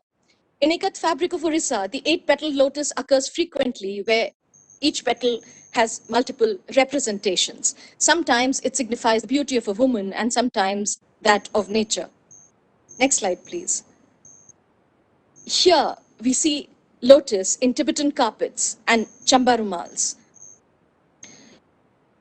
In Tibetan carpets, the lotus has been used, which exists in all the 3 forms, like a bud and like a full-blown flower.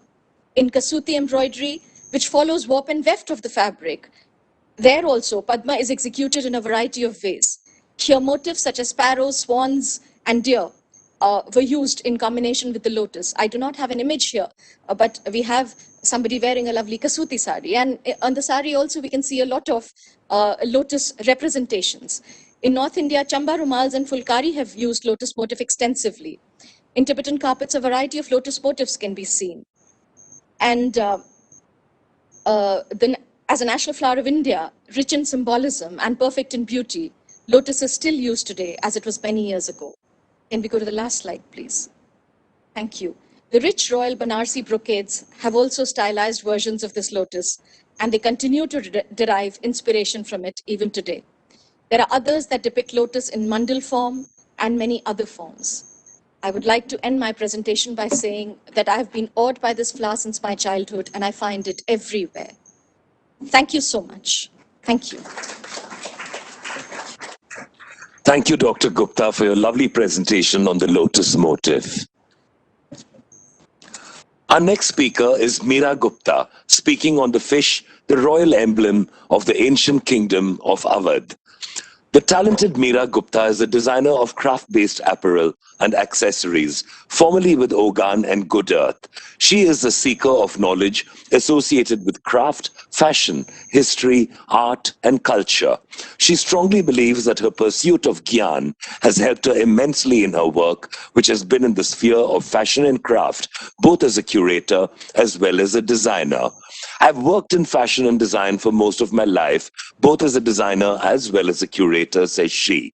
With a long stint working with Fab India, Good Earth, and Jaipur, she has worked at the grassroots level with artisans and as one of the curators for the Swadeshi Bazaar, which accompanied the Ambani wedding. She could proudly showcase and spread awareness of the best of Indian craft to international guests like Jeff Bezos, Hillary Clinton, and Jeff Koons. Ladies and gentlemen, please welcome Meera Gupta.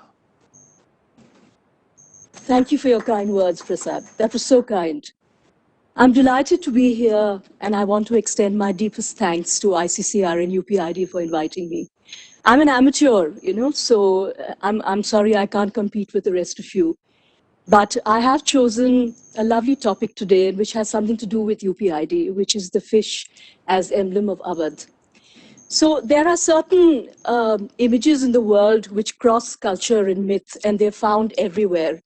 I would say the primary one is the tree of life, but the fish is also found in many, many cultures and myths of the world. In Chinese culture, it symbolizes wealth and marital happiness. In fact, the word for fish in abundance is pronounced the same in Chinese. The Greek word for fish is ichthys, and it's an acronym for Jesus, Son of God, Savior. In fact, the whole myth of fish runs through the entire Old Testament because several of the apostles are fishermen. And if you remember, when Jesus had to feed 5,000, he actually did it with 5 loaves and 2 fish, I remember. Coming to Hinduism, the fish represents one of the avatars of Vishnu, Matsya, who guides Manu's boat to safety at the time of the Great Flood. And in Buddhism, it symbolizes constant wakefulness, as a fish never closes its eyes. Also, as fish swim in water without fear of drowning, Buddha has no fear of drowning in the suffering cycle of samsara. According to the Quran, the fish is a symbol, can we go to the next one? Is a symbol of eternal life and knowledge. In Muslim tradition, Khwaja Khizr Khan, who is the patron saint of travelers, is often depicted as riding on the back of a fish over the river of life. Can we go to the next slide? Today, I'm going to speak of the fish as a distinctive insignia of the Nawabs of Awadh. Walking around Lucknow, one passes through multiple darwazas, each carrying a pair of fish with curved bodies, facing each other in perfect symmetry. Pairs of stylized fish still survive on archways, monuments, and upon the gateways of Kaisar Bagh, the last royal residence of Lucknow. The fish motif was placed on fine textiles and the artifacts of the Nawabi era.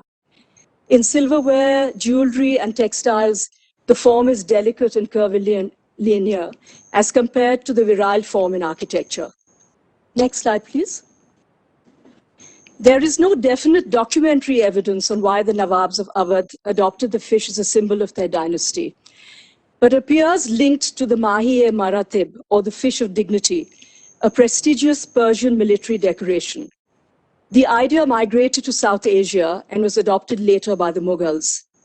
The symbol was originally a fierce-looking head of a fish mounted on a staff, carried in war behind the recipient. As per historical records, Saadat Khan was a Mughal noble of the 18th century who was awarded the Mahi-e-Maratib by Muhammad Shah and was later appointed governor of Awadh. While crossing the Ganges, a pair of fish jumped into his lap, considered a good omen, especially because he went on to win the war. And I'm told that the skeletons of these fish still survive in a museum in Lucknow. From that time onwards, the Nawabs of Awadh endorsed the pair of fish as their dynastic brand. Next slide, please. Wajid Ali Shah, the last Nawab, in keeping with his artistic taste and romantic temperament, changed the head-to-head fish to winged creatures like mermaids, emerging from the mouth of symmetrically positioned fish. Depicted in various shapes and in different mediums, the mere presence of the fish motif is taken as proof of a Lucknowi origin. Let's look at some examples, and I'm going to start, obviously, with chicken curry. Lucknow and chicken curry are inextricably connected with each other. Fish are not found, interestingly, in the older pieces, and they seem to be a later introduction into chicken curry. They integrated into borders, into floral motifs, along with the ambi and the pan. They appear in all over compositions. And probably one of the most interesting manifestations is the daraz, which is used to hold seams together. And the fish is one of the patterns used in daraz seams, and it's called the machli ka daraz. Can we go to the next slide? The refined pattern called mahi pusht, or fish scales, appears on various textiles of Lucknow and in various embroideries like Gota, Zardozi, Mukesh. But the example I love the most of all is the one you see on the left, which is a Chatpati Garara, where different colors of rich satin are used to form the scale-like pattern. I mean, I particularly love this example because it's so subtle, it suggests the fish without actually showing the complete form. Next slide, please. The fish insignia was extended to the construction of a pleasure boat in the shape of a fish, which apparently couldn't sail properly, but has been depicted in contemporary watercolor paintings and photographs parked in the Gomti River. This is a photograph, but there is a miniature also, which is in the next slide. I'm afraid that's not very clear. Can we go to the next slide? The motif appeared on hookah bases, decanters, pan boxes, spittoons, bowls of Lucknowi gilt craft, and on Lucknowi bidri work also. Even weaponry was decorated with the fish, as you can see at the bottom over there. Next slide, please. The Awadh fish symbol was adapted into the UP emblem when it was designed in 1916. The combination of a pair of fish and the arrow bow embellished with 3 waves possibly stresses unity in diversity. Next slide. I'm going to give you my own little fish metaphor or simile, So fish survive in adverse conditions. They survive in the cold of the Arctic. I mean, they survive at the bottom of the ocean. But where they really thrive is when they're given optimum conditions. And I think Indian craft is a bit like that. Indian craft has gone through terrible difficulties in history, but in the end, it's always survived. And we are going through a particularly difficult time now for craft. And I think, Swadeshi was so much a part of our freedom movement. I think the time has come to be Swadeshi, all of us. I mean, all of us obviously follow Swadeshi. But I think this message has to go out to everyone in India. Please wear Swadeshi, because that's the only way that we can save Indian craft.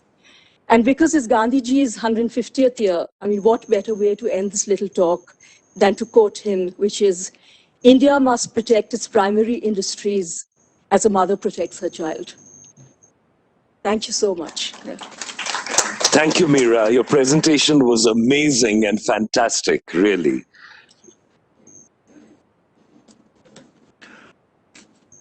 We have a short film presented by ICCR and UPID now.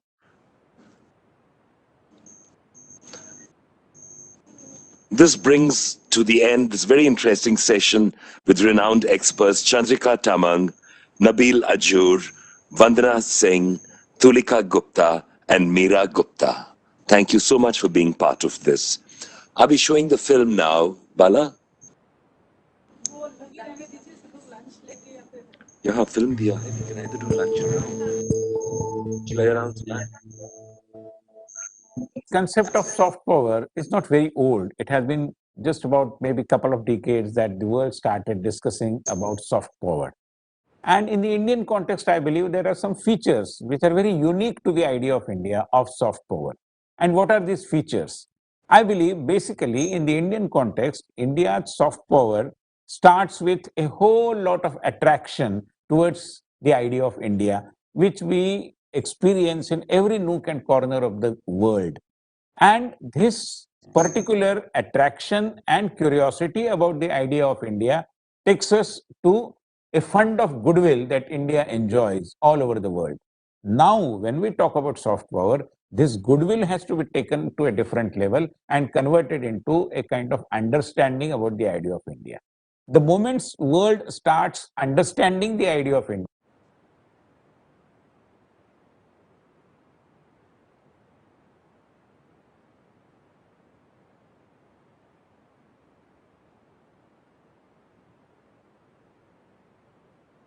the program is over, we'll be here for at least 10-15 minutes to chat and get introduced.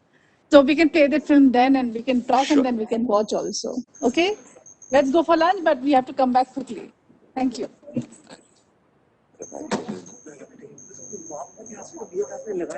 तुम नहीं दिया मुझे वापस। आपने लगाया यहाँ पर एक बार, आपको याद नहीं है? आपको बोले थे एक बाम चाहिए जब यहाँ पर बैठे थे आप।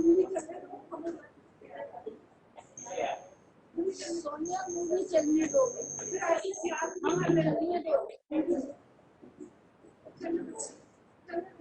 मूवीज चलने दीजिए ताकि lunch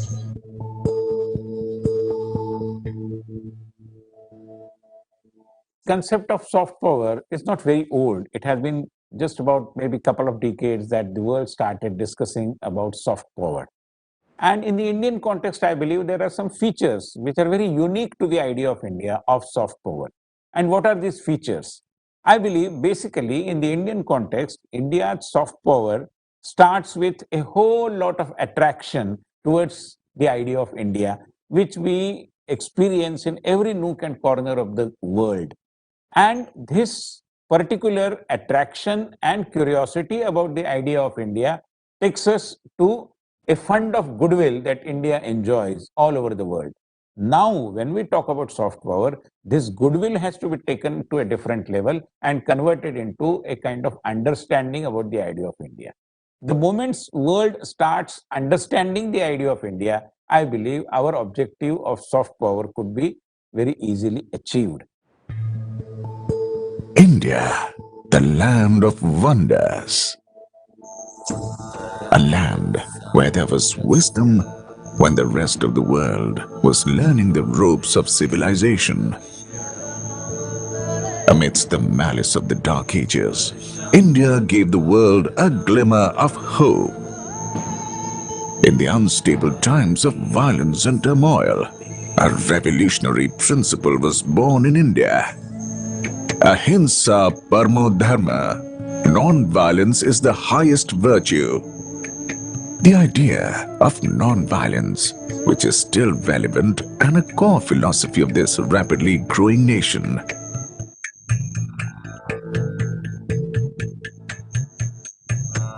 Gandhiji's values and philosophy of ahimsa has inspired generations.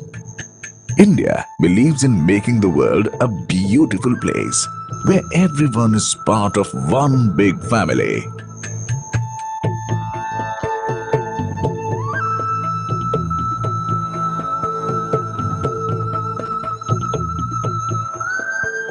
Vasudhaiva Kutumbakam, one world, one family.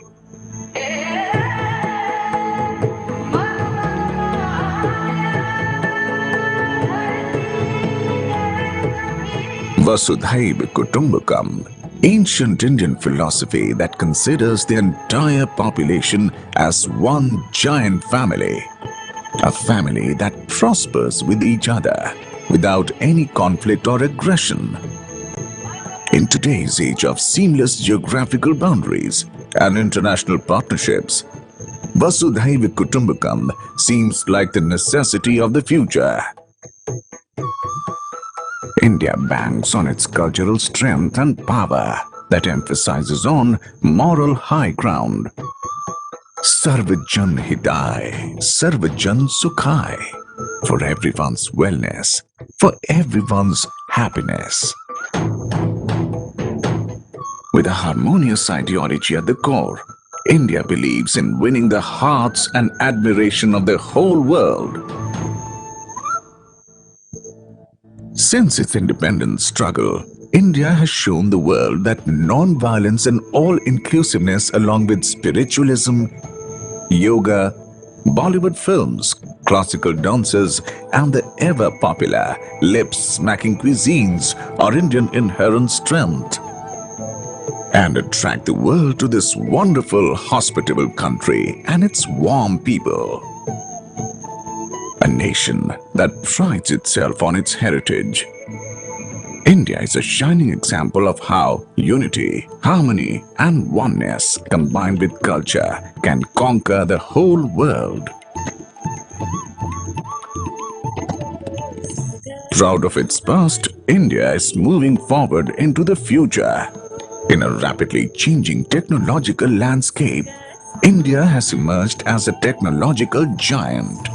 With its booming information technology, diaspora spread all around the globe. India dominated the world in intellectual prowess. From tech titans to humble startup ventures, India is making her presence felt all over the global IT scene.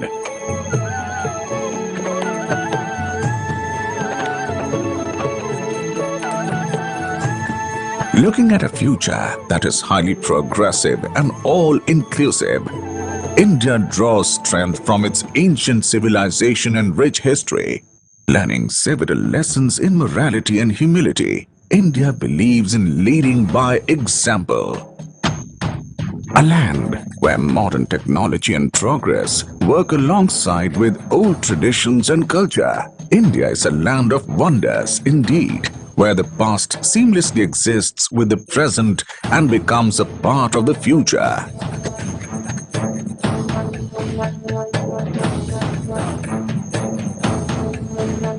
Today, hand in hand with its ancient civilization and modern values, India is a landscape of diversity, tolerance and inclusiveness.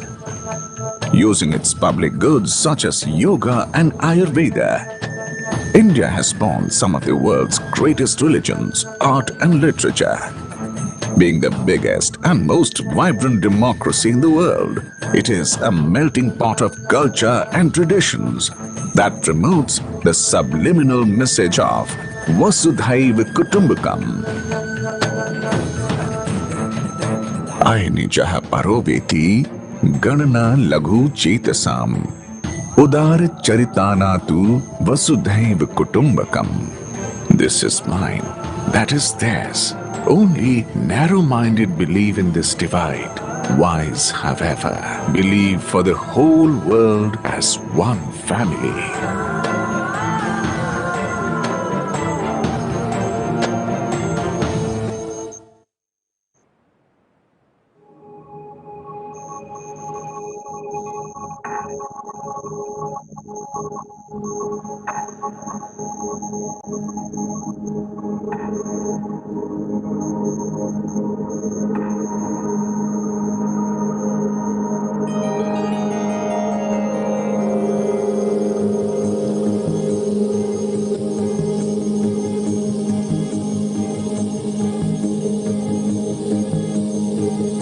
The lush earth has a myriad of stories from Udaipur to unfold, and Dabu printing is one of them. Dabu originates from the Hindi word tabana, which means to press.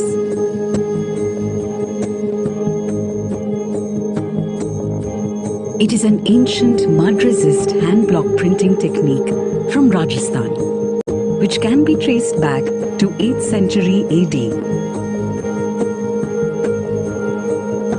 The traditional Dabu patterns reflect the deeply rooted, rich heritage and culture of Rajasthan. We create motifs that are fusioned with a tinge of modernity.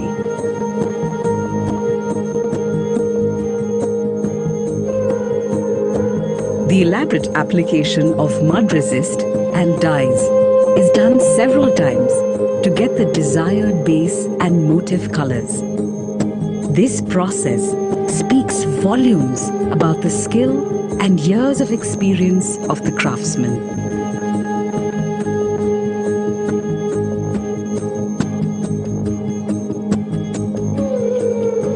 The identity of Dabu is color of the sky, blue. Avaran is known for its brilliant shades of indigo. They say that if you take something from the earth, you should give it back in abundance. Avaran is eco-benign and believes in empowering women by fashioning waste into delightful daris, beads and potlis. The journey of Avaran is a labor of pure love, which links traditions to modern beliefs, past to present, and crafts to skills, to design products which are truly a treasure to behold.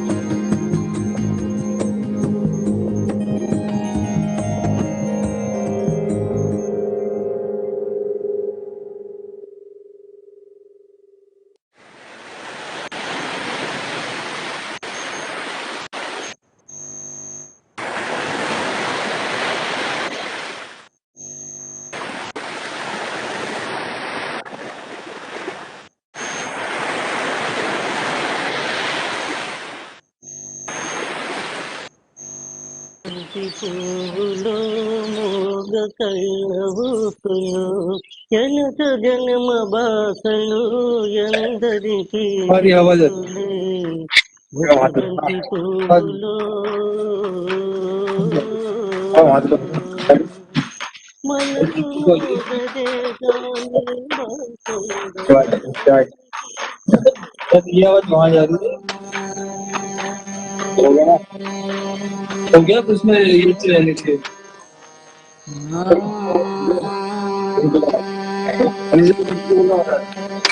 हाँ उन्होंने कहा था phone कर उन्हें तो आ रही थी ना हाँ उन्हें तो आ गई रवि इसका अभी आ गई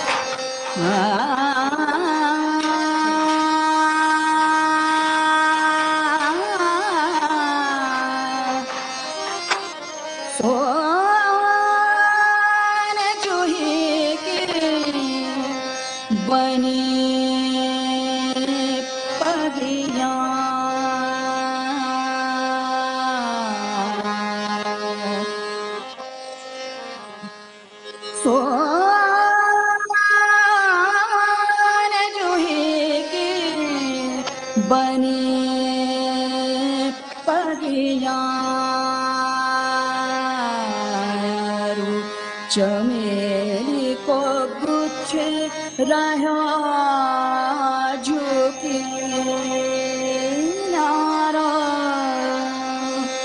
चमेली को गुछ रहा झुकी नारो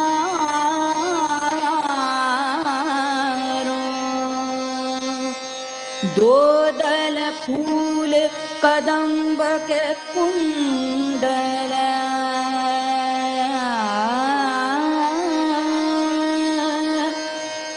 दो दल फूल कदम्ब के कुंडल सेवती जामहु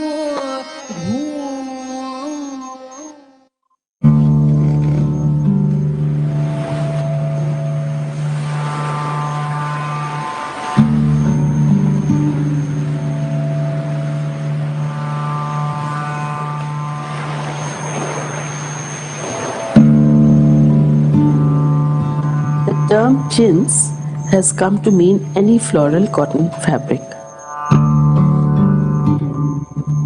But this generic description belies the cultural significance of its history. The word itself comes from the Hindi root chint. The story of chintz originates with the hand-block printing heritage of Machilipatnam, which was once a flourishing seaport on the Coromandel coast and was known for its kalamkari cotton textiles. First exported to the Middle East and then to Southeast Asia, Indian chintz textiles became a European fashion craze through the 17th and 18th century.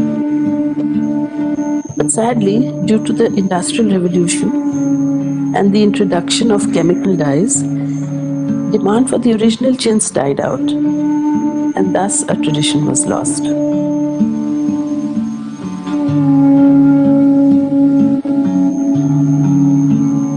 Traces of this heritage exists in pockets even today, and our endeavor now is to collaborate with the artisans and create a new design language. The very first step in this complex process is the de-starching of the fabric.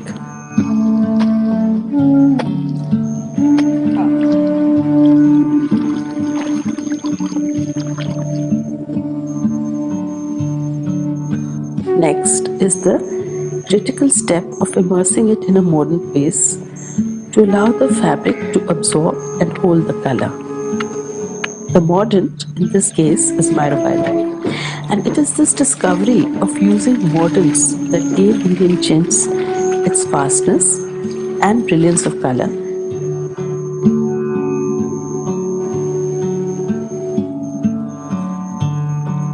To revive the use of natural dyes, we started with a relatively easier indigo dye.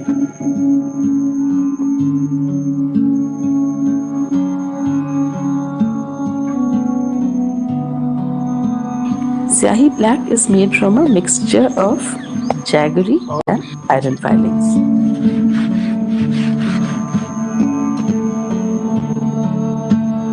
And over time, we have now reintroduced the more complex madder dye made from the roots of the aal tree and combined with alizarin.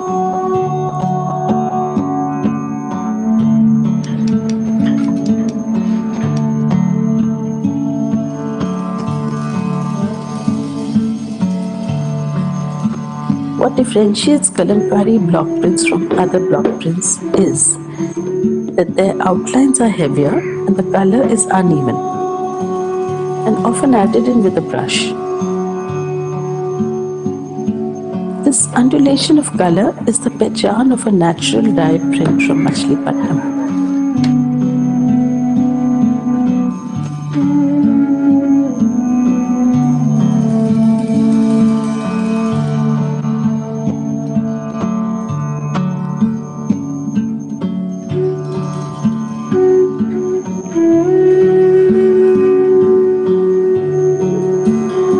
The complexity of printing with natural dyes is enormous. Each color needs a different process and has to be washed several times for the final color to emerge.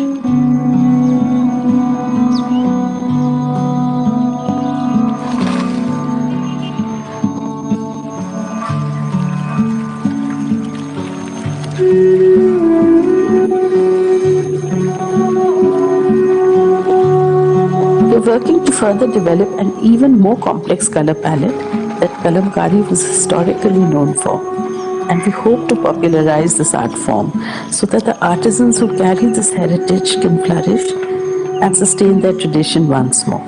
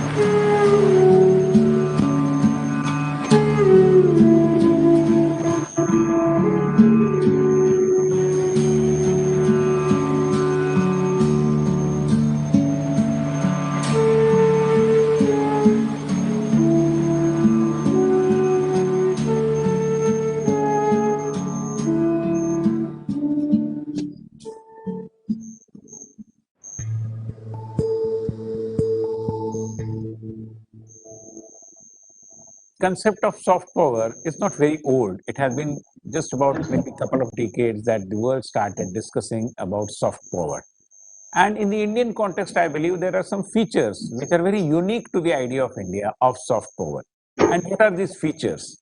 I believe basically in the Indian context, India's soft power starts with a whole lot of attraction towards the idea of India, which we experience in every nook and corner of the world. And this particular attraction and curiosity about the idea of India takes us to a fund of goodwill that India enjoys all over the world. Now, when we talk about soft power, this goodwill has to be taken to a different level and converted into a kind of understanding about the idea of India.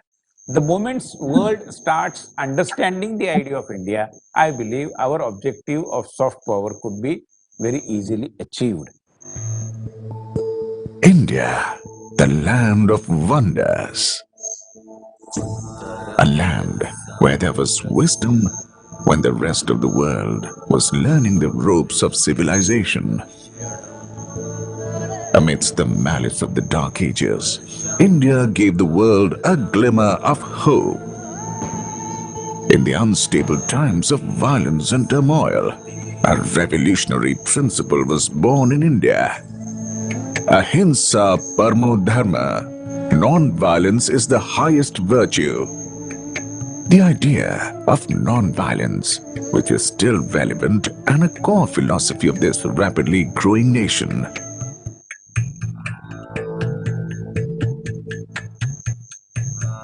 Gandhiji's